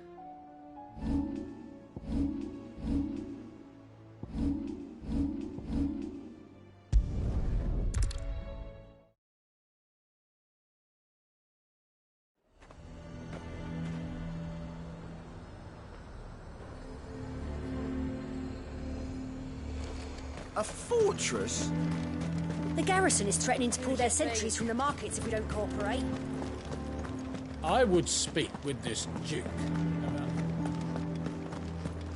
Saw the captain just now. Wasn't wearing his uniform. Your town needs you. I need you. But the Duke would have you left. Do you have a moment, Clive? What is it? It's the Duke, unsurprisingly. His Eminence has assumed full control of the garrison and put every able-bodied man to work on the fortifications. The town was left all but unguarded, so Philippe was compelled to form a citizens' watch to fill the void. And though my dear boys have been characteristically willing to assist him in this, they want for bodies. So I was wondering if you would lend them your strength, that the people of Northreach might sleep easier, if only for a few nights. Of course. Whatever you need. Thank you, Clive. What would I do without you? Philippe told me he had men stationed at... Where can I find the mistress of this establishment? Here, my lady. To whom do I have the pleasure of speaking? My name is Sabine, and it is my displeasure to be the daughter of the Duke of Oriflamme, who I understand is causing you and your town no small amount of trouble. I wish to speak to you about what might be done. Very well. Let us speak. I trust you'll forgive me, Clive. Absolutely. Our conversation can wait. Please, proceed. As you know, my father is a most overbearing and supercilious man, and I join you in objecting to his every action. Indeed, I owe you my thanks for continuing to argue against his reckless plans. Yet I fear he is not one to be swayed by reason. No. He must be made to face the consequences of his actions. And who would make him do this? I would. Myself and several other like-minded individuals. Were you to join us, we would surely have the strength to drive him from Northreach for good. Does that not seem a trifle... drastic? Drastic action is precisely what is called for. Unless you are content to see your people downtrodden and dispossessed. My father would have it that citizens exist only to serve the Empire. That they should be forced to make every sacrifice to ensure her revival. But he is wrong. It is not the people who must serve the Empire, but the Empire who must serve her people. He's always been like this. Scornful of the opinions of anyone he judged beneath him, But he cannot be allowed to ride roughshod over the common folk any longer. We must fight him by all possible means. Fight him? No. My purpose is to quell the tension in Northreach, not to stoke it. Respectfully, my lady. Our only chance of saving this town depends upon every one of us uniting against our common enemy. Your father and his followers included. While I understand your frustrations, I cling to the hope that he may yet be won round. False hope, I assure you. But I see that your mind is made up. I shall bother you no longer. If you will extend me the same courtesy, I bid you good day. She certainly has spirit. Indeed. But unfortunately for us, that spirit is only likely to harden the Duke's resolve, which may be enough to seal the fate of this town. Not that she cares. This is all about her and her father. Families. I'm sorry, where were we? Ah, yes. I was about to tell you of Philippe's plans for the town watch, but perhaps it's better that you heard them from him. I believe he's in the market, if you'd be so kind as to seek him out. Right away. It's just a pity I cannot join you. I'd like to see the two of you in action together.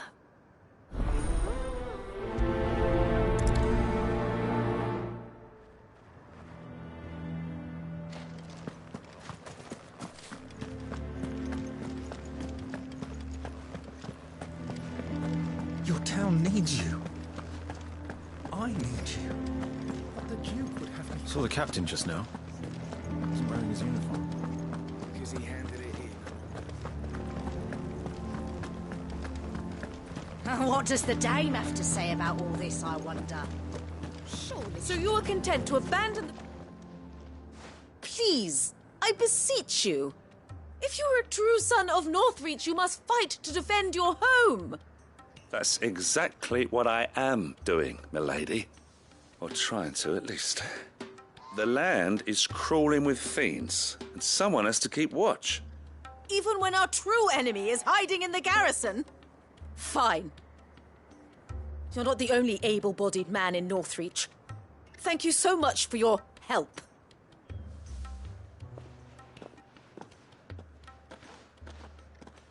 She cornered you too, then?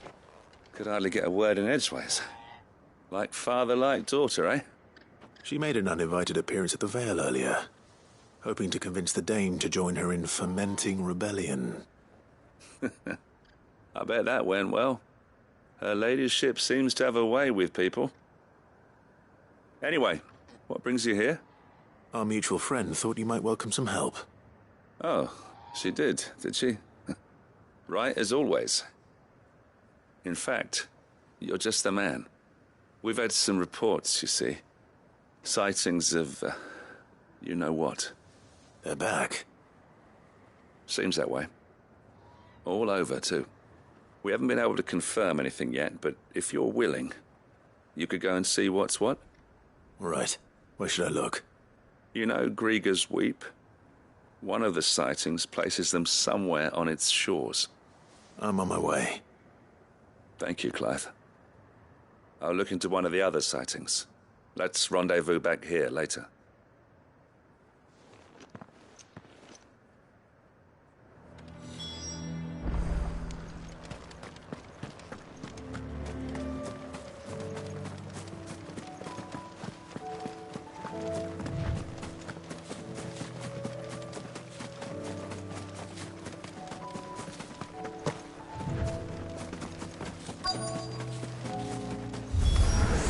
Damn it.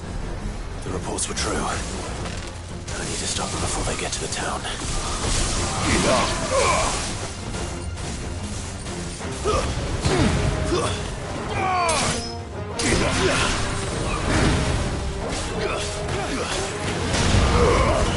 Ogle, kill! This one.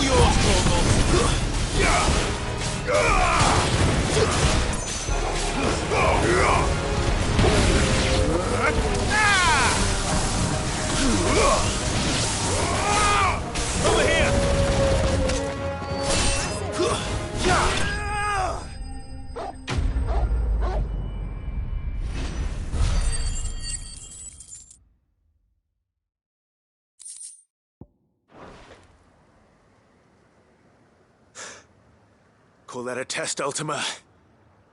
Clive, it's me. Are you all right? I am. But it seems the reports were true. The thralls have returned. I dispatched the few that I found, though. Well, that's something, I suppose.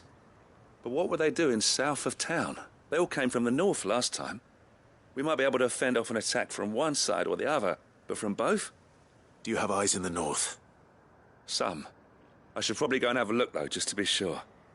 You head back to Northreach. I want you there just in case war breaks out while I'm away. What do you mean? Her ladyship's been busy working her magic on the townspeople, stirring up ill feeling towards her father. She'll have her marching on the barracks if we're not careful. What? This is exactly what the Dane was afraid of. I'll do what I can to calm things down. Be careful out there, all right? Don't worry, I'm not like you. One sniff of those things and I'm running back to town screaming blue murder.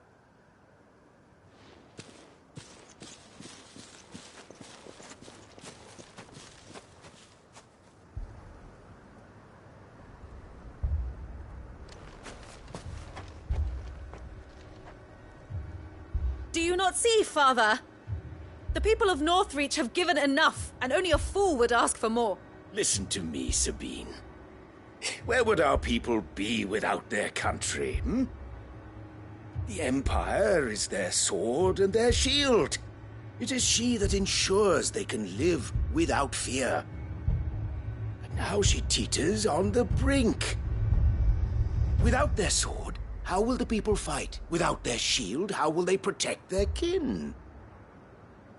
Can the unarmed stand against the advancing hordes? No. But there is yet hope. A new shield, a new sword. A new empire. We can rebuild Sandbreck, just as Great Griga wills it. Perhaps we could, Father. But we don't want to. Not if it is built on the broken backs of the people. Please, let us not quarrel in the street. You must see that no good will come of this. Our fight is not with each other, but with the threat that draws ever closer to our gates. A threat that your sword has yet to rid us of, Your Eminence. You will hold your tongue, whore! You may have filled my daughter's head with your heresy, but I will not be corrupted. Corrupted? Your daughter's opinions are her own, as you would know if you had ever deigned to listen to her. At least I hope they are your opinions, and not posturing born of a family feud. Northreach deserves better than that. Northreach deserves better than you, Carla. Yes, I know who you are. The slut of Twinside who bedded a Branded. Jealous, are you? That a woman might choose a bearer over a pious man of Griga. Clive! I met a swarm of thralls coming south from Oriflamme. Hundreds of them. Too many to count. No. Work on the fortifications has scarcely begun. We will retreat to Caer Norvent and there make our stand. Did you hear me? That was an order! While this is but a heartfelt plea, let us make our stand here and protect our homes. Protect those that we love. Together, for Northreach!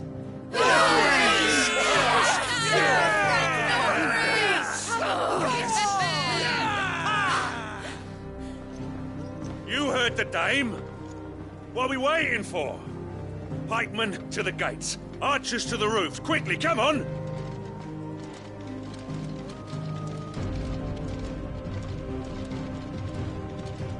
But she is but a common... whore, yes. And we'd follow her to the gates of hell.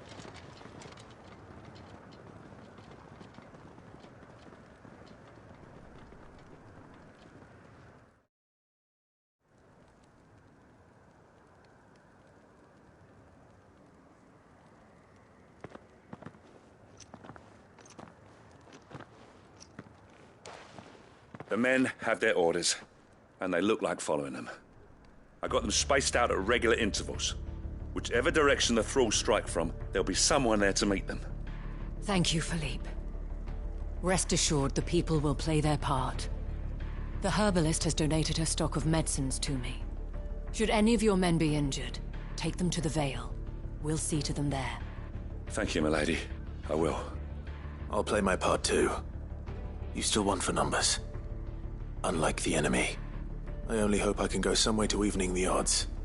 Philippe, can I leave the south in your hands? I doubt the thralls by the lake were the last of their number. Of course. I'll lead a party down that way so we don't get taken by surprise. What about you? I'll make my way up the road to Oriflamme. I fought a few of these things. And while I can't promise to hold them all back, I should be able to thin the herd. All right. But take care. Thank you. Both of you. You can thank us when it's over. Till then, madame.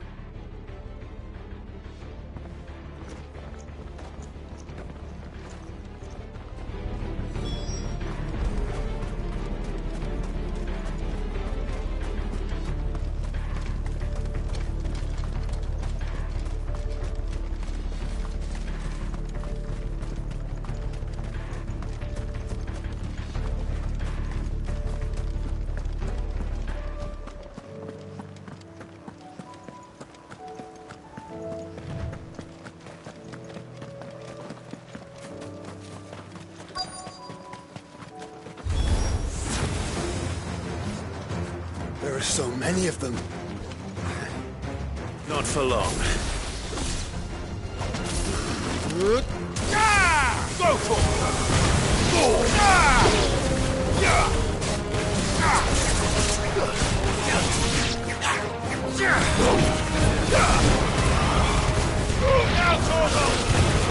Over here! This one. Farewell.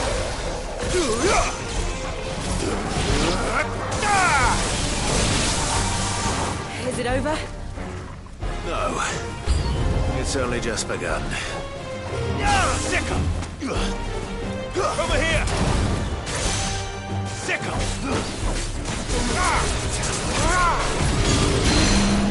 Sickle! Go for! Over here!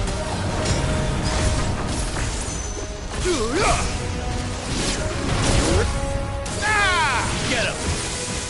Sickle! Over here!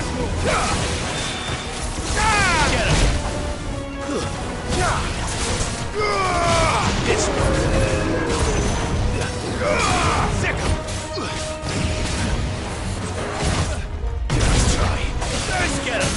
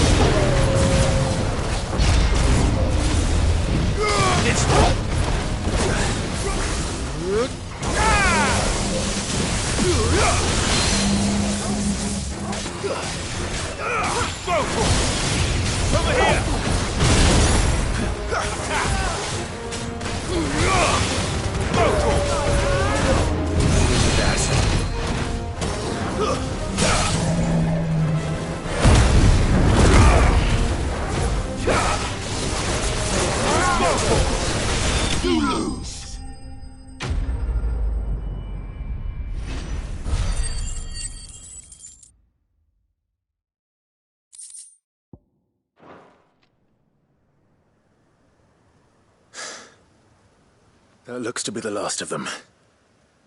I wonder how the others fared. Better hurry back to town. Come on, Torgal.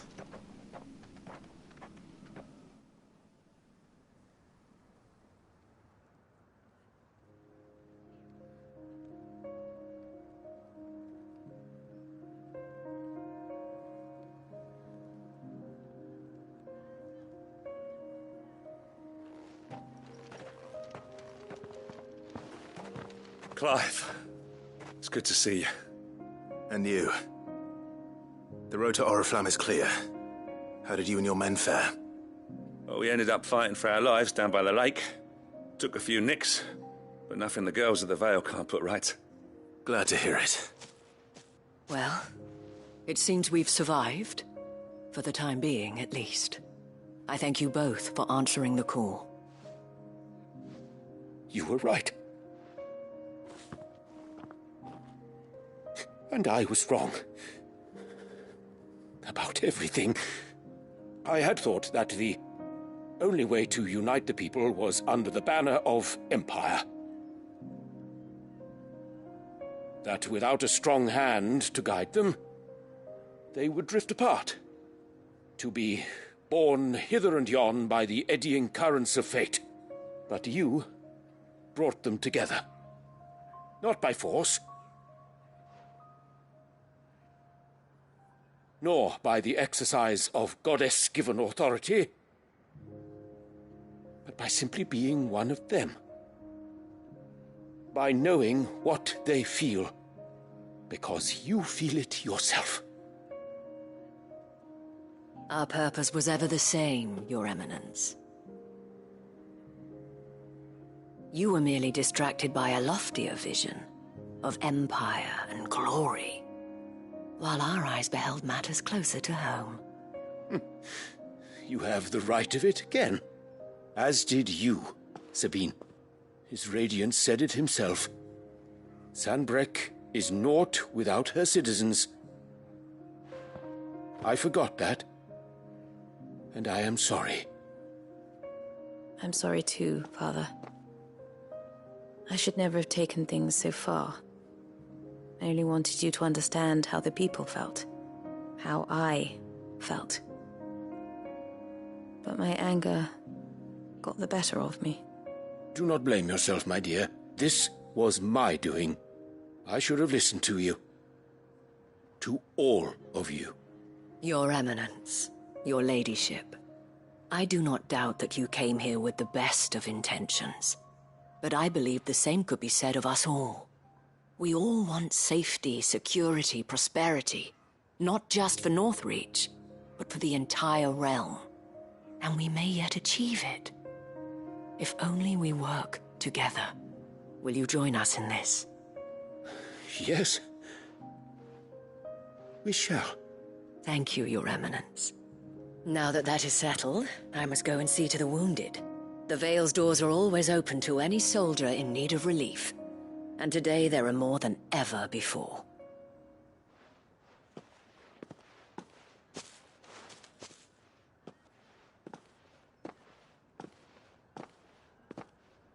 Madame Isabel is a rare soul indeed. In these dark times, I see that it is not men like me who should lead the realm, but women like her. You're right. If only I'd listened to her when I had the chance. Forgive me for saying so, milady, but you still do. The Dame said it herself. We can turn things around. We just have to work together. And that goes for you, too. You're one of us now. One of you? Well said, Captain. Let this be a new beginning. Not only for Sanbreque, but for us. Well, since there's nothing more to be done here, I should see if Isabel needs any help moving the wounded.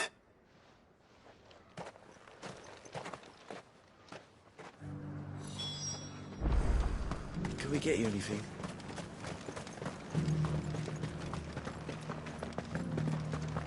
There's no need to worry any longer. I saw several soldiers being carried to the Vale.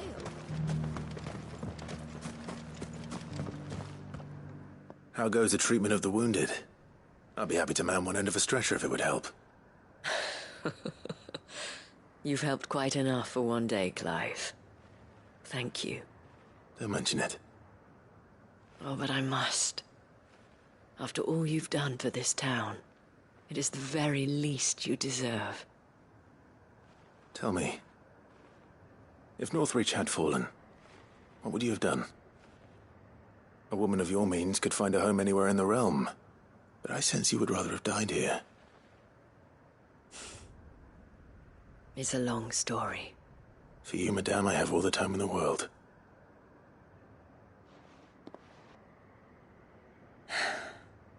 Very well. Long ago, I had a life in the Crystalline Dominion. I was Carla then, courtesan to the nobility.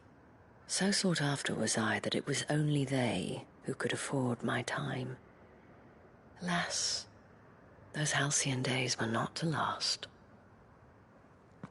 For naive as I was, I fell in love with a bearer.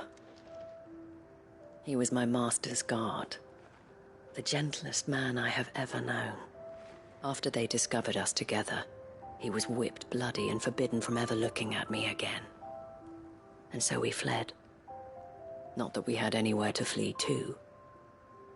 We wandered, aimless and starving, half dreading, half praying that the next day would be our last. Until we found ourselves here, in Northreach. It was the veil that took us in, that fed us, clothed us, and healed our hurts. Those that could be healed, at least. My love was already too far gone. He passed away. He did.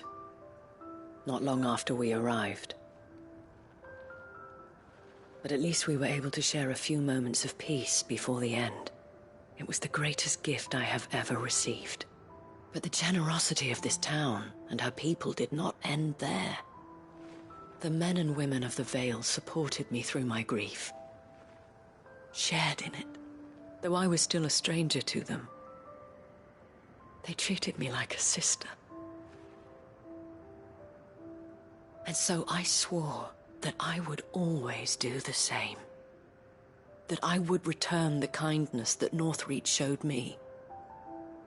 That I would repay my debt to the Vale.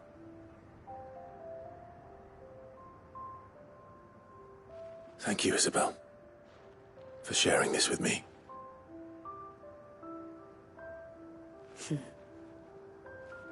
You're a lot like him, you know. Perhaps that is why I have such a soft spot for you. Never stop fighting, Clive. And I shan't either. I know that it will not be easy to keep Northreach together. But our efforts will be rewarded. Just look at us now. The people, the soldiers, even the Duke of Oriflamme and his daughter, all united in defense of this town that we have come to call our home. And what of you? Can we count on your support too? Always.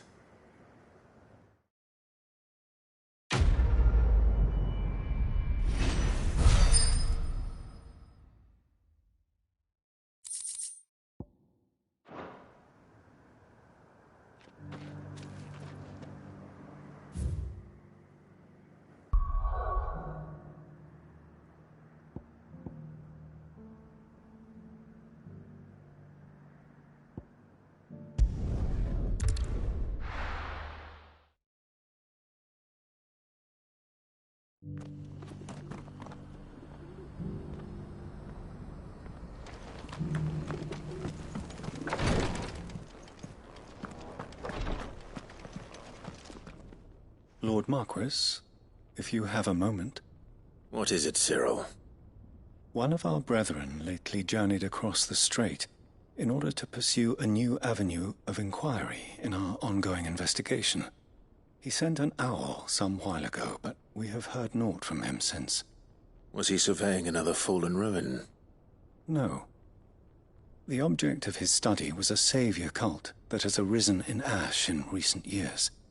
We believe it may have some connection to the Circle of Malleus, an ancient religion that worshipped Ultima as its god. By gaining an understanding of this new faith, we hoped to learn more of the Circle's original beliefs. And so you sent one of your brothers to Ash, a continent teeming with orcs and Akashic. Fully cognizant of the risks, yes.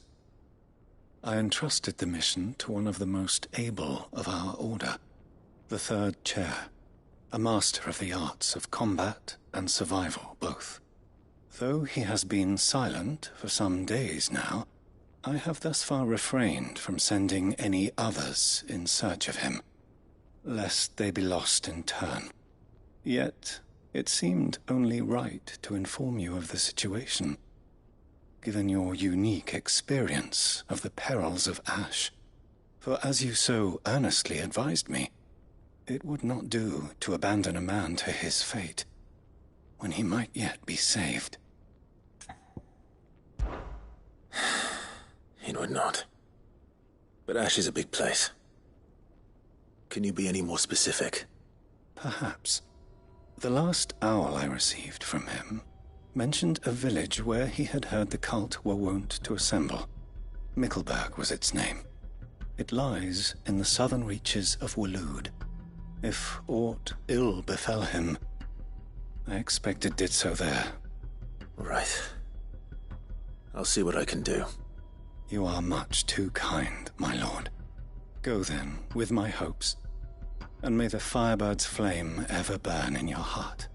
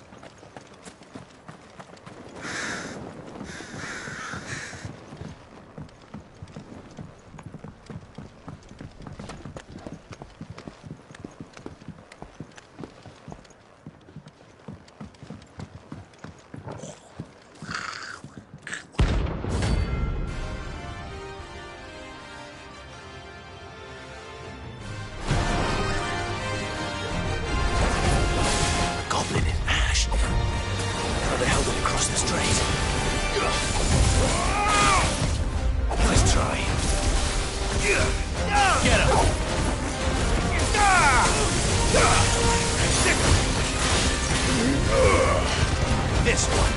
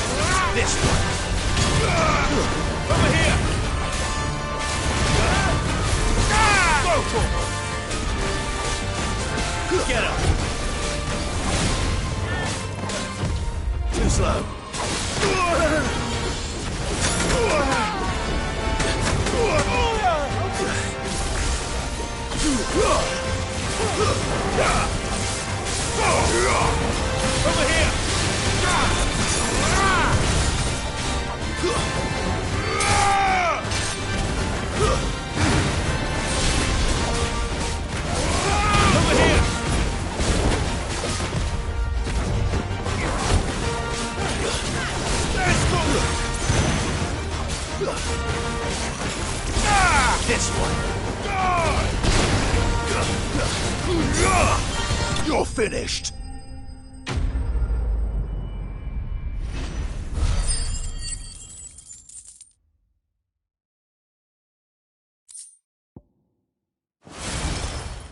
Your journey ends here.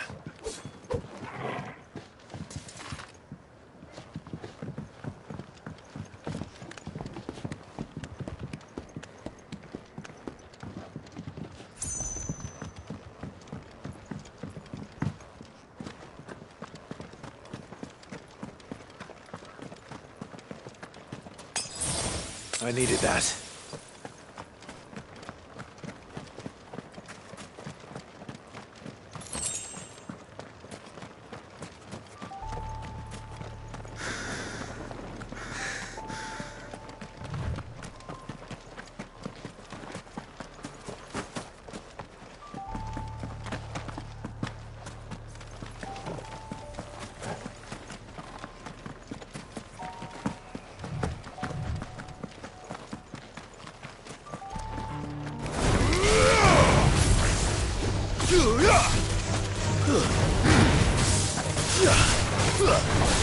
Get him!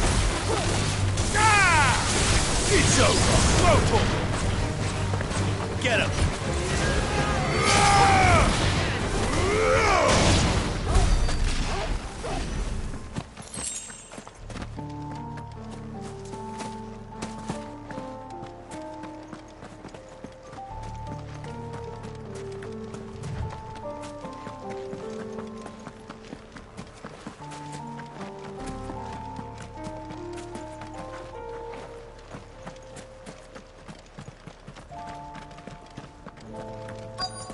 Might this be Mickelberg?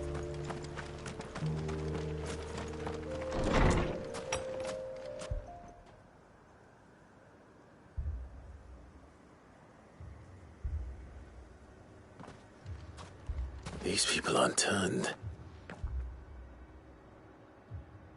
And the village seems safe enough at least.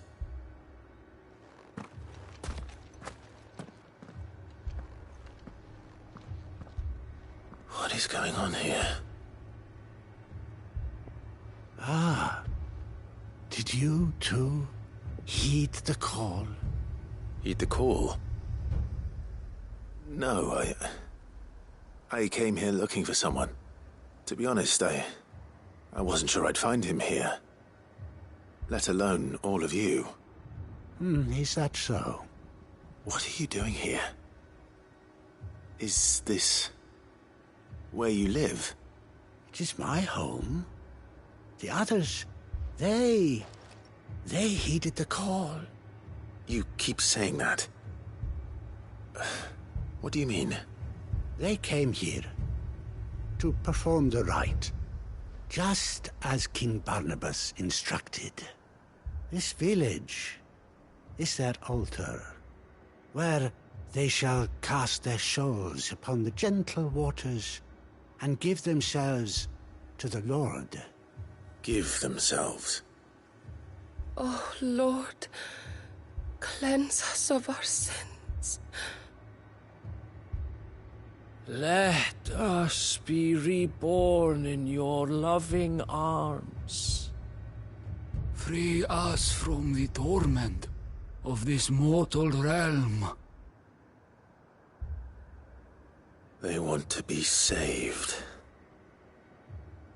Forgive me, but did another foreigner like me come here?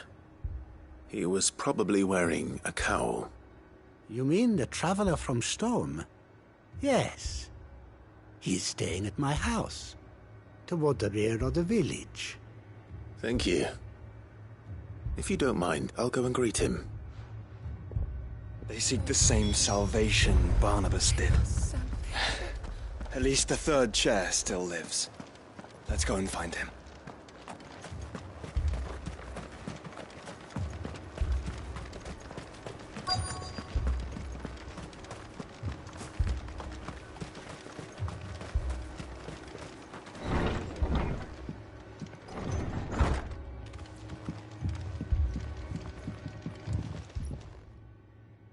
Excuse me. Are you with the Undying? I am. And so it would appear, are you? Lord Rosfield, if I am not mistaken. That's right. And you must be the third chair. I am. Cyril was worried for your safety. He sent me to find you. Then I must apologize. I did not mean to trouble the bearer of the burning quill. Much less you, my Lord Marquis. He said that you had failed to report. Is there a reason for that? I came here to study the followers of this new faith. But the more I learned of them, the more my own faith began to falter. You have seen them at their prayers, have you not? They devote themselves to the veneration of their Lord with a fervor I have never seen before. Praying night and day that they might be rid of their wicked wills and reborn in their Saviour's light. Not that they might be granted respite from their worldly woes, but so that they might continue to serve him. Serve him with all of their beings. I, too, swore to devote my life to the service of my Lord and Master, but this... 'tis different.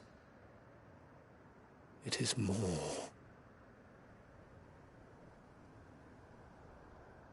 And so I would see it through to the end. See these people safe, that they might achieve their dream. That they might do their duty to their Lord. Even if it should keep me from doing my duty to mine. You do understand what their dream is, don't you? I do, my lord. They would cast aside their wills and become a Kashik. I know that it may be hard to believe, but to these people, that is the very essence of salvation. Forgive me, my lord, but I must remain here. If you are to return to Master Cyril, I would consider it a great... Did you hear that, my lord? Something is happening. I'll go and find out what. Stay here.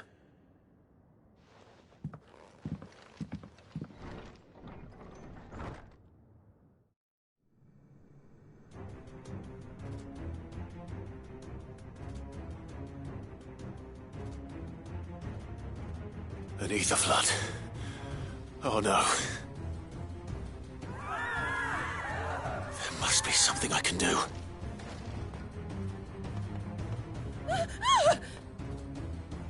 Echoes as well. Found her. Ready, brother? Ready.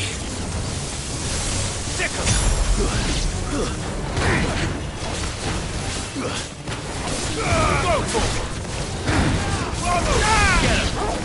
Stay down!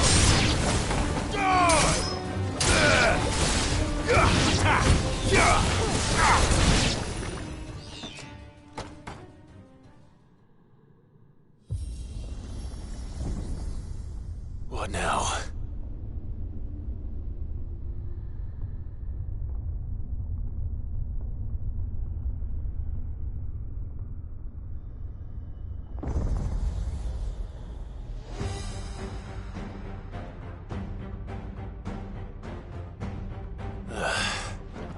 We meet again. I've killed your kind before.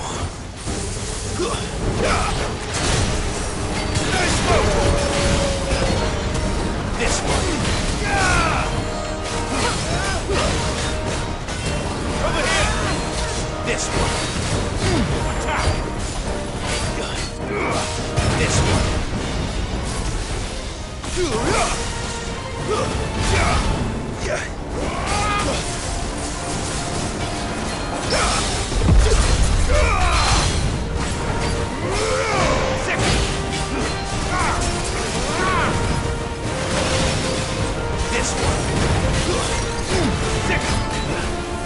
This one. Over here. This one.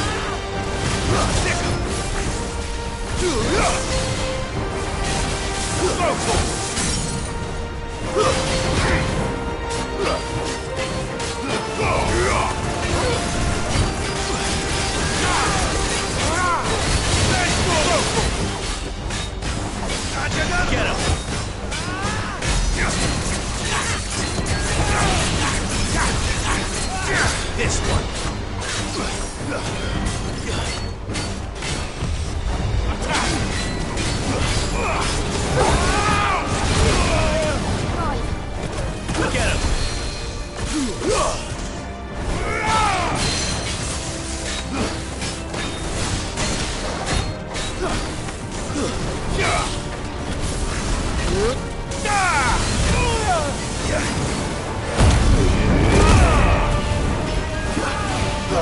Over here!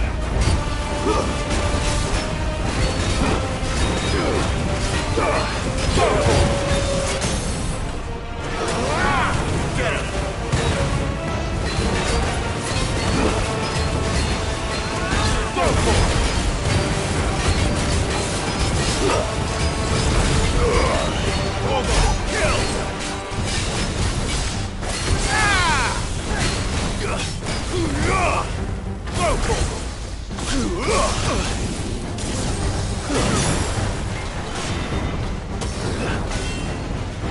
Nice try.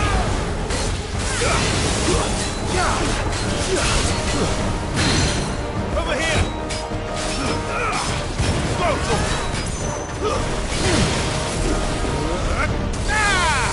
Too slow.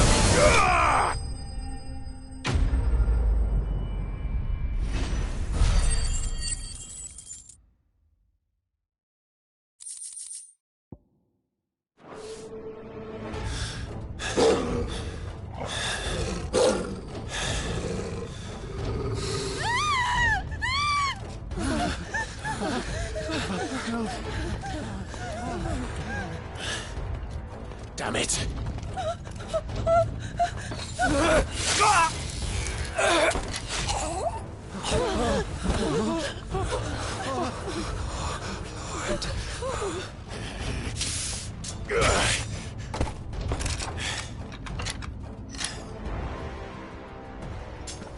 Don't you die.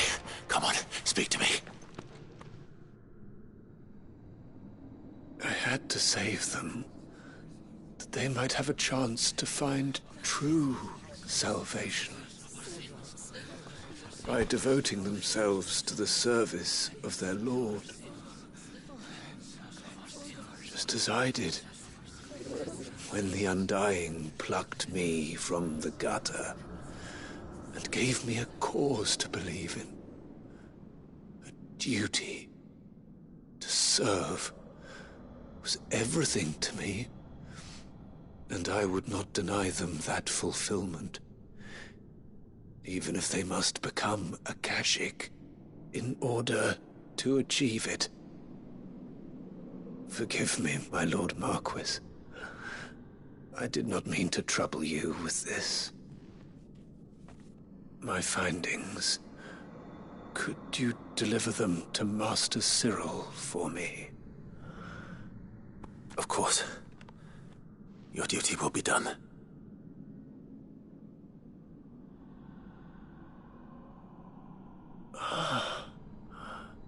Look, my lord. They are saved.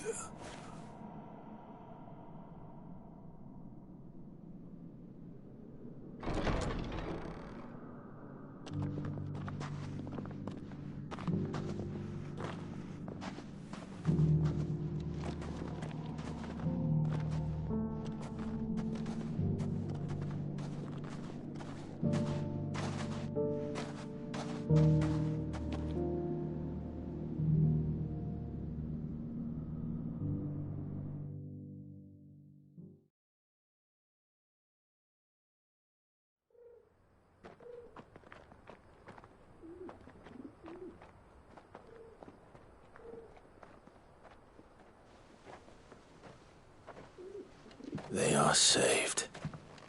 Found her. I should get this report to Cyril.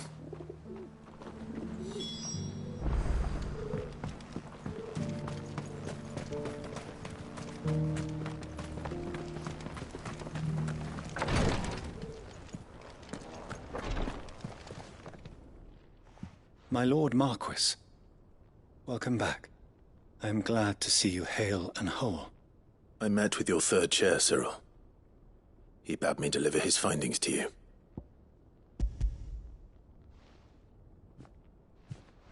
Thank you, my lord. He remained in Ash? He died protecting the villagers from an echo. I buried him in Mickleburg. I'm sorry that I couldn't save him. If you could not save him, no one could. The villagers, they were believers in this savior cult. They prayed to their god that they might be unburdened of their wills. Then an ether flood came, and their wish was granted. Your brother sacrificed himself that they might live, even knowing that that life was death by another name. Then he perished defending liberty. A hero's end. For the right to choose how one dies is no less sacred than the right to choose how one lives. Sid would agree. He wanted to build a world where people could die on their own terms. A noble ambition. To die for one's cause is the most perfect expression of one's faith. It matters not how misguided others might judge one's decision to be, only that the decision is one's own. We live according to the teachings of our order. We believe in them, we protect them, and yes, we die for them. For better or worse, that is our creed.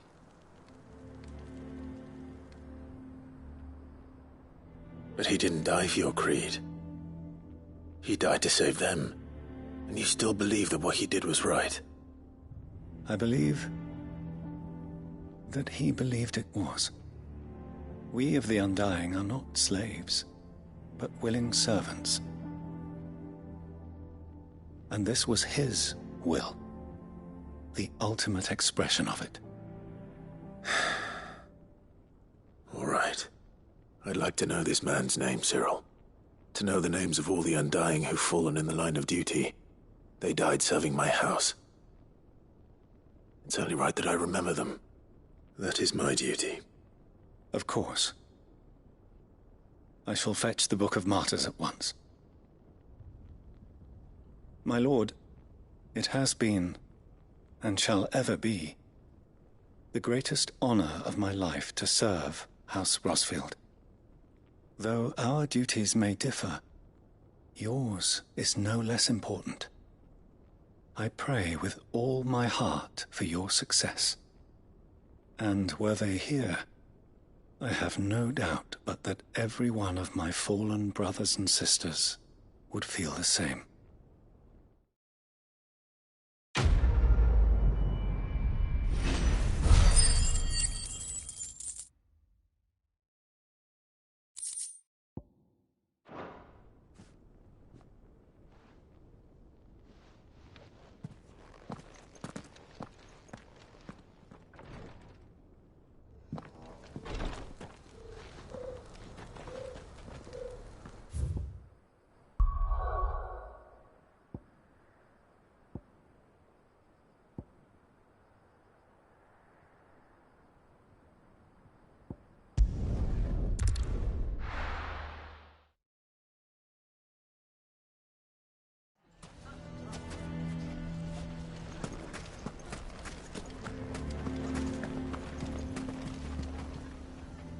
Here to help me pack? Thanks, but I'll be traveling light. I'm almost finished already, in fact. You're really going to go through with this, then? I am. But before I go, there is one small issue I'd like your assistance with. Well, two, in fact. If it's within my power to help you, I will. It's the children. I refuse to let them share in my disgrace. And if I leave them here, they surely will. Our friendship would see them ostracized forever. But I can't take them with me either. I can think of only one place where they are certain to be safe and provided for and loved. The hideaway.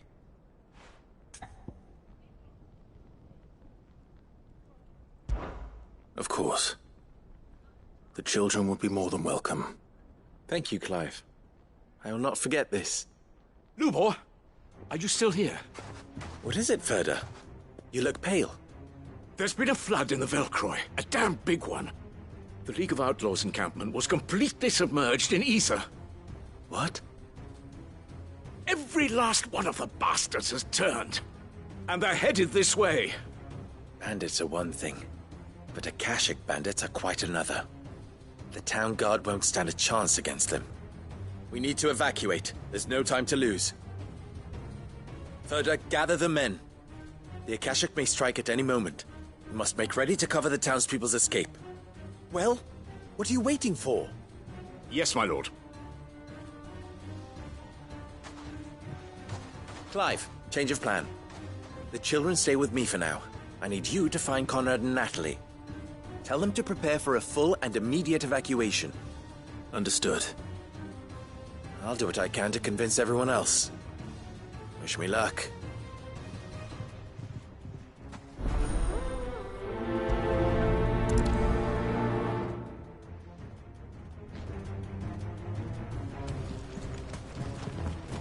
What's an You have to listen to me. They're coming. You need Why to do they always have to make such a fuss outside? Ah, it's you. What do you want, Lord Underhill? To pass on an important message. There's been an ether flood out in the Velcroy. The camp where the so-called League of Outlaws were gathering has been swallowed. They're no longer just bandits. They're Akashic now, and they could be here at any moment. You need to begin preparing for a full-scale evacuation right away. Oh, do we? And who was it who gave you this disturbing news, might I ask? Lubor, perhaps? The man spreading the same poison out in the square as we speak. You may believe his lies, my lord, but we know better. But why would he lie about something like this? Some twisted attempt at revenge, perhaps. If he had not been unmasked, he may well have been elected our leader. A great honor for one of his kind. One he might well feel aggrieved at having been denied. Lord Underhill, forgive me, but it has become all too evident where your sympathies lie. Lubor cannot be trusted, and neither, therefore, can you. You may not trust me, but for the sake of your people, ask yourselves if there is any chance that this is true. There isn't. You can be certain of that. Now be off with you. You're making a mistake. It's no use. Words will not move them. Then we must find another way to ensure Dalamil's survival. Right. Let's speak to Lord Ferda.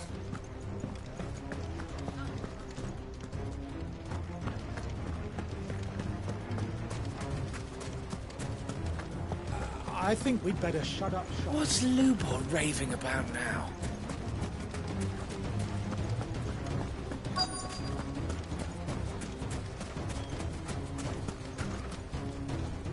Lord Ferda.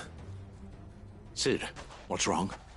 I went to warn Conrad and Natalie about the Akashic, but they wouldn't listen. They've convinced themselves that nothing Lubor says can be trusted. The bloody fools. Which means the town guard can't be counted on for support. But I can. If there's anything I can do to help you defend Dalamil, you only have to ask. I appreciate it. Sid! Ferda! I've been looking for you everywhere. Victor? I thought you'd left. I couldn't abandon a friend in need. And Lubor is in need at this very moment. Come quickly.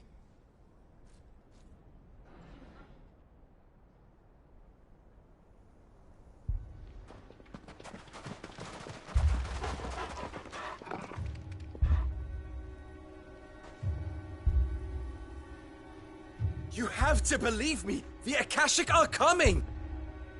They don't eat, they don't sleep, they don't tire, and they don't care who they kill. They're unlike anything that's come before. There won't be no parley, no mercy granted. We may have saved the town once, but this is different. I I do not ask that you forgive me, but please believe me. If you do not run, you will die. You will all fucking die!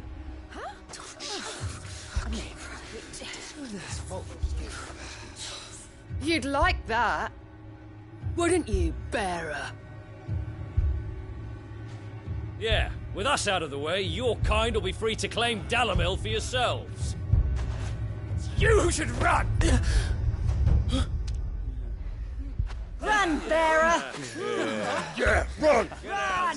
Far, far away! Run! Just go! Yeah. Yeah. Yes! Go! Go on, then. Go on! Go! Just go! Just go! Lubor, wait. Someone's coming. No. Come on! Stop! You're hurting him!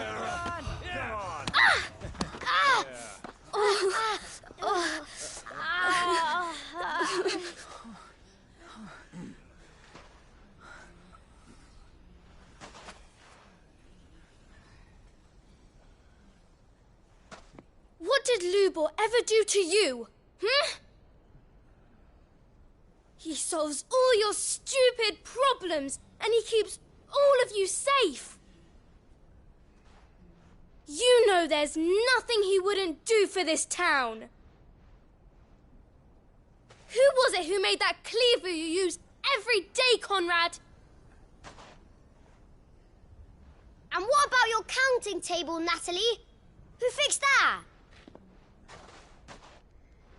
Whose men make sure the streets are clean so all your boots don't get dirty? Who spends all day, every day making sure things run smoothly round here? And none of you ever say thank you. Ever. But did Lubor ever complain? Well, does he ever stop smiling? He keeps this whole place going. And you act like he doesn't even exist. We shouldn't die.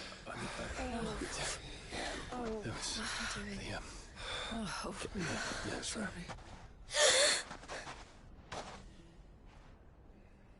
Lubor, we've heard enough. Wait! We will not run. The town guard will not abandon the very place it is sworn to protect.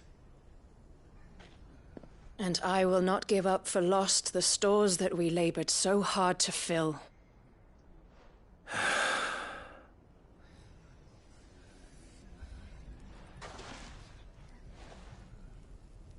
So tell us, how do you propose we deal with these Akashic of yours?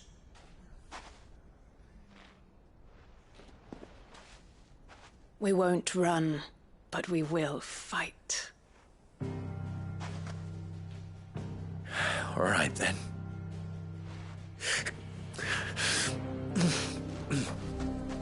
Fine.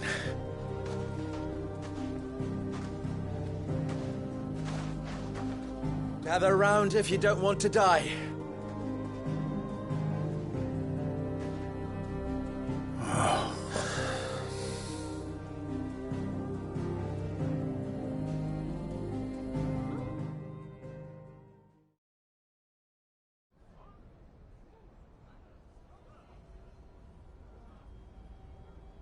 Allow me to explain the situation. The ether flood occurred near the village of Cheratina, deep in the Velcroy.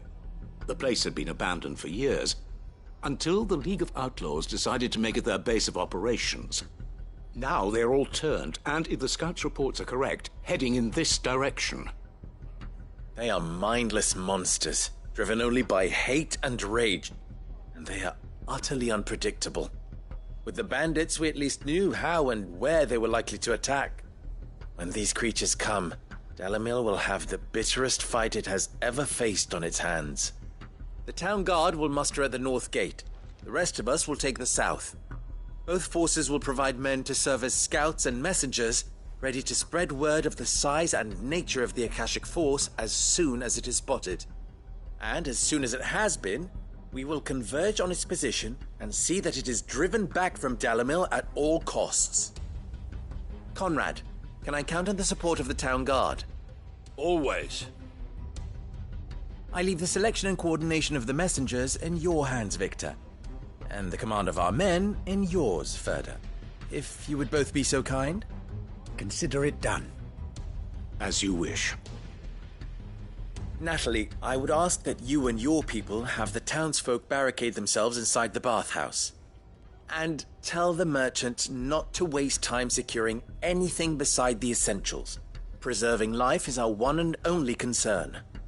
As long as we survive, it doesn't matter what trinkets we might lose. Our riches can be regained.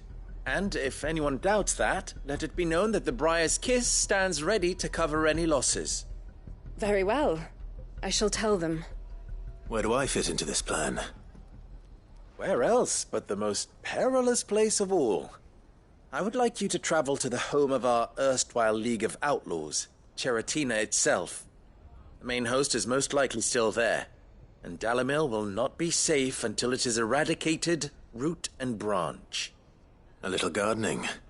How pleasant. I doubt it. I have a feeling these weeds will be particularly stubborn. Luckily, so am I. So you are. All right then, we all know what we have to do. Now it's simply a matter of doing it. For Dalimil.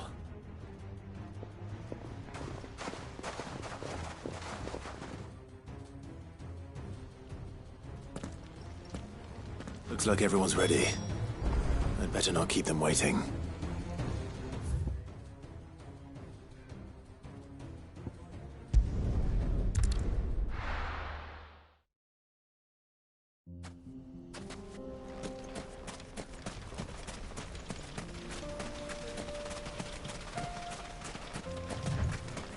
There it is. The flood. But what's waiting for us inside?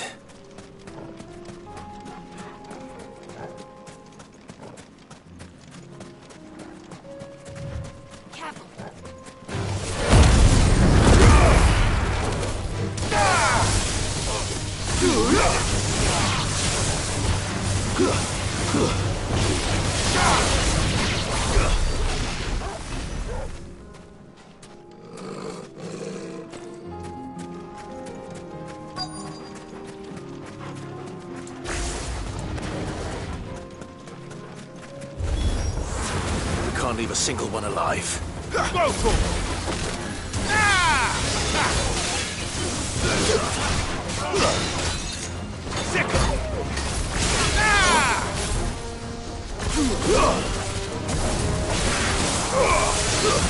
Stay down.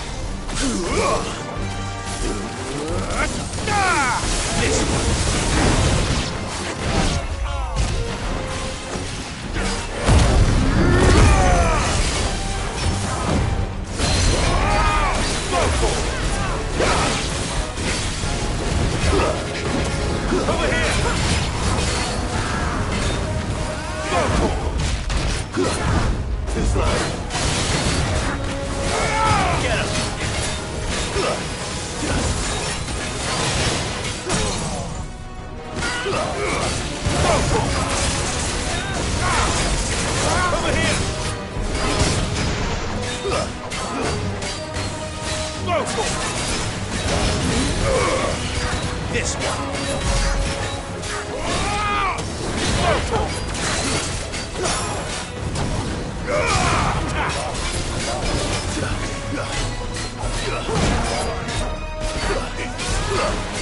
Nice try. Get him. This one.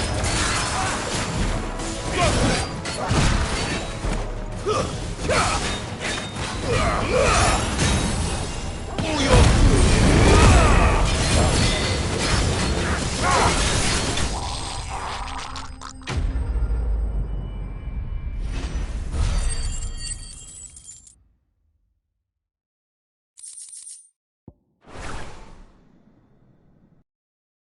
bandit. I should get back to Dalimil and see how the others fared.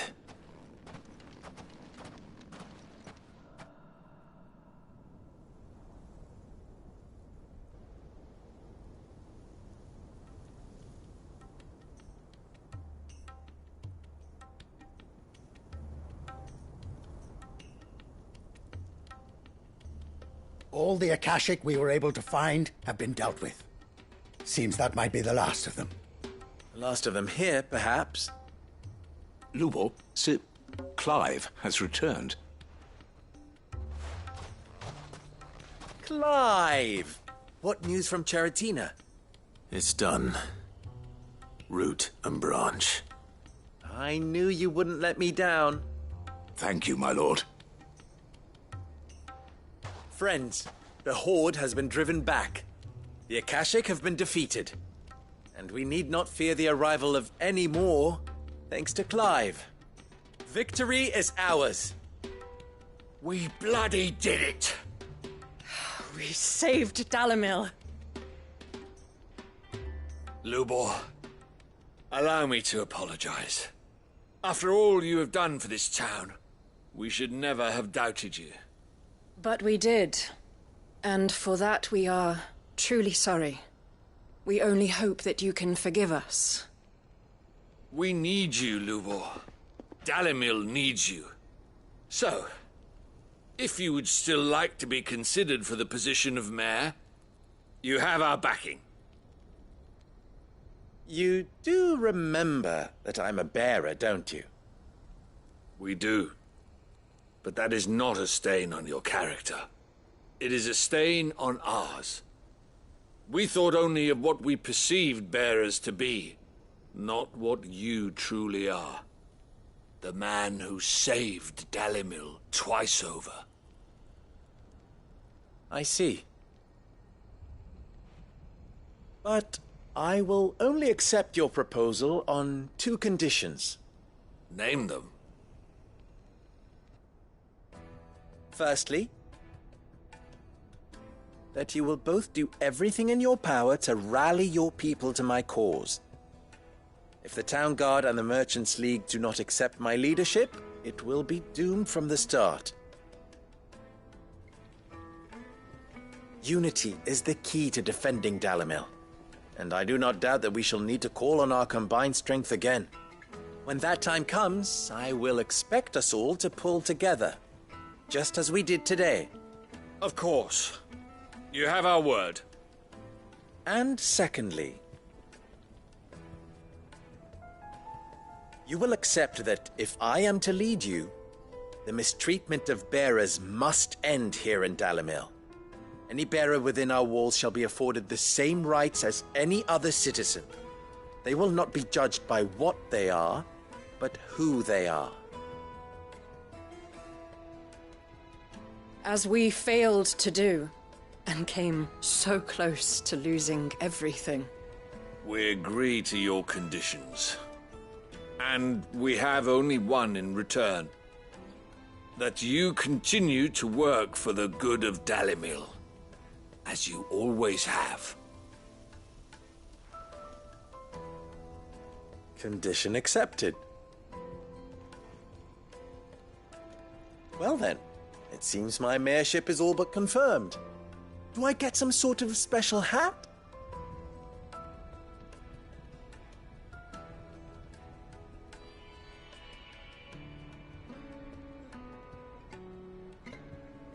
How fickle fate can be. Not so long ago, I had resigned myself to leaving Dalimil in disgrace.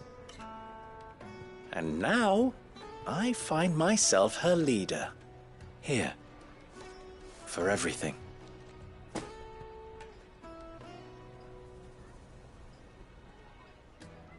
Lubo, about the children.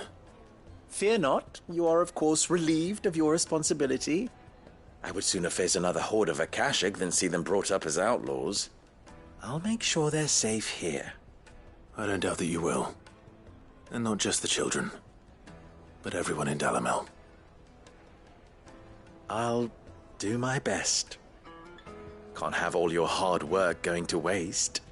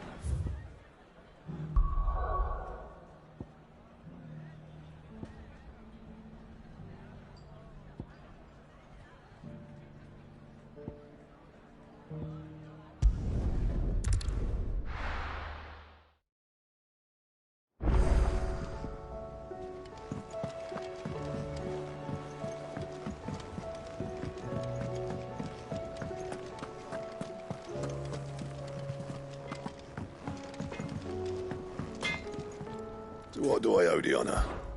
What do you want?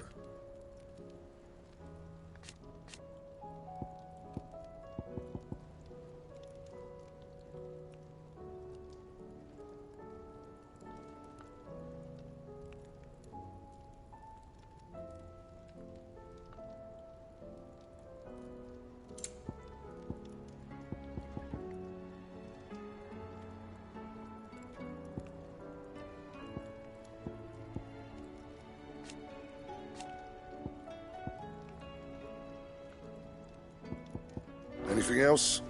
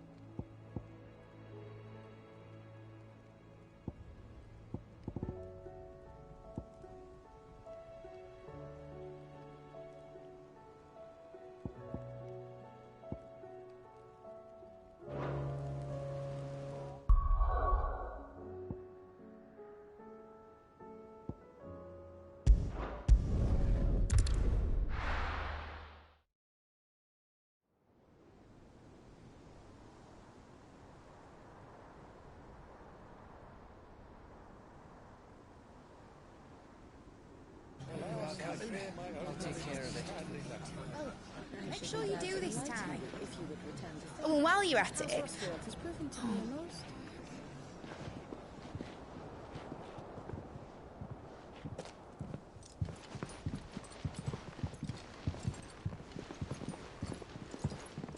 Clive, if you see me dad up there, tell him we were right to leave his legacy with you. Tell him he'll be in the front row. There's no way he'd miss this. Well, behave yourself, Mid. We'll see.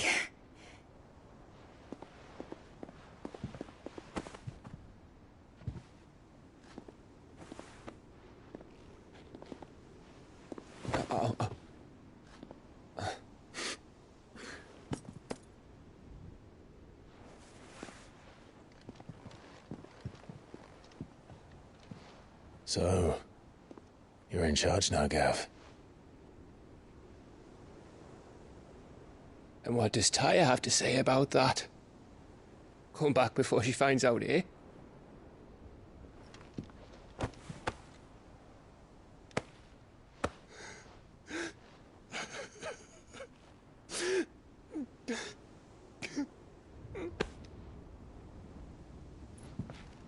Thank you, Yote. I'm sorry. Your Grace, I shall pray for your safe return. That's kind of you. But you should pray he took his medicine. I didn't spend all night grinding herbs for his lordship to leave them on his nightstand. Again. You needn't fear, Lady Tyre. And thank you. See that your brother comes back in one piece.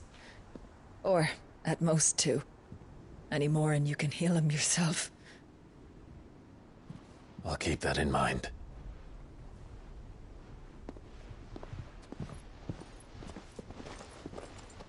Well, there's nothing to say that hasn't already been said. But that's never stopped me before, so just you do what needs doing. And don't worry about us. We'll do our best, Uncle. That we will. If that is all? Not quite.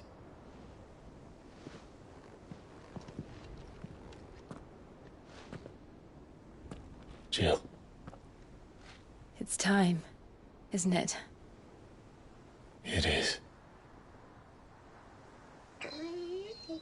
Take care of him. And you. You take care of her too, boy.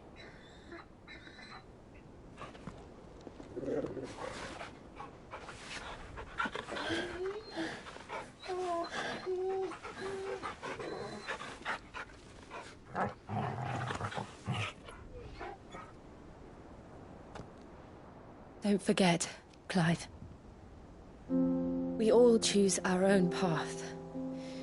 Believe in yours.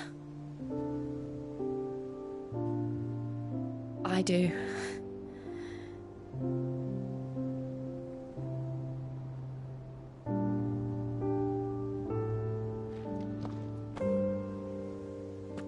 I'll be back. I promise. I love you, Jill.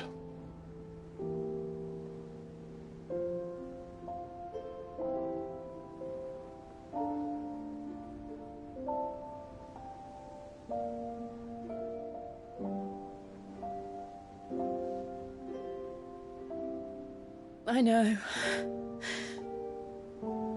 I love you too.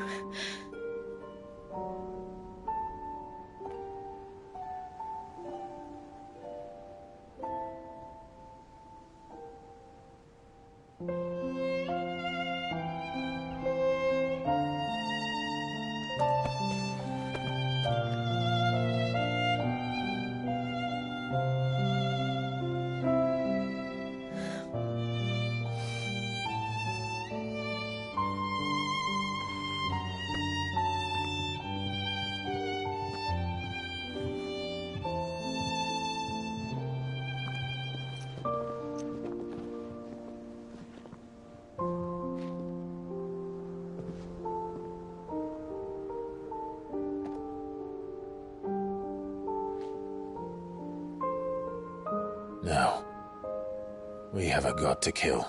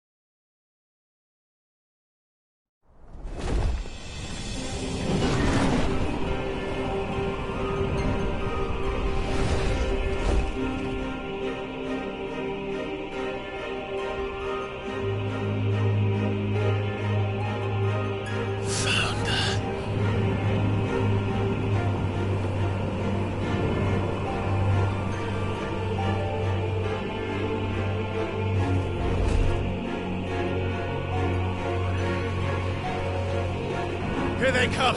Hold on, Joshua! Already am.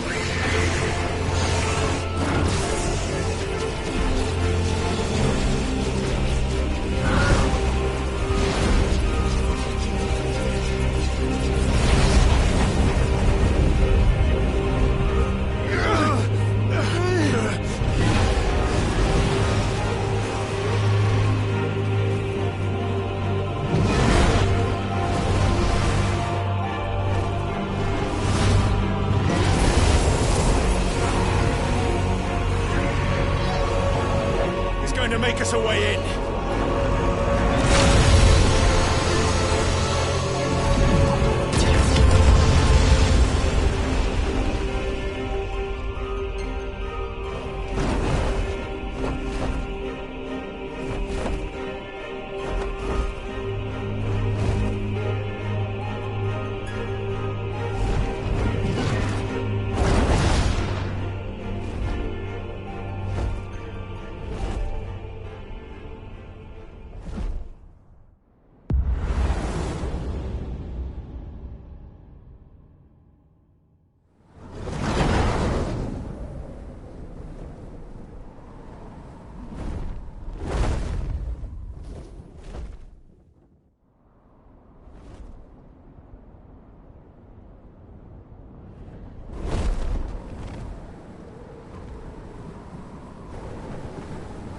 So, this is Origin.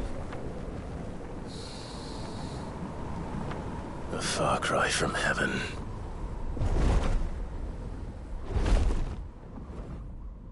Where it all began, where it all begins, our ark, your architect. There you are.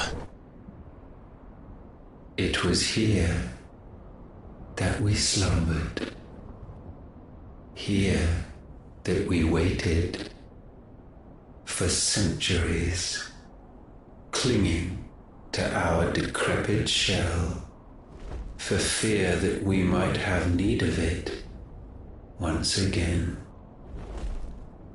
But you have come at last.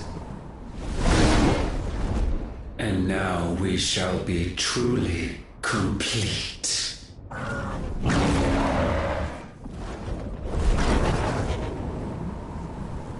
Well, there's 3 of us and 1 of him. Let's make it count.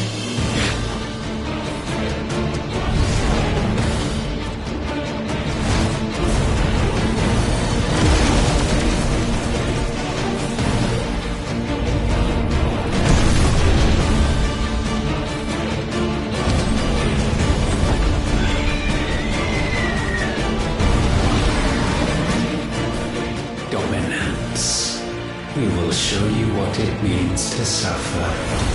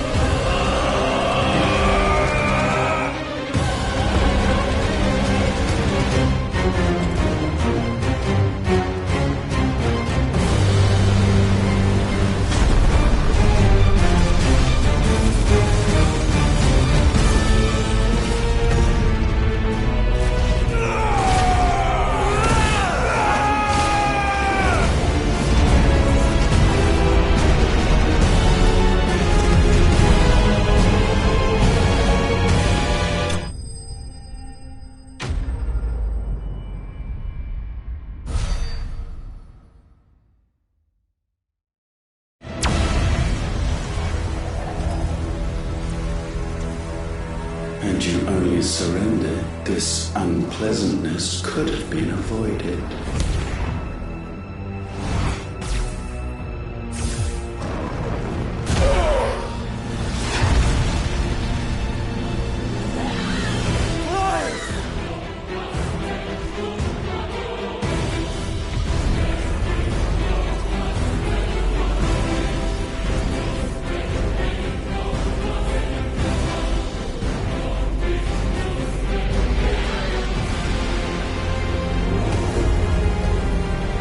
We have you.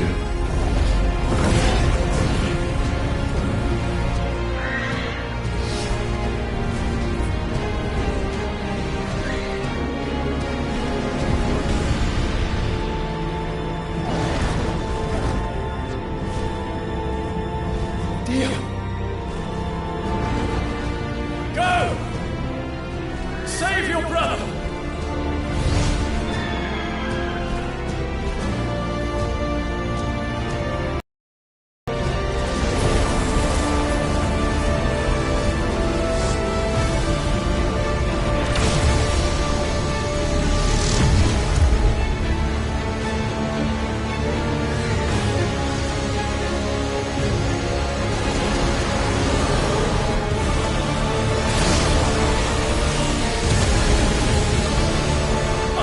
Not for acceptance. Only forgiveness!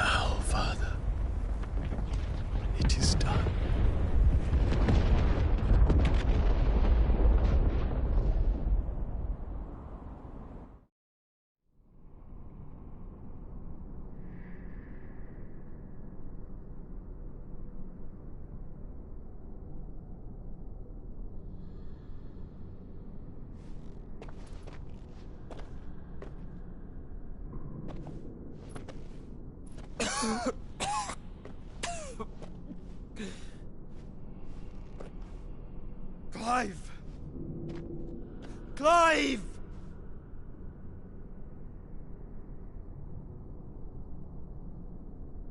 No!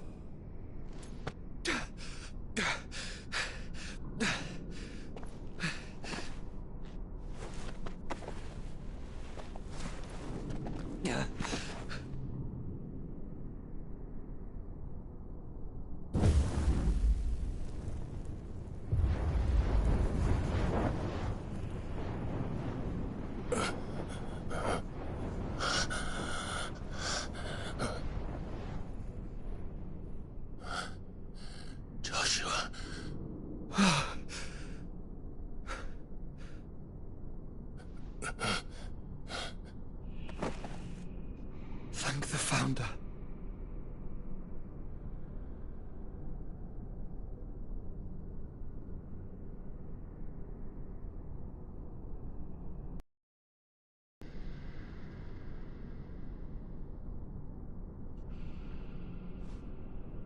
Did I mention you look terrible? That makes two of us. Oh, I'll be alright. And Dion.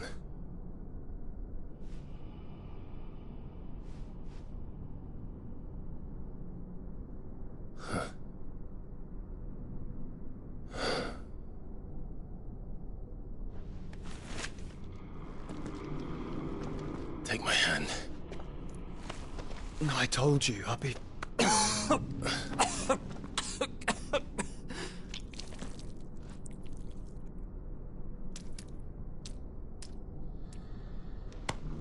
Come on. Thank you.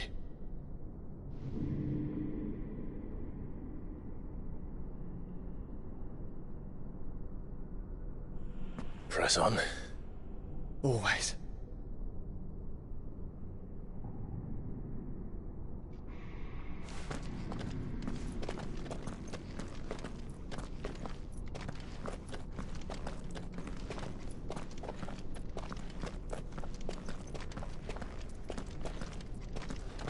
I'm sorry about Dion. Don't be. Please. He did what he had to do. And it's time we did the same.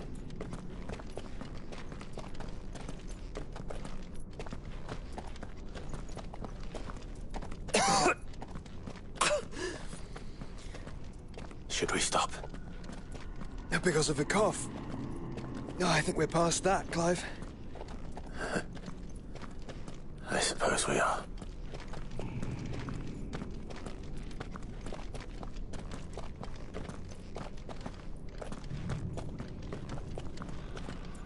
That light, so cold, so empty.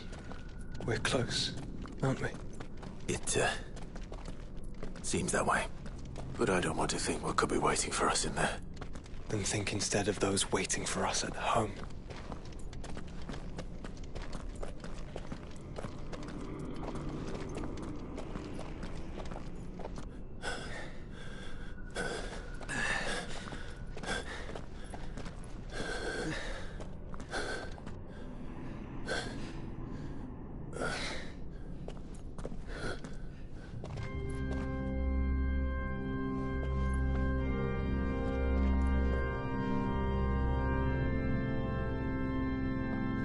Clive.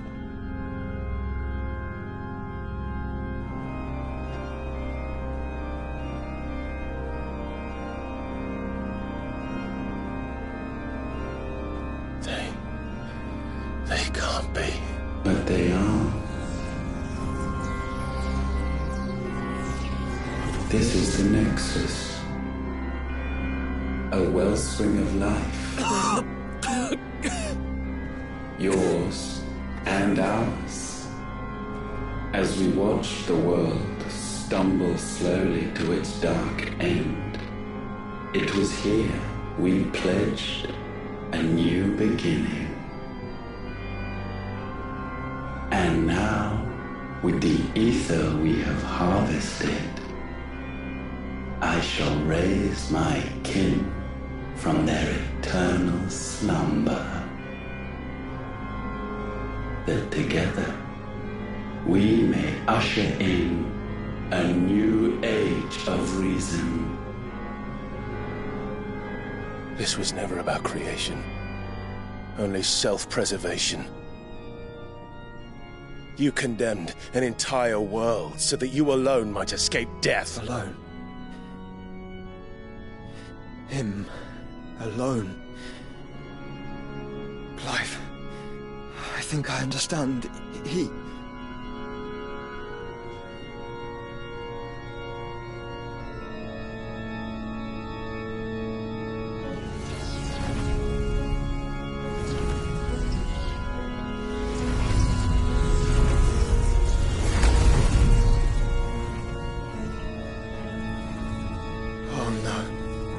They sacrificed their flesh to become beating hearts of crystal that pumped the land's lifeblood from the depths of the earth unto this very chamber. And thus would they labor still, long after their work was done, had you not set them free. You meant for us to destroy the mother crystals. It's what you wanted all along. You have our gratitude, Mythos. In this you have served us well. You have both served us well. Welcome home, brother.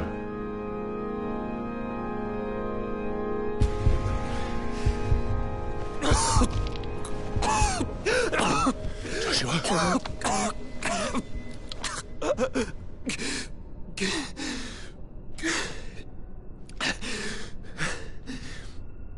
I thought it was me, but it wasn't my grasp that grew weaker.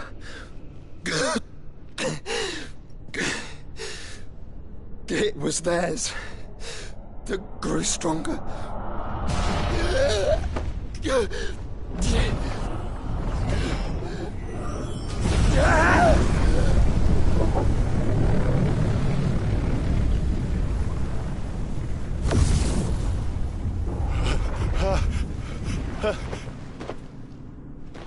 Joshua! No!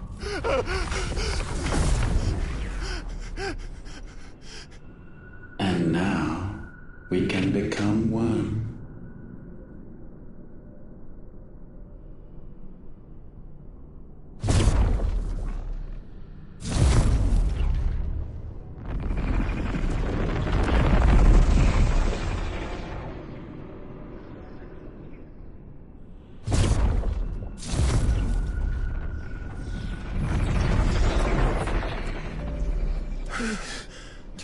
Clive. Don't speak. Shh. The one possessed of the destructive flames of Ifrit and the healing flames of the Phoenix. This, I once believed, would be Ultima's true form. But I was wrong. I see it now. Why you will never become Ultima's vessel. I don't care. Just hold on. Listen to me, Clive. You remember the murals? People once knew that Ultima was their god. That he created them. And they worshipped him, prayed to him, looked to him for guidance. In vain. In vain. For he did not listen, did not acknowledge our will, and so we strayed from his path to forge one of our own.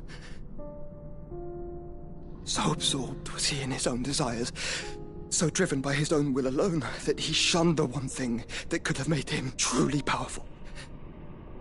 Faith. The same faith people now place in you. Faith that you will fulfill their dream, Sid's dream, of creating a better world for us. Faith that you will follow in Father's footsteps and save those who need saving most. Faith that you will answer Jill's plea to save yourself. The difference is, Clive, that you chose to listen, and that is what has steeled our bonds. Bonds that helped you stand firm when Ultima's pull was at its strongest. His power may be absolute, but so is ours. And so will yours be. With my light in your heart, not even a god might stop us. Joshua!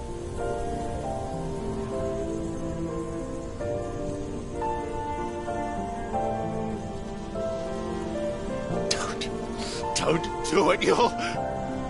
Enough, Clive. My body is too far gone.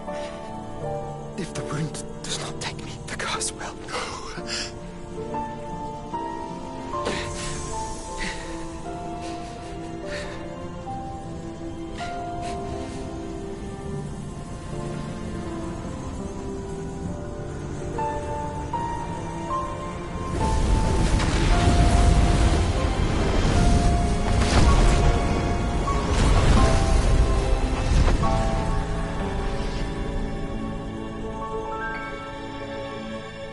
I have always been proud to call you my shield.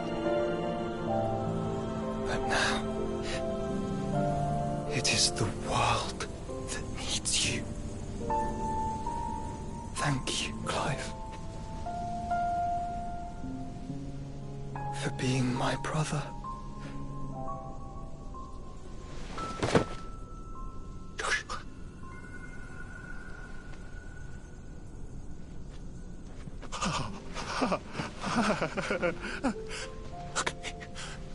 Look at me, Joshua.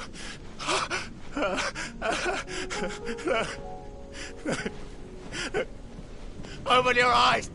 Open your eyes, Damien!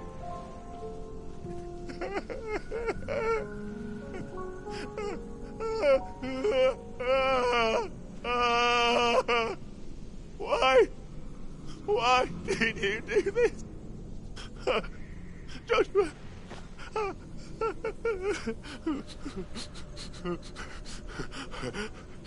Joshua!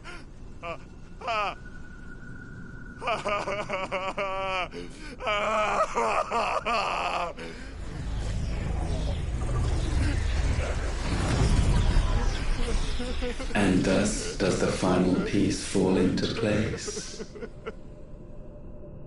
The incantation primed, but one task remains. To empty the vessel.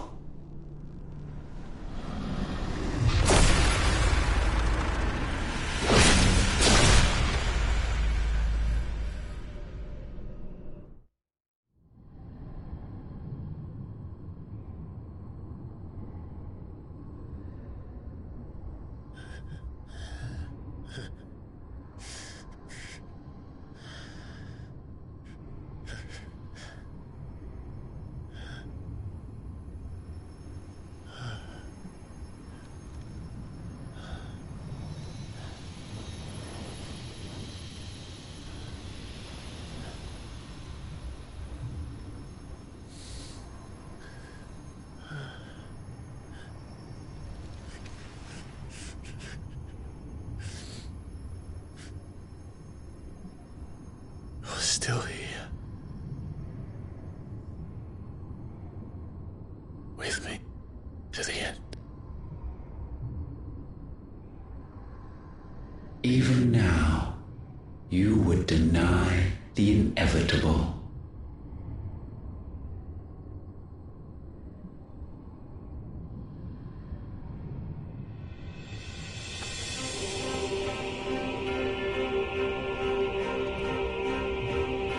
That's what you always have. And always will.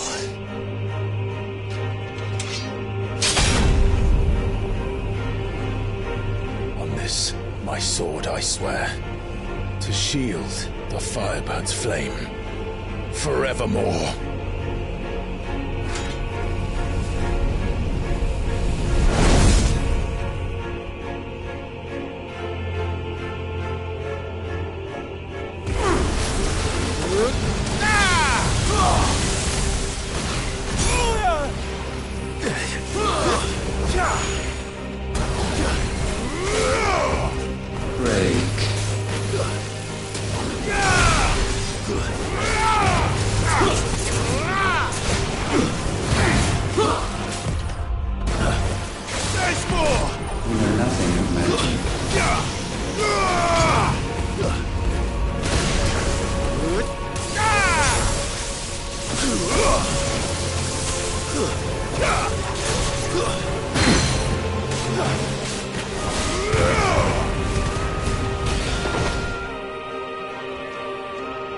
Countless centuries have I waited for this moment.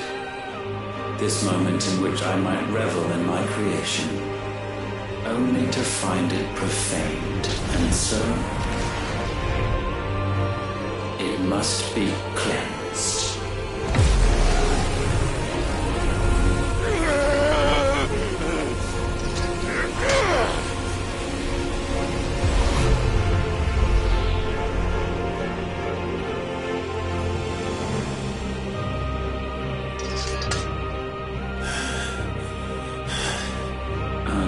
Unexpected. How is it that your will yet endures? Because it's not so easily broken. But it can be broken. And I shall see it so. For such is my will. Try it.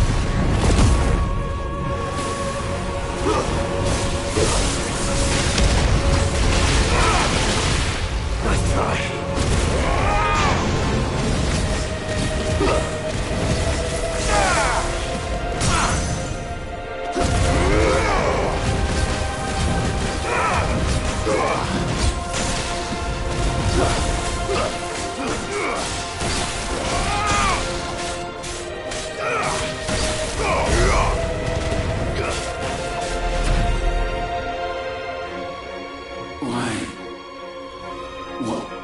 force feeds these flames.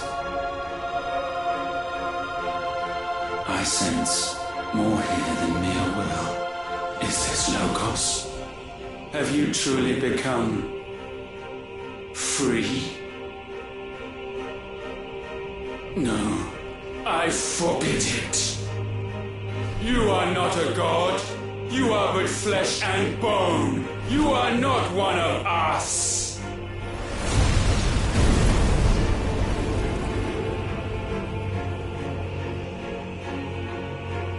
I created you, all of you. And what is mine is mine to destroy. Once, perhaps. But we are no longer yours. Our flames are our own, and they burn as one!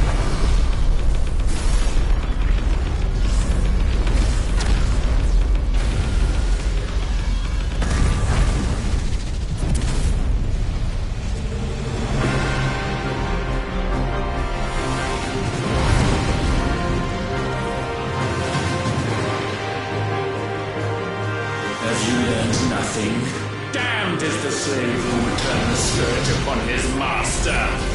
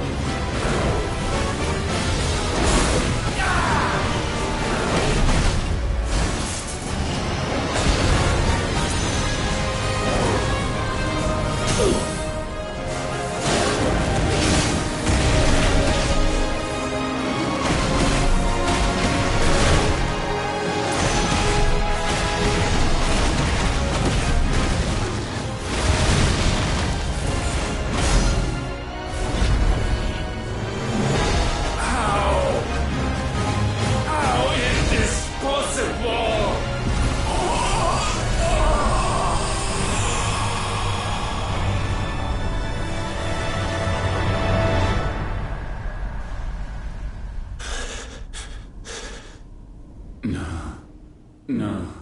No. My will is inviolable. Something is wrong. You're afraid. You always have been. From the moment the Blight exposed what you were, weak, you conceived us to prove otherwise. But the result shook you to the core. For in us you saw yourself, and realized we had the potential to be more than you could ever be, and so you turned your back on your creation. Your back on the world, like the coward you are. You think you know me? You know nothing, Logos. Nothing!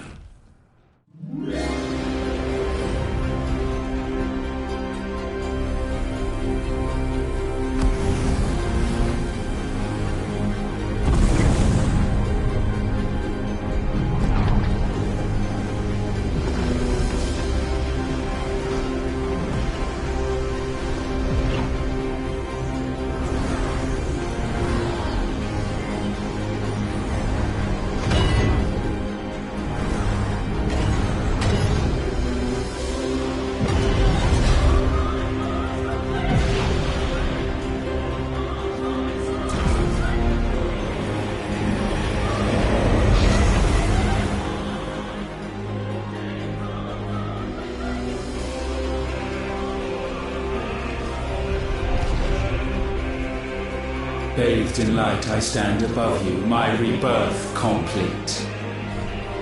And you, for your defiance, shall pay the proper price. An eternity of anguish. Anguish. Pain. Suffering. You have known none of these. But we have. So we know what they grant. They bring us together. And that makes us strong.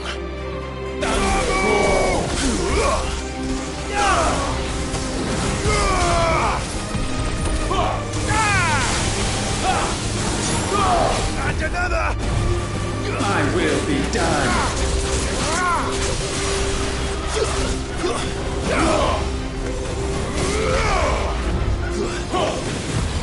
Nice try. Too slow.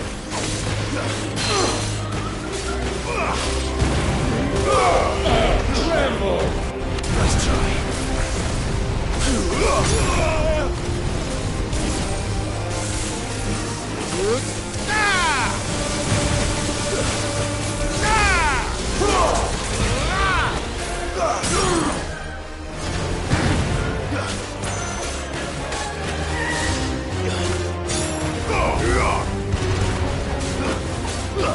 There's more!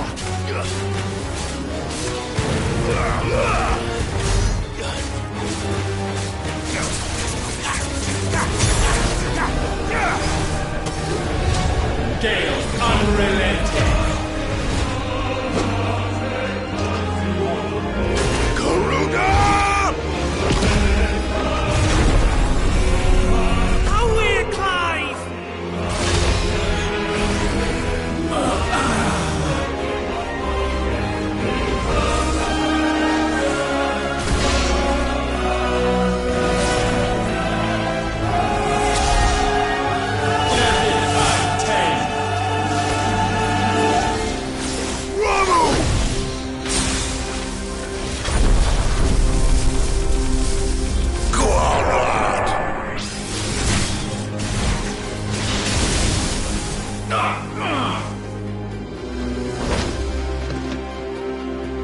Earth unyielding.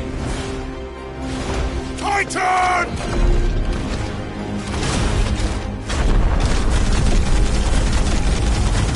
Give him hell, Clive!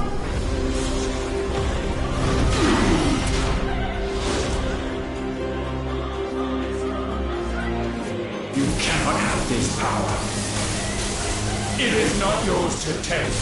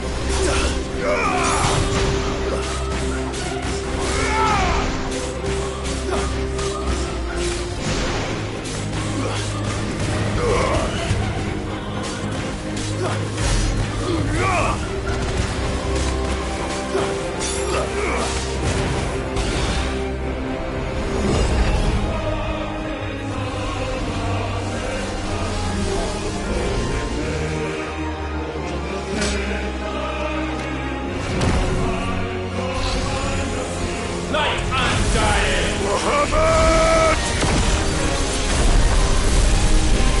That's my boy!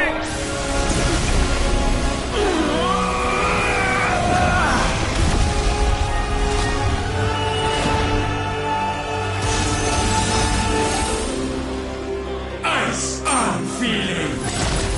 Shiva! Together!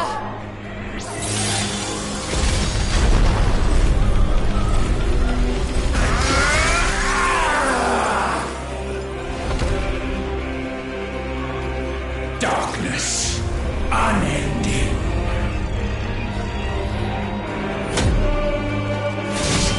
Odin.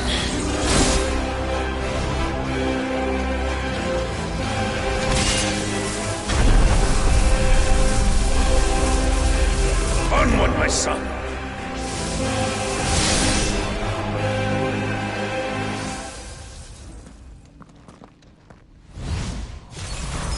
No, mine is the altar at which you pray. Mine are the eyes that look down upon you all. And yet still you cannot see. You are no better than us. We are one and the same. We are not the same. No man might stand beside me. None.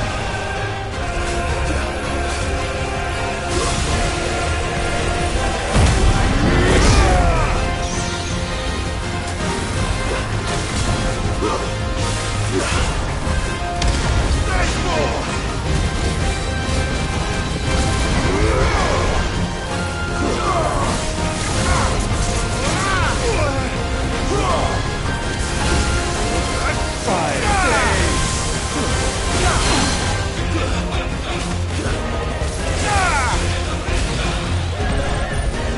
When all hope is burned away, naught will remain but ash.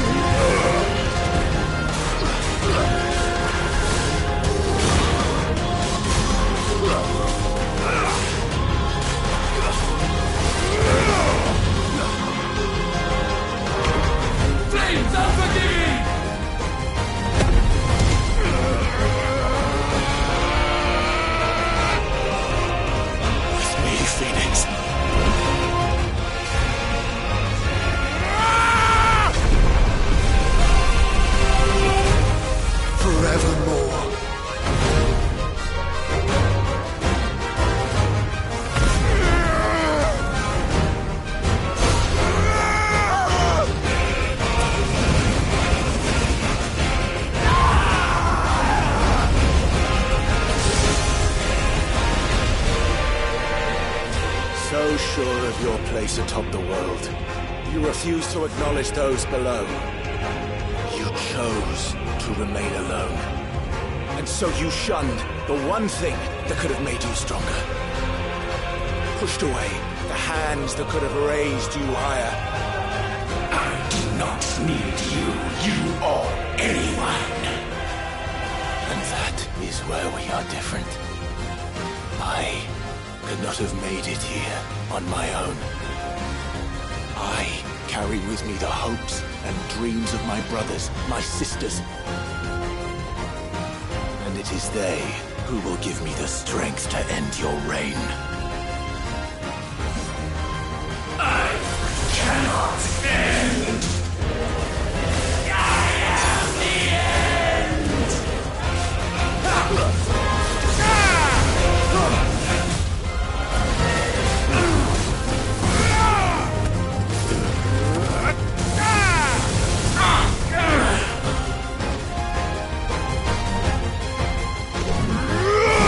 Mortals! The world you seek is but a fantasy! The only fantasy here is yours. And we shall be its final witness.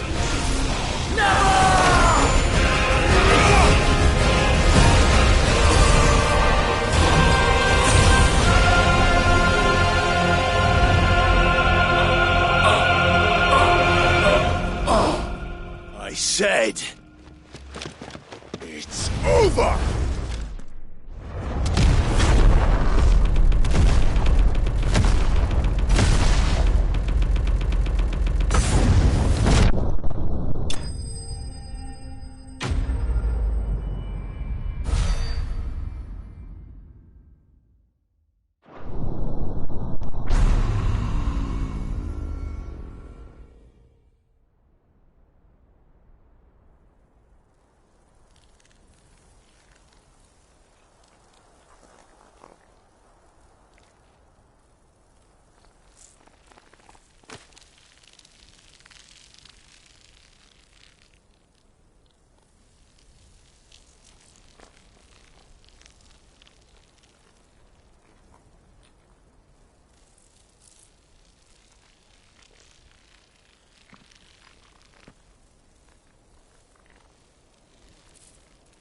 Tell me, what do you imagine will befall this world now that you have gained your precious freedom? I honestly don't know. But I doubt it will be pretty. A sorry tale of sin and suffering, hardship and pain. And it was for this that you fought so fiercely? Why? It's who we are. We fight. We survive. We endure. We don't need a reason. We are imperfect creatures. When we stumble, we reach for a shoulder to lean on. When we fall, we stand back up.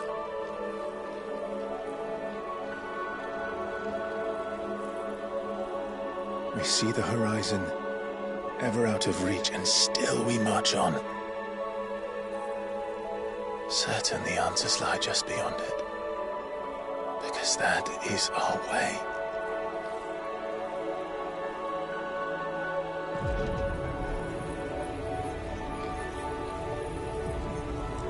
My congratulations. Relish this victory, knowing that you have but delayed the inevitable. Your world is already dead. May you enjoy an eternity on its blackened husk.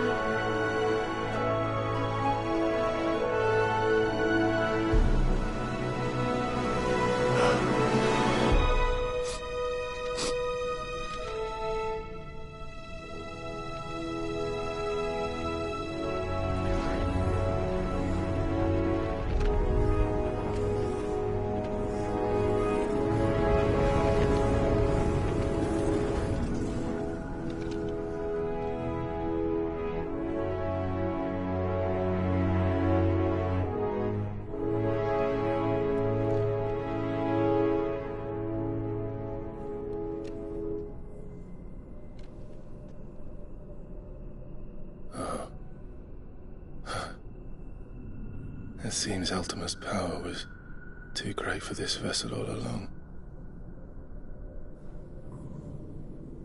But while I have it, perhaps I can use it to set things right.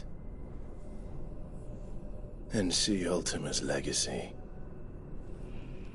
Bearers, dominance, crystals, magic, consigned to the flames.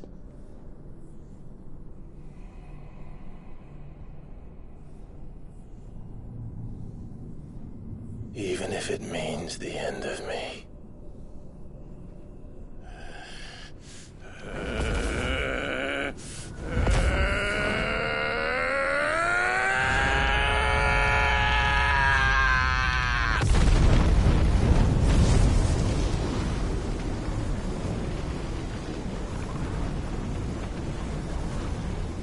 These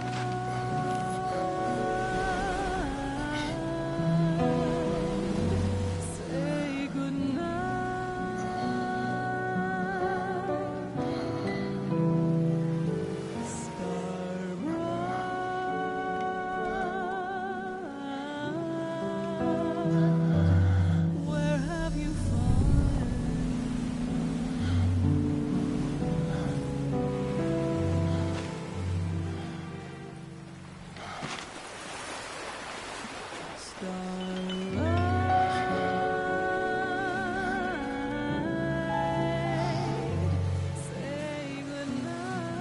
you see it too, Jill?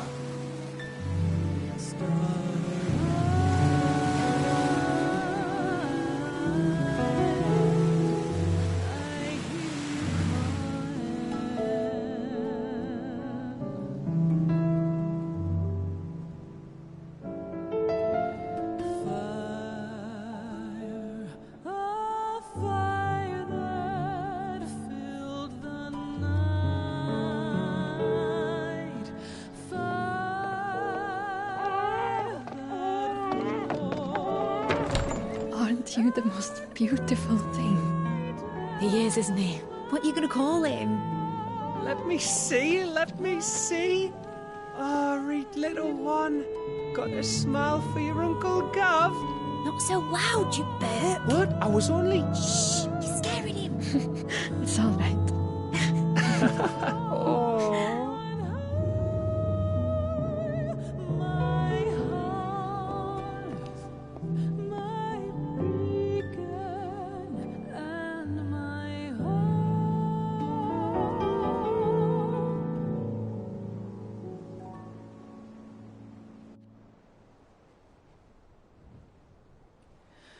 A sky of scattered tears, 1,000 years apart. Should they fade, I will not be afraid of the dark. If you need a rest, I can take him.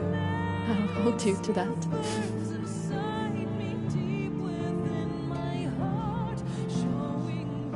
The world's yours now.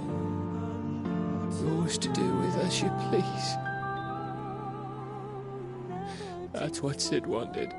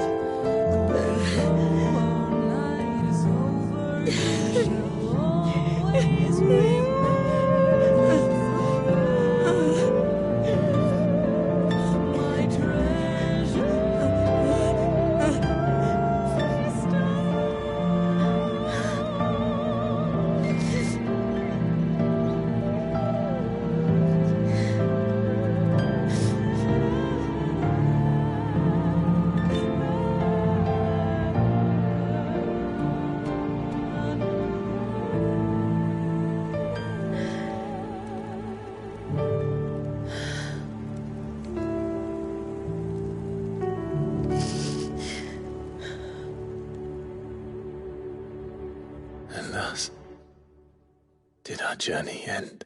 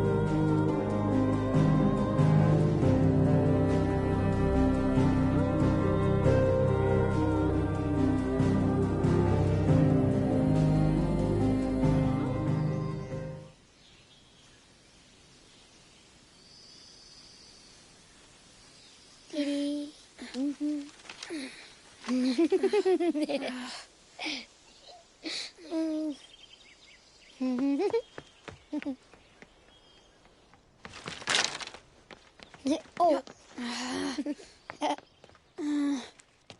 Every time.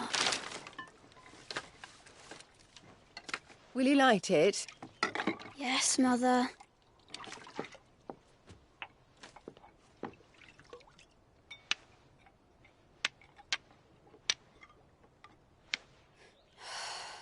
Come on. If only I had the flames of an icon. Icon? Have you been reading that silly story again?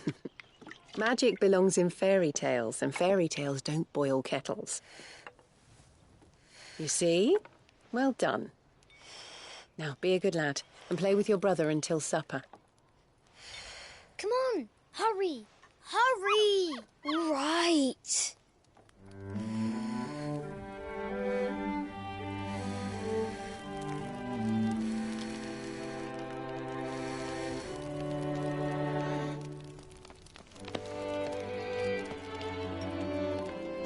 Right, let's play the Saint in the Secretary.